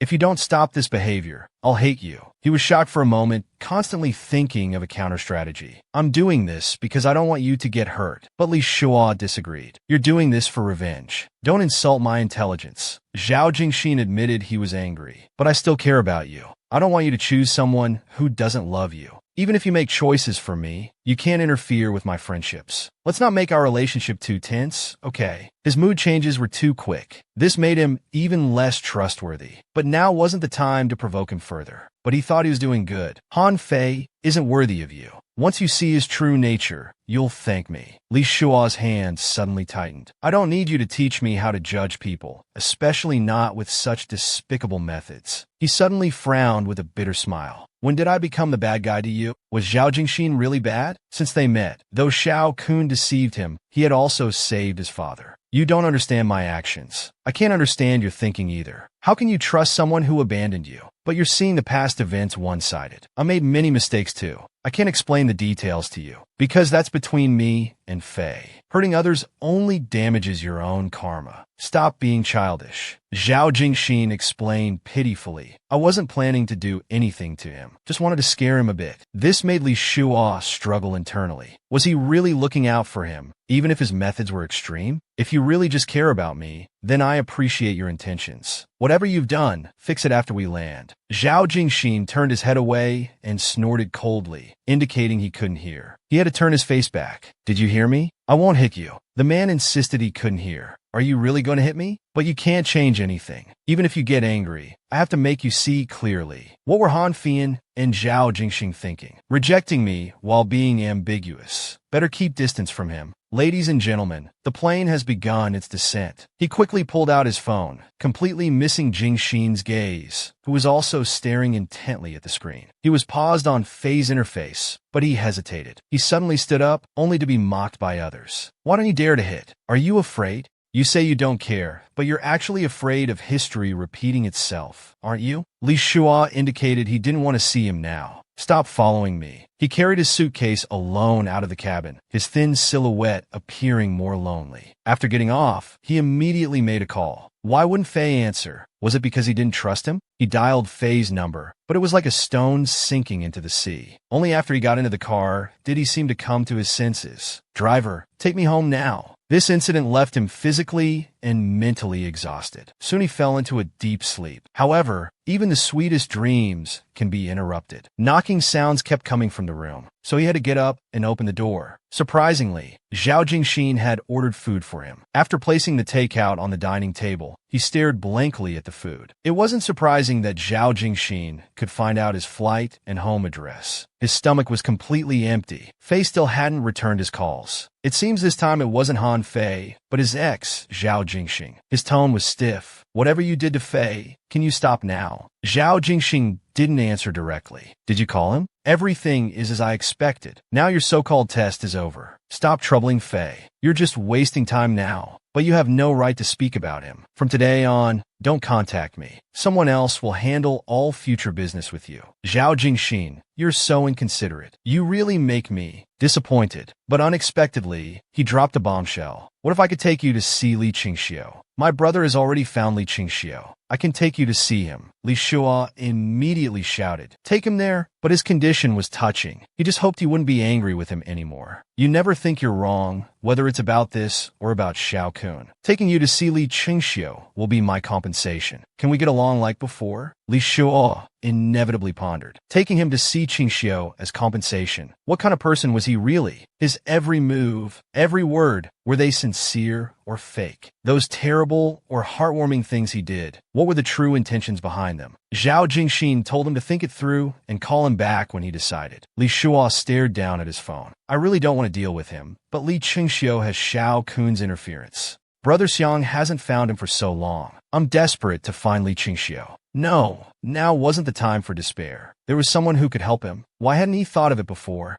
That person had more persuasive power over Xiao Kun, and they had dealt with each other before. That person's actions were also extreme. So he hurriedly made the call, suddenly full of confidence. "Hello, this is Li Shua." Li Shua was now waiting at the airport. Soon, a luxury car arrived. The driver got out and greeted him politely, then opened the door. A powerful businesswoman slowly emerged, seeming to have everything under control. The driver bowed politely and respectfully. This woman who walked with an aura was Xiao Kun's elder sister, Xiao Wen. The man wanted to thank her for her help, but Xiao Wen apologized instead. "I apologize for my brother Xiao Kun." Just then, a loud bang came from behind, making him turn involuntarily. Surprisingly, it was Zhao Jingxing again, standing obediently beside the elder sister. "Hello, Brother Li. What did he come for? To remind me how they once deceived me?" But he couldn't speak his inner thoughts. "With old Miss Xiao taking me to see Qingxiu, no need to return to the hotel. Let's go now." As soon as he got in the car, he sighed, finally going to see Qingxiu. Li Shua didn't know which building it was, but surprisingly, neither did Miss Xiao. Just as she was about to make a call, he couldn't help but look ahead, then rejected the elder sister's suggestion. Seems he had discovered something, so he quickly opened the car door, eager to get out. But he ran so fast that he didn't hear any sounds behind him. It turned out he had spotted Qingxiu. His expression flashed with panic. Indeed, Li Qingxiu was there, along with an impatient-looking Xiao Kun, seemingly trying hard to suppress his anger. Zhao Jingxin and his brother were alike, their expressions surprisingly identical. Li Shua strode forward and hugged Li Qingxiu. "I'm glad you're okay." The weight lifted from his heart. However, that despicable Xiao Kun, he wanted to punch him flat. Zhao Jingxin hurried over to mediate, firmly holding the man's shoulders. "It's hot today, don't get so worked up." As Xiao Kun started cursing, he had to explain his innocence. "I came with your sister," he said, standing between them, suddenly extending his hand politely to Li Qingxiu. "Hello, you look quite delectable." Li Qingxiu quietly dodged away. Lu Xiaoxingxing was very embarrassed and slowly withdrew his extended hand. Just then, Xiao Kun received a slap. "You introduced everyone else. Won't you introduce your sister?" The previously defiant Zhao Jingxing hid away. Xiao Kun, holding his cheek, shouted, "Elder sister, why are you here?" Obviously, outside wasn't a good place to talk. The group had to turn back. They headed to Li Qingxiu's home. Li Qingxiu opened the door and stepped aside. "Brother Li, please come in and sit." Xiao Kun unhappily tried to block him, but Li Shua explained cheerfully, "We used to live together. What's wrong with entering his house? Aren't you a Zhao Jingxin? Why act devoted in front of Qingxiu? It's disgusting." Li Qingxiu didn't respond to this. The handsome young man silently lowered his head. Zhao Jingxing had already broken up with him. Brother's words clearly dampened his mood. However, our protagonist Li Shua's face grew increasingly dark, yet he couldn't find words to refute. The man was criticized as a beast. Was this moral decay, or the mischief of shared suffering? Xiao Kun clenched his fists tightly, uncontrollably shouting, "You fucking deserve it. I should have let you rot abroad." But what happened next made the high-end mighty young master fall from grace. Dear Li Qingxiu wouldn't let her in. The delicate-looking man invited her, while the fierce little wolf dog behind stared at her intently. Surprisingly, our brother Li was very brave. Ignoring everyone's strange looks, he went to her room alone, constantly looking around. Though they once shared intimate moments, now they were like strangers. I probably never truly enter her heart. He poured a glass of water and sat beside Brother Li. "How have you been lately?" "I'm doing all right. Finally found a job." But Li Shua had many questions. "Why didn't you come to America back then? What happened?" He hung his head like a sad puppy. "Brother Li, you know, I brought you trouble. I just didn't dare go." Li Shua could only gently comfort the puppy. "I'm not blaming you.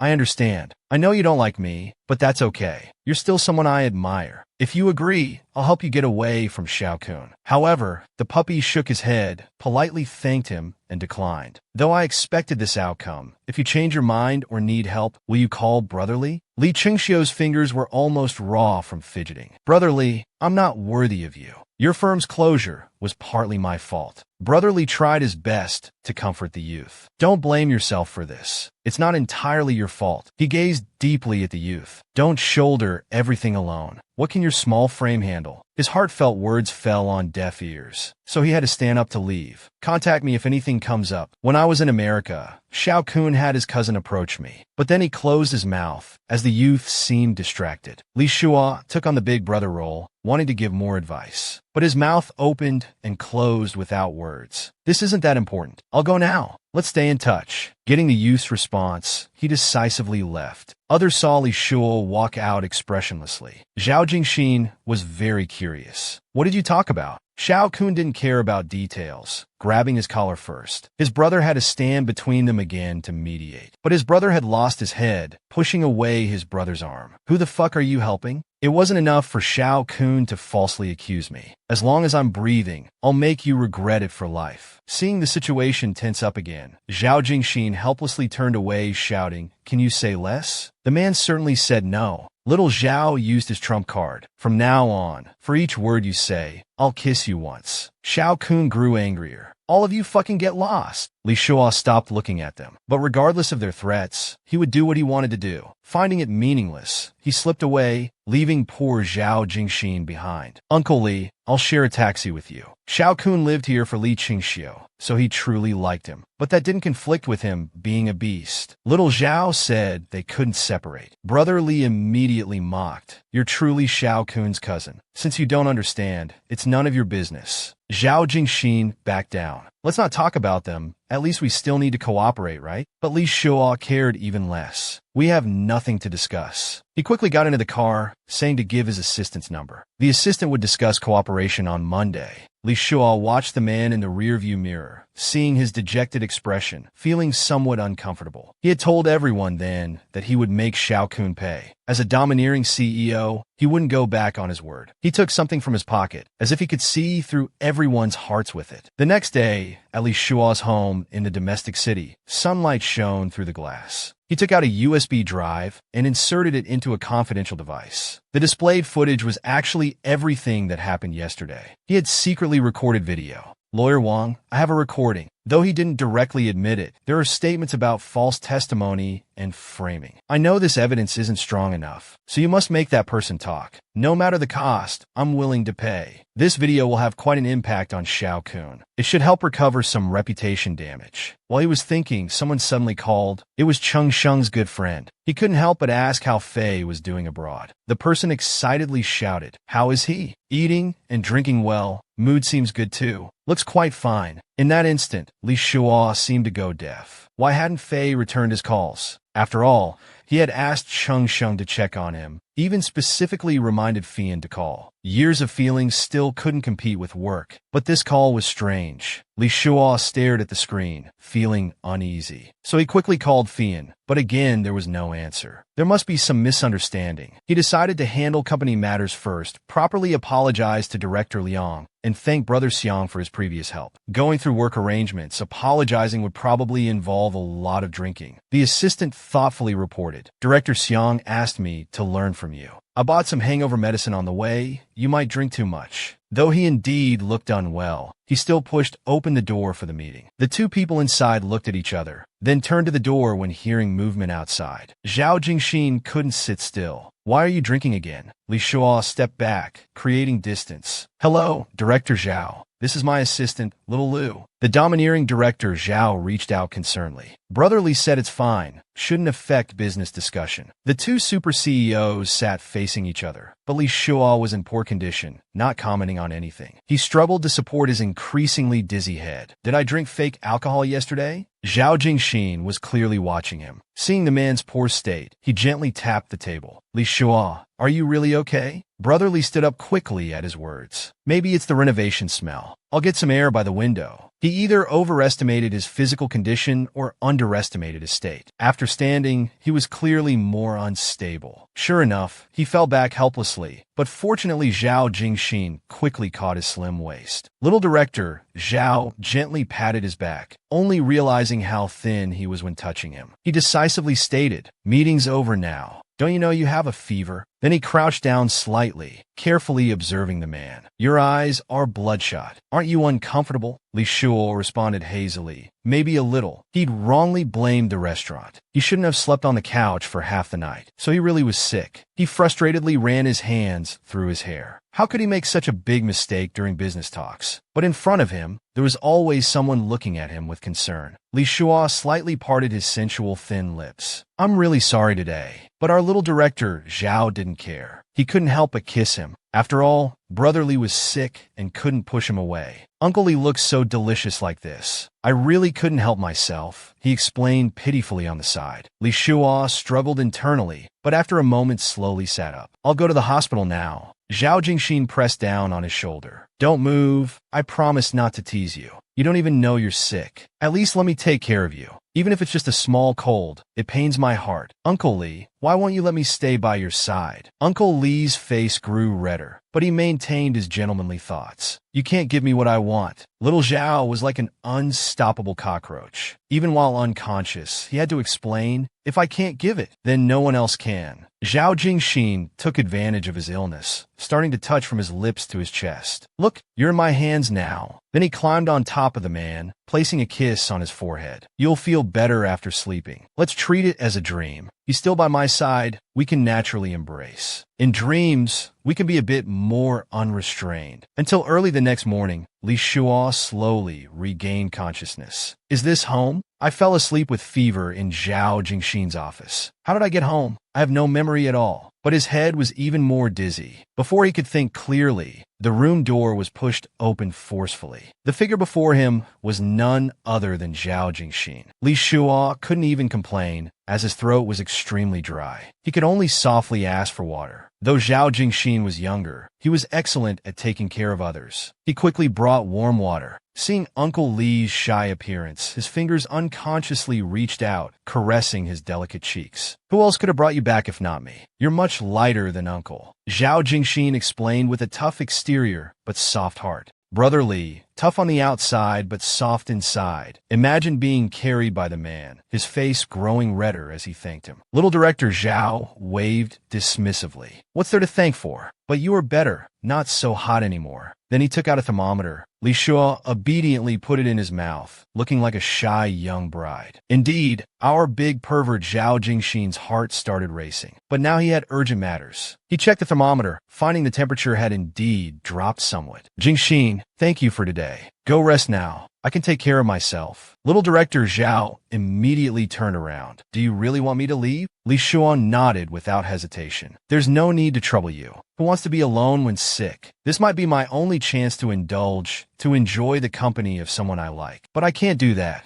Zhao Jingxin stroked his hair. You're sick and haven't recovered. How could I bear to let you struggle alone? Stop being so stubborn, okay? Don't think about anything now. We'll talk when you're better. I'm not leaving now anyway. But Uncle Lee's blushing face made him swallow hard. He leaned down close. Uncle Lee, if you keep looking at me like that, I really won't be able to control myself. As he spoke, he slowly moved closer. Their breaths mingled. My Uncle Lee, what are you thinking about? I heard that place is especially hot when you have a fever. I also heard exercise helps with sweating. You'll get better faster. Want to try? Zhao Jingxin nuzzled his ear, then bit down hard. But I really want to try. You'll definitely be more sensitive than usual. You might even cry. Li Shuo wanted to resist, but had no strength. This kid isn't really going to get wild, is he? The man called this kid stared at him. Don't be afraid. I'm just teasing you. I'm a gentleman. Though he didn't want to admit it, he was truly grateful to have someone by his side, especially that it was Zhao Jingxin. The doctor soon finished the diagnosis. He's fine now, just needs to change his clothes. So Li Shuo obediently took off his shirt. Little Director Zhao stared at him intently. It's easy to catch a cold while bathing now. Let me help wipe you down. He didn't give the man a chance to react, carefully wiping him with a towel. The warm sensation gradually spread throughout his body. Li Shuo's expression became increasingly confused. His hand felt like it carried electricity, but something wasn't quite right. Why was this hand shamelessly pulling down his pants? The instigator Zhao Jingxin looked up innocently. The doctor said to change clothes. You've sweated a lot. You'll catch a cold if you don't change. Even if you had the strength, I want to change them for you. And you happen to have no strength to resist. Our director Lee suddenly felt his hair stand on end. Are you a gentleman or a scoundrel? His fingertips slid down along his chest muscles, declaring that in front of him, he would become a gentlemanly scoundrel. He always lived as he pleased, doing whatever he wanted. So he pressed down on Director Lee's shoulders. Our Director Lee's body jolted in surprise, then shyly covered his mouth, softly trying to stop his actions. The mischievous Xingxing held him tight. Maybe doing this will help expel the virus. This feeling was like entering warm water, with the man's muffled groans in his ears. So hot, so interesting. Li Shuo felt his mind was in a haze, seemingly left with only bodily instincts. He might have gone crazy. Zhao Jingxin satisfiedly licked his fingers. Looks like Uncle Li has been good lately. My darling, did you miss this? He immediately bent down to kiss again. In Zhao Jingxin's words, it wasn't enough, could never be enough. He has the ability to turn me into a completely different person. And I don't hate this version of myself. I even enjoy it. That's the scariest part. But he paused for a moment. Uncle Li thinks I'm taking advantage? How could you think that? I know you love it desperately. Your stubborn act is cute too. Zhao Jingxin's playboy lines slowly emerged. So he pulled the man's blanket tight. Sleep if you're tired. Your fever should break by tomorrow. Zhao Jingxin knew clearly in his heart that once his illness was cured, he would likely be sent away. By now, daylight had broken, and Uncle Li was the first to wake. He rubbed his messy hair. Last night's events were really helpless. He let out a light sigh. Just as he sat up, the little capsule behind him whimpered, Uncle Li, I'm still very sleepy. But he wouldn't miss any opportunity, grabbing Li Shua's slim waist. Uncle Li, can you not leave? I accompanied you sleeping for so long. Accompany me a bit longer? Uncle Li immediately shook off this clingy person, walked to the wardrobe, found pajamas, planning to take his temperature again. While dressing, he explained that his throat was still a bit hoarse, but much better than yesterday. The big pervert Zhao Jingxin stared at him intently, watching his alluring figure, inevitably swallowing. He wagged his tail like a hungry wolf, eyes sparkling with little hearts as he looked at the man's legs. Uncle Li's legs are so beautiful. He teased while licking his lips, as if wanting another taste. This isn't what a gentleman should say. But if one can't even give sincere compliments, such a gentleman would be too hypocritical. Li Shuo carefully observed the thermometer. Thank you for your meticulous care. As you predicted, the fever's gone. So my dear Uncle Li, are you going to send me away now? You're good at discarding people after using them. I'm very grateful to you. But that doesn't change anything. I'm not being cold, I just have no strength. Li Shuo reiterated that he wasn't being heartless. After all, I didn't ask you to do that. Zhao Jingxin couldn't figure this man out. Was he passionate or cold? Why did he always hurt people for no reason? This has nothing to do with being passionate or cold. I've made my decision and told you. How many times do I have to say it? We'll only be partners in the future. Little Director Zhao slightly raised his head. No matter how many times you say it, I don't understand. Han Fei has already given up on you. Are you still thinking about him? Li Shuo disagreed with his statement. Don't forget what you've done. Testing people in this way, you have no right to judge others. Zhao Jixin got up unhappily and walked over. Whether I have the right or not doesn't matter. What matters is you, and you should break it off. Can we go back to how we were before? No one will be more suitable for you than me. We were happy together. Why change that? If life becomes very happy, doesn't that prove the saying, isn't life just about finding happiness? Their eyes inevitably met, but Li Shua's emotions dared not show. He seemed to be afraid of something. Zhao Jingxing simply wanted to prove that neither Han Fei nor Li Qingxiu could compare to him. Setting everything else aside, Zhao Jingxing was indeed the perfect lover. But those other things included what Zhao Jingxing never intended to give me, and I would never demand. So he put on his cold face again. I told you I'm done playing. Stop pestering me. Being repeatedly rejected, Zhao Jingxing's inner anger gradually rose. Uncle Li, you're really making me angry. When I'm angry, I don't want to argue with you.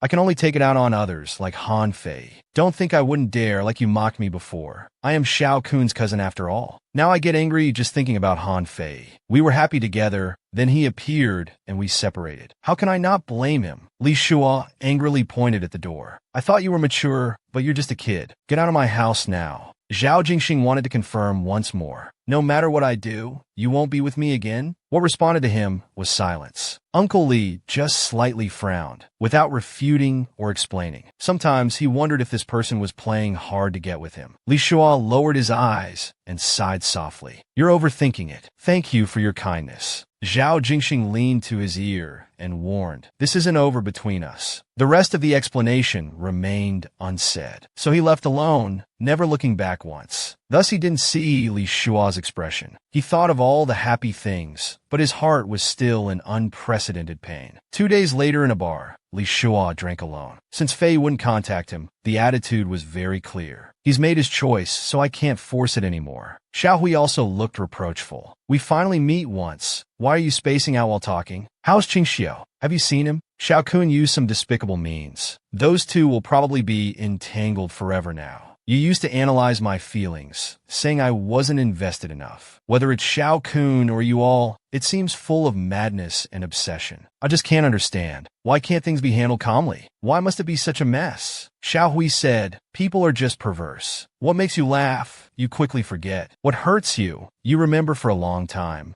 I just want to have a relationship based on equality and respect. If one day, for whatever reason, we can part ways amicably. But loving someone makes you lose control. How much control you lose depends on how much you love them. If what Xiao Hui said was true, at least I can still control myself now. Cutting off these thoughts at this moment was truly a wise decision. But brotherly, don't overthink it. Be carefree. Let the past be past. Li Shuo said he wasn't thinking about these things. Besides, he had a boyfriend now. He suddenly realized he'd made a mistake bragging, but couldn't take it back now, so he had to go along with it. He flipped through his album and showed a photo of Zhao Jingxin's abs. Sure enough, Xiao Hui started cheering about how handsome he was. But this doesn't match your usual taste. Don't you like feminine types like me and Qingxiu? Xiao Hui might have misunderstood about Jingxin. After all, that photo was quite provocative, though they looked just like friends. Better end this topic quickly. We haven't met for so long. Any interesting stories? Their pleasant conversation didn't last long. Xiao Hui's driver had come to pick him up, and he had to leave immediately. Xiao Hui had people worried about him at home, but what was I rushing for? He suddenly remembered his cold hadn't gotten better. Whatever, might as well drink to the fullest this once. After drinking for a while, he lowered his head. A voice came from above. Sir, are you all right? Do you need help? The dizzy Li Shuo looked up, trying to see clearly through his drunken haze who was speaking. What was this person saying? He was inevitably surprised. This man touching him seemed very familiar. It was Zhao Jingxing who had just been sent away. But he was drunk now, probably just seeing things. Li Shuo sensed a comforting scent from the man, so he gently leaned against him. Zhao Jingxing, quite the domineering CEO, glanced at the bottles on the table. He had drunk so much. The waiter explained. He was drinking with a gentleman called AJN. Very good-looking, just a bit feminine. Our little Xingxing was displeased. What did they do?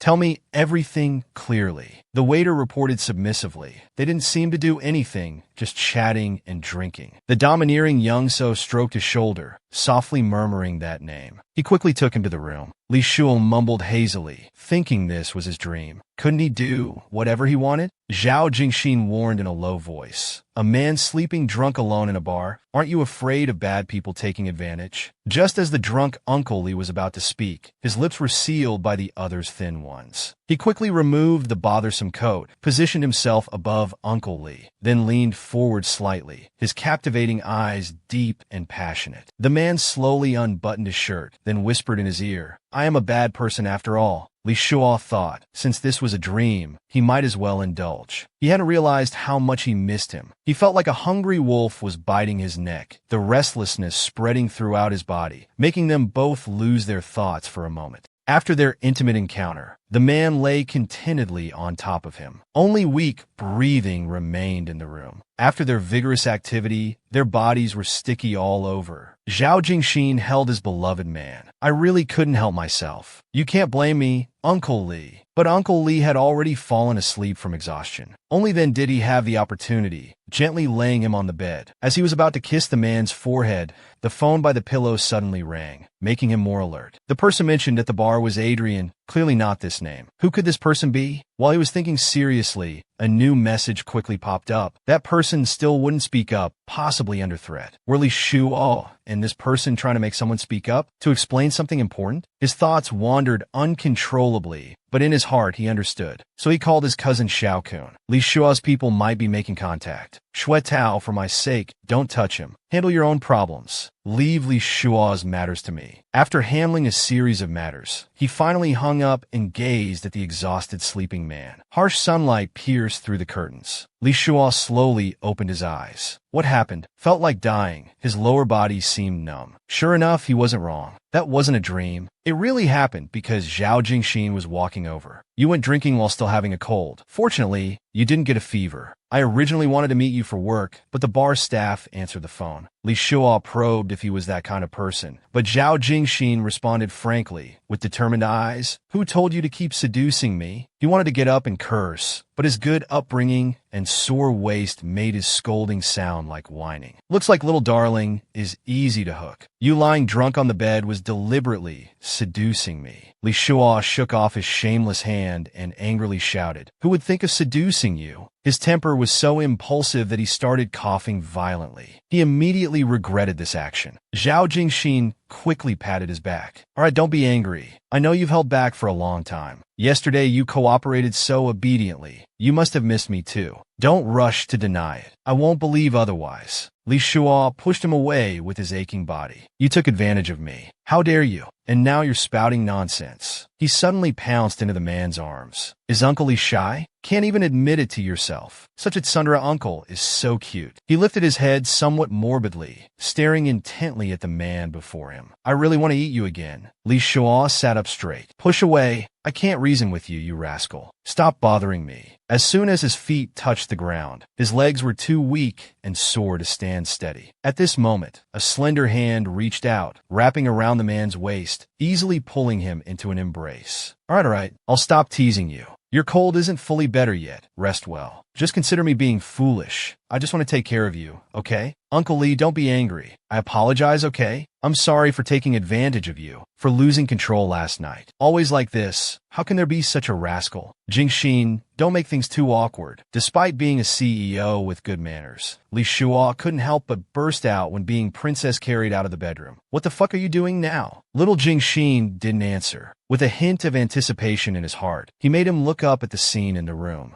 Unexpectedly, his eyes met a sea of red. Fresh red roses arranged neatly, seemingly foreshadowing what was to come. Zhao Jingxin said he arranged it overnight. "These mini roses are expensive. Uncle Lee, won't you smile for me?" Of course, he couldn't wait for a reaction, directly carrying him into the sea of flowers. Li Shuo couldn't help but shout, "Are you crazy? You think you can fool me with these things? Am I a 16-year-old girl? You're really underestimating me." Zhao Jingxin's eyes were determined and sincere. "These aren't meant to fool you. They're to give me courage." Seeing Uncle Lee's confused look, he burst out laughing. "Are you silly? Of course it's a romantic confession under roses." Uncle Lee didn't know how to respond, his expression becoming even more blank. Zhao Jingxin's deep, magnetic voice rang out. "Li Shuo, I like you. I want to date you." Li Shuo felt a hint of sweetness in his heart. Zhao Jingxin was formally confessing to him. Seeing how nervous he was, he suddenly felt full yet incredulous. Why would he confess so suddenly? Young CEO Zhao was the first to object. "What do you mean sudden? I've said I like you countless times, but you never took it seriously." Zhao Jingxin was right, but this wasn't my fault. He was the one who didn't take things seriously. "I've always liked you, been so good to you. But you're with Li Qingxiu one moment, Hanfi in the next, and yesterday, drinking with who knows who.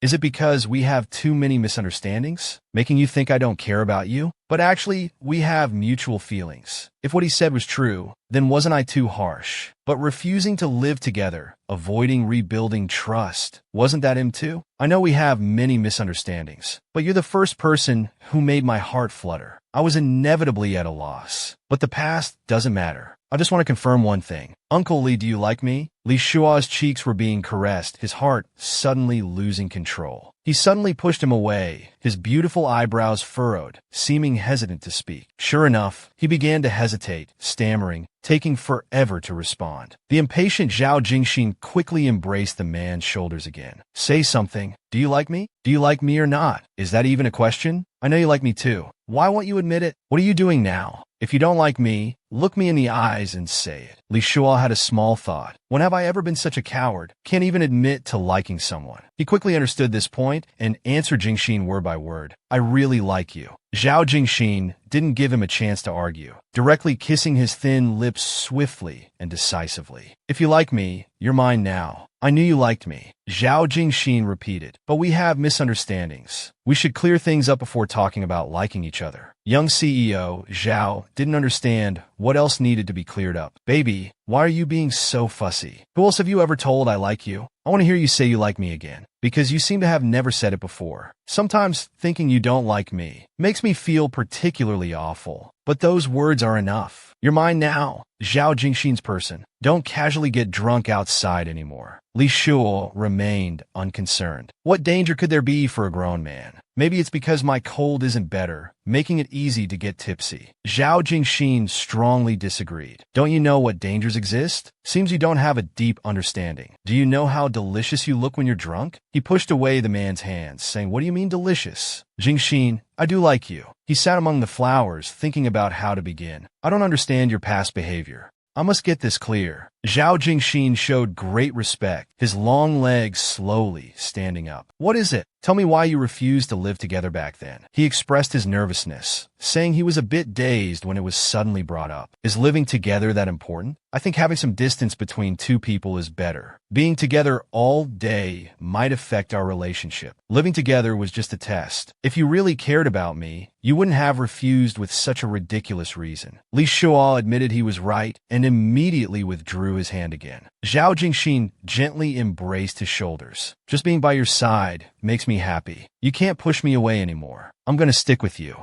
Jingxin, listen carefully to every word I'm about to say. These are my heartfelt words. You're too unpredictable and changeable. I once said we could let bygones be bygones. But I lost trust in you, especially after discovering so many things later. I don't want to give up the chance to be with you, but I have many doubts about you in my heart. Before he could finish, Zhao Jingxin suddenly interrupted and suggested to Uncle Li, let's rebuild trust. I understand your concerns, so let's start over. But I don't want to be friends. I want to be your man. Li Shuo was conflicted inside. Isn't this what I wanted? Why am I hesitating? Being so indecisive? Why have I become such a coward? Zhao Jingxin held him tightly, warning him not to refuse. If you dare refuse again, I'll keep pestering you. I know you like being with me, like doing anything with me. You're just angry at me. I won't make you angry anymore, okay? Let's be together properly, like before. At the beginning, we were always so compatible. Li Shuo found it amusing. They had gone in such a big circle, caused so much chaos, only to return to the starting point. But amusing as it was, he suddenly looked up at him. I accept rebuilding trust. Zhao Jingxin, like a child, was so happy with Uncle Li's agreement that he hugged him and spun around. Since they had mutual feelings, they should work hard to keep him close, make him unable to leave. That's what a real man does. You made such a mess with these petals at home. You must clean it up. He suddenly put the man down, controlling his emotions, saying, Don't rush. We haven't played in the Rose Sea yet. After all, I can't resist when I see you.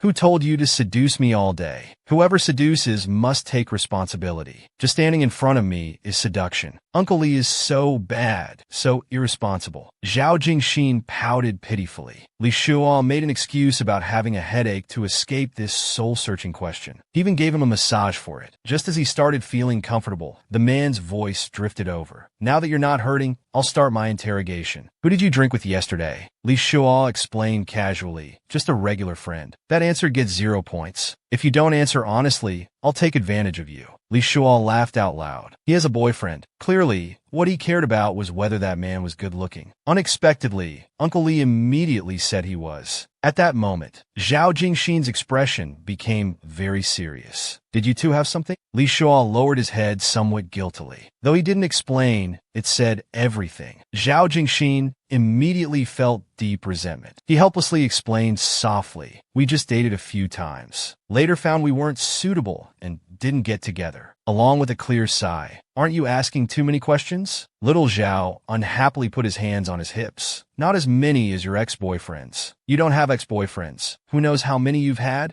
Zhao Jingxin hurriedly explained. It's not as exaggerated as you think. His panicked appearance was quite funny. He immediately secretly expressed that he had no interest in digging up old stories. I only ask that from now on, you're 100% serious about me. Zhao Jingxin lovingly grabbed his wrist, absorbing the warmth from his hand, and softly whispered, As you command. Like newly dating couples, they were absolutely inseparable, wanting to stick together every day. Zhao Jingxin looked at the incoming call display with confusion. Is this the man you drank with? Li Shuo strode forward to take the phone, but he deliberately held it high with one hand, keeping it out of Uncle Li's reach. Promise me one condition, and I'll give you the phone. It's just a phone call. Don't be so childish. Obviously, the childish one ignored him completely, just waiting for him to agree to the condition. If you don't agree, "I'll answer the call," he shouted, calling him a rascal. "Give me the phone, you rascal." He kept swinging the phone left and right. "Will you agree to the condition or not?" Seeing the call was about to end, Li Shuo had no choice but to nod in agreement. Zhao Jingxin was very satisfied and handed him the phone, saying a promise made cannot be taken back. This guy could really do it. I have a steady, business-like image in front of Xiao Hui. How could I let him destroy it so easily? Just as he answered the call, the other person shouted an apology. "Brother Li, I'm so sorry. I was too drunk last night and passed out." While the other person was still rambling, young Mr. Zhao suddenly stood behind him, a strong hand gradually moving downward. Xiao Hui on the phone was completely unaware, while Li Shuo was clearly stimulated by this behavior, his face flushing red. Just as his hand was about to reach down, he finally reacted and hurriedly stopped it. Xiao Hui, noticing the silence, asked with concern from the other end if everything was okay, if the signal was bad. Li Shuo involuntarily let out a moan, wanting to hang up immediately. He had to find a convincing reason, so he suggested treating Xiao Hui to a big meal. After hanging up, Uncle Li shouted dissatisfied, "You're really messing around. What if he heard?" The man kissed him tenderly again. "If you don't make a sound, you won't be discovered." In the evening, the two cuddled by the floor-to-ceiling window. Li Shuo mentioned he needed to go to Sanya.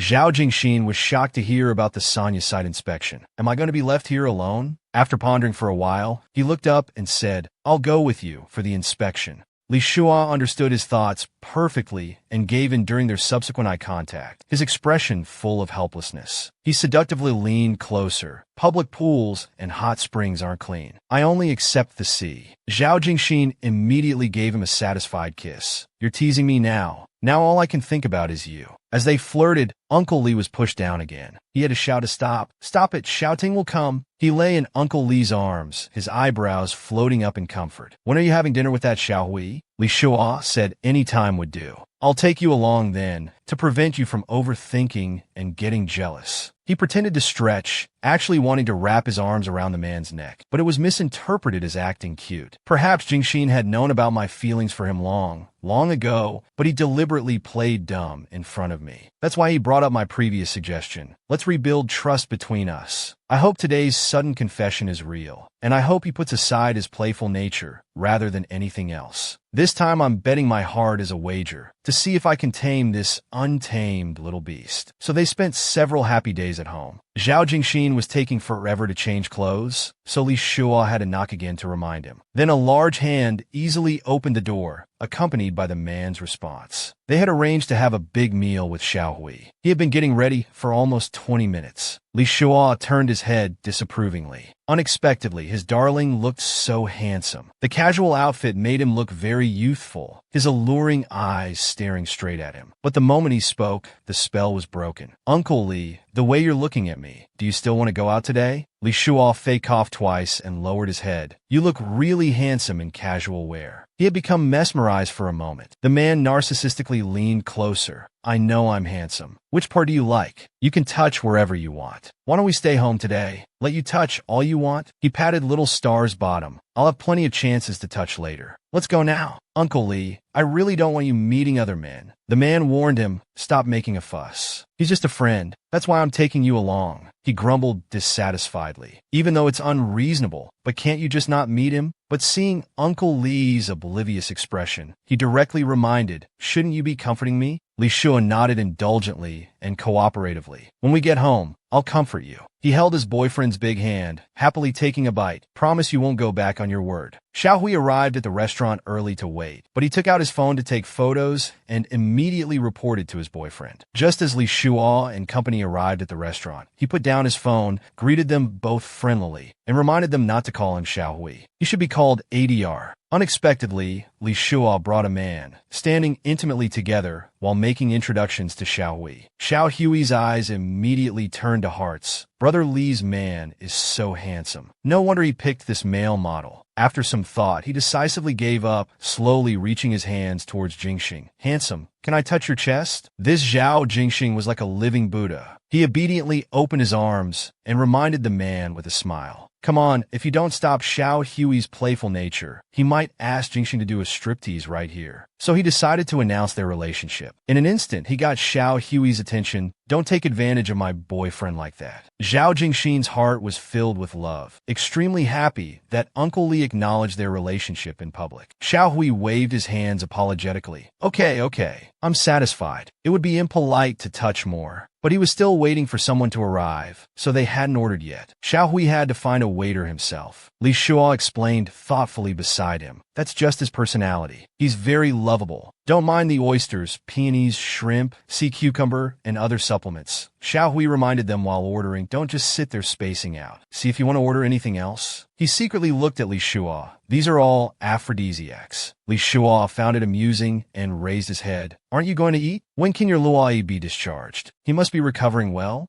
He helplessly explained for his husband. He could have been discharged earlier. He's just making trouble for himself, so I'm letting him stay a few more days. Such good times, let's not talk about that. How did you two meet? They exchanged glances, both seeing the affection in each other's eyes. We met on a plane. Xiao Hui immediately sighed. Why haven't I met any handsome guys on planes? Must be because I was too poor before to afford first class. Our little star couldn't sit still anymore. Who could resist showing off their love in front of male friends? Zhao Jingxing expressed that his heart only had room for him. Uncle Li was clearly moved and couldn't help wanting to kiss him. Xiao Hui, the 1,000-watt light bulb, suddenly felt a chill. You two are so sickeningly sweet, but seeing you two together makes me really happy. Let's have a toast to your happiness. The two were indeed newly in love, exchanging sickeningly sweet glances before raising their glasses together. They seemed to have reached some agreement, happily and blissfully toasting. Since you're in your honeymoon phase, you must be making love every night. Why not send me a half-naked photo together for me to cherish? Li Shuo snorted and smacked his hand with chopsticks. You're really quite naughty. Xiao Hui pleaded pitifully. Just one photo, please? Let me keep just one, preferably with chest muscles showing. Zhao Jingxin came to his rescue. I'll send you one privately later. Your brother Li is quite shy. I'll cover his face. One was good at talking, the other was truly flirtatious. The two of them chatted quite pleasantly together. But if Xiao Hui knew I was the bottom, where would I put my face? It seemed Jingxin avoided the topic and didn't reveal who was top or bottom. How thoughtful, saving my face. So he quietly reached out his palm, interlocking fingers with Zhao Jingxin's large hand. As night fell, they realized how much time had passed. Xiao Hui needed to meet his boyfriend, so he had to leave first. Zhao Jingxin turned slightly, eyes full of tenderness, lifting their joined hands. Uncle Li, shall we go home too? Li Shuo,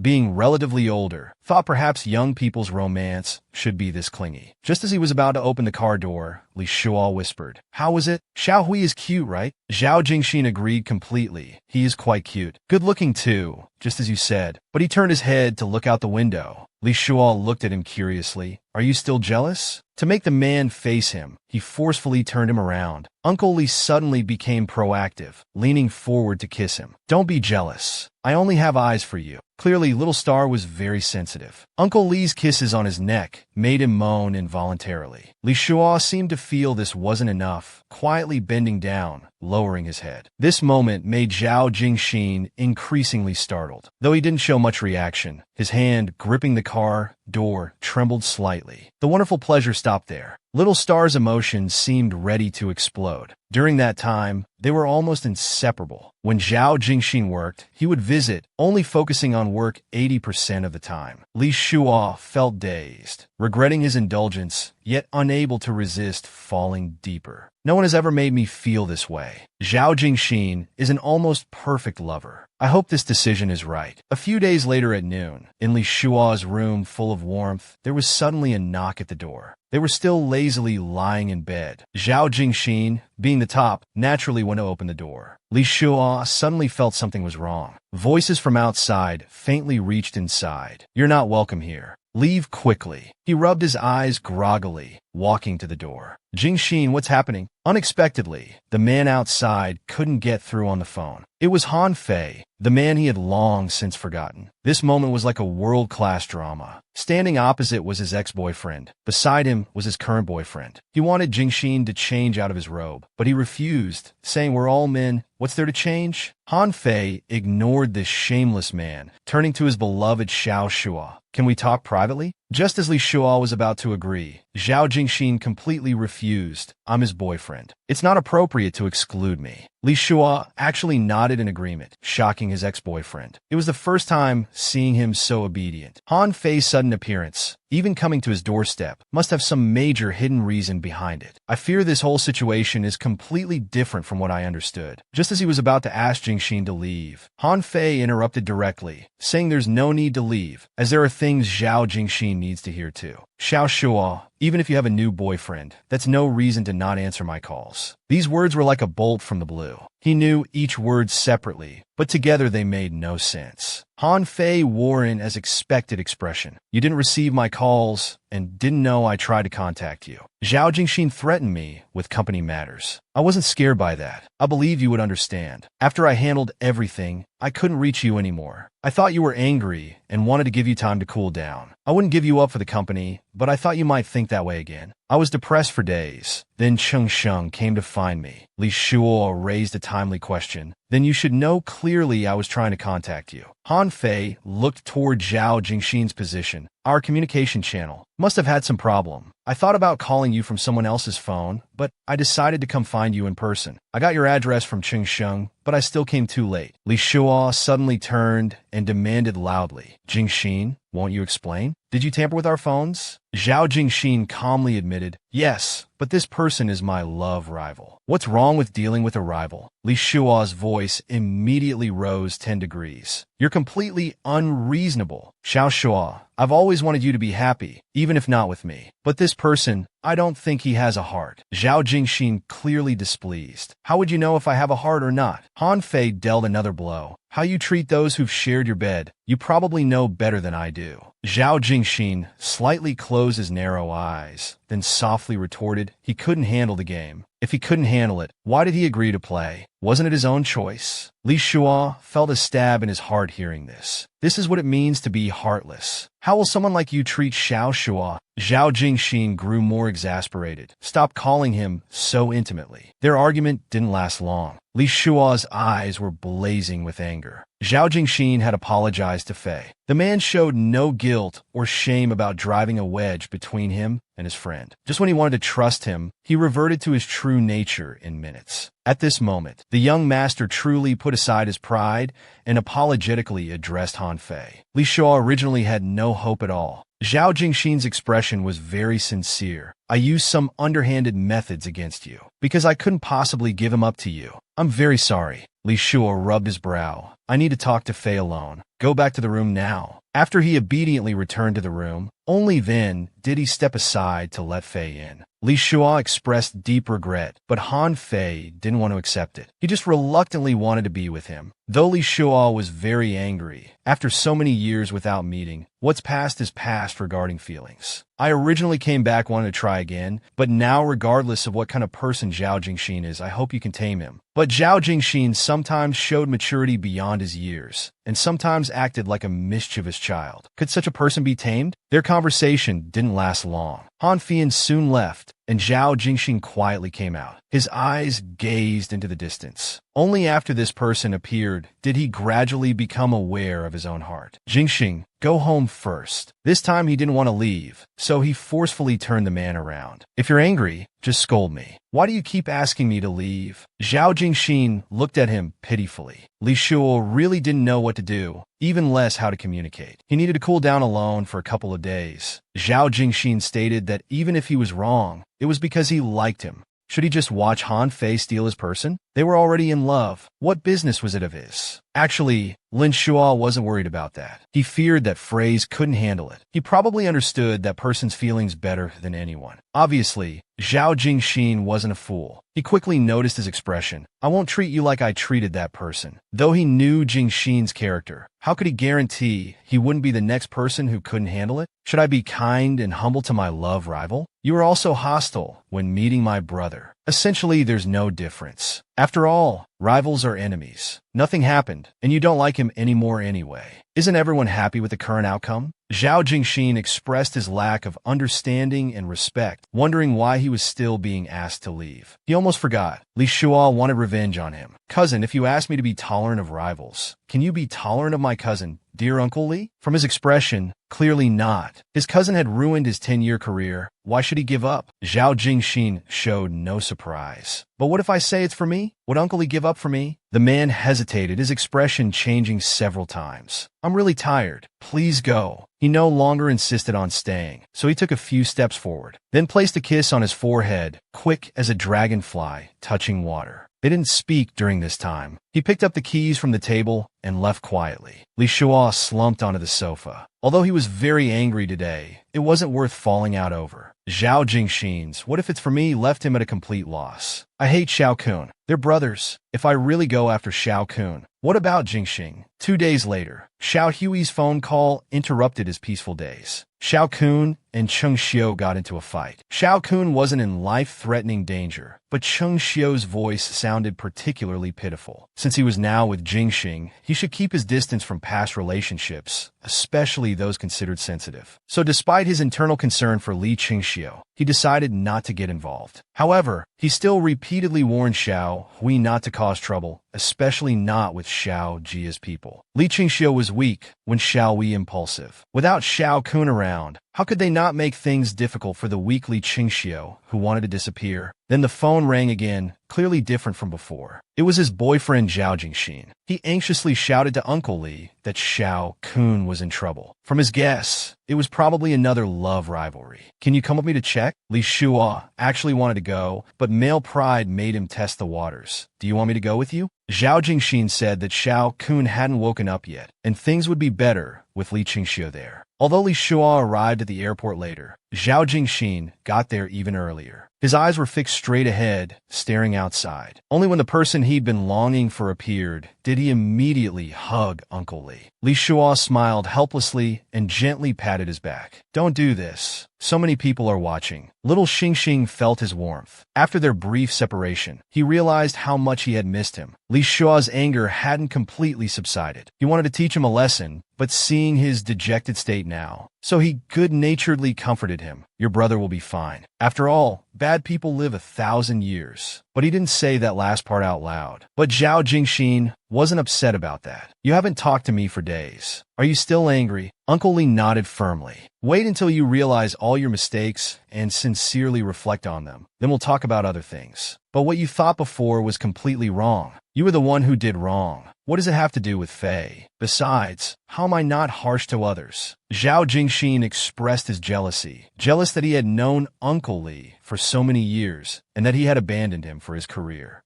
Li Shuo's attitude was very firm. Your explanations are still wrong. Even if you're jealous, you can't do bad things. Angry words aside, but in my heart, you're different from Xiao Kun. Don't make me think I misjudged you, okay? Their conversation couldn't continue as the plane was about to take off. Zhao Jingxin pretended to be weak and helpless, quietly leaning against the man's chest. Uncle Li, I'm scared. That was a knife. Does it make you feel better that Xiao Kun was stabbed? Li Shuo immediately replied, I'm not that kind of person. If I wanted revenge, I'd do it myself. Taking pleasure in others' misfortune is meaningless. It seemed he was probing about this. Sure enough, following this statement, how would you? Li Shuo was speechless about this matter. After all, that person was his dear cousin. Whatever he did, it was better if he didn't know. They quickly arrived in another city and rushed to the hospital without delay. They saw Li Qingxiu and Xiao Hui. Upon seeing Brother Li, they immediately felt much relieved. Li Shuo strode over to them, gently comforting Li Qingxiu. It's okay, we're here with you.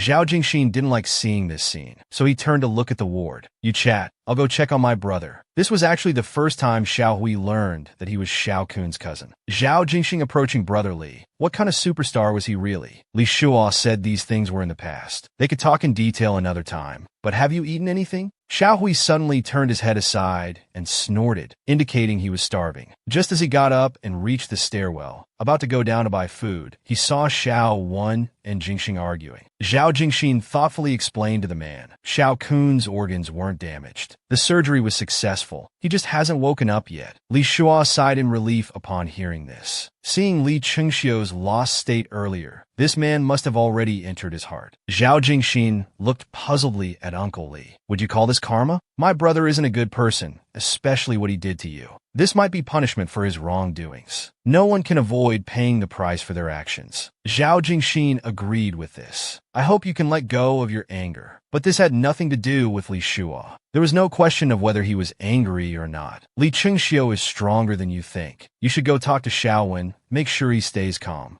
Things got even more dramatic unexpectedly. Jingxing actually revealed to him that Chengxiu and they would have a child. These words echoed in his ears. Li Shuo couldn't believe it at all. Zhao Jingxin pretended to be unaware. Li Chengxiu didn't tell you? My brother used some methods to make him have a child. This is a secret. Even Sister Xiao Wen doesn't know. Li Shuo's expressed his incomprehension. Did Xiao Kun do this with Li Chengxiu's consent? This isn't like buying something from a mall. This is a living person. Zhao Jingxin shook his head slightly, indicating no. This time next year, there'll be a happy family of 3. Li Shuo's headache was so severe, he could barely stand. How can I take action against Xiao Kun now? Can I really disregard Chengxiu and an innocent child? He tried to convince himself. Think of the bright side. They have deep feelings and now a child. Isn't this a happy ending for everyone? Maybe Jingxing was right. Xiao Kun lying in the hospital today is karma. Should I let him go? The man's heart was in turmoil. Should he choose to continue his revenge or give up? If he continued, what about Chengxiu and the child? Zhao Jingxin seemed to want him to give up as he kept repeating about his brother. His brother would take good care of Li Chengxiu. Li Shuo,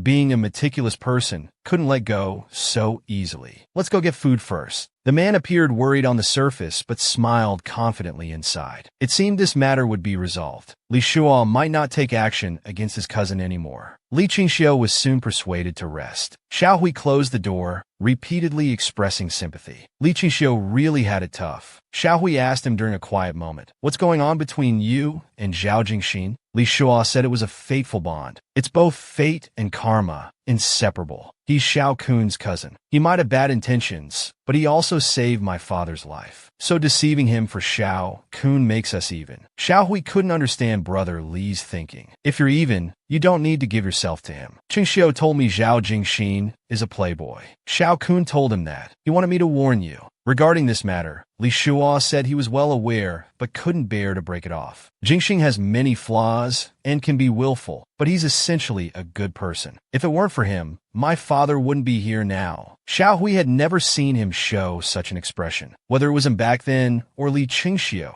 this might be pure love. Li Shuo continued explaining, he's young and privileged, so it's normal that he likes to play. Whether I can tame someone like him depends on my ability. Xiao Hui could see that brother Li truly liked him. Li Shuo openly accepted this. I'm very happy with him. I can be certain that my level of affection for him surpasses all my past boyfriends. That's probably why I feel so insecure. The joy he brings me, and the pain too, are greater than anyone else's. He is the most important chapter in my life. Xiao Hui seemed to want to persuade him further. Why did Zhao Jingxin approach you? Think about his past reputation. Do you really trust him that much? Li Shuo shook his head dejectedly. But I want to rebuild trust with him. I know you're worried about me, but everything is risks. Dating especially is high risk. We can't avoid doing things just because there are risks. Brother Li, you're very smart and rational, but your biggest weakness is being too kind. You're easily deceived. This is what I learned from Luai. I hope you won't understand. Li Shuo could only pat his projection to comfort him. Trust that Brother Li can do it. Even if Zhao Jingxing is a playboy, he'll manage. Those who don't like him must be blind. Xiao Hui said he didn't want to see Xiao Kun and them anymore. After staying with Chengxiu for 2 days, when Xiao Kun's sister leaves, can we return to Beijing? Li Shuo stared at his phone in a daze. Lawyer Wang reported that things had made great progress, and results were expected soon. Xiao Hui didn't care about his messy affairs. He hadn't slept all night due to his own troubles. There was a dessert shop nearby, and he wanted to get takeout for Chengxiu. Suddenly, there was a loud noise at the door. Li Shua had to go check who it was, but unexpectedly found himself being embraced. It turned out to be Zhao Jingxin hugging him. No wonder Li Shua couldn't break free. The man said he was very tired, having not slept all night. He caringly stroked the man's back. "Why is your voice so hoarse? Go inside and get some sleep. I'll have the hotel send up some food." Like a pitiful puppy looking miserable, it seemed at that moment even his tired tail drooped down. But by male intuition, he sensed something wasn't right. He suddenly opened his eyes and stared straight ahead. Then he immediately released his embrace of Li Shua, his face very gloomy and displeased. Looking at Xiao Hui, "Why are you here with my boyfriend?"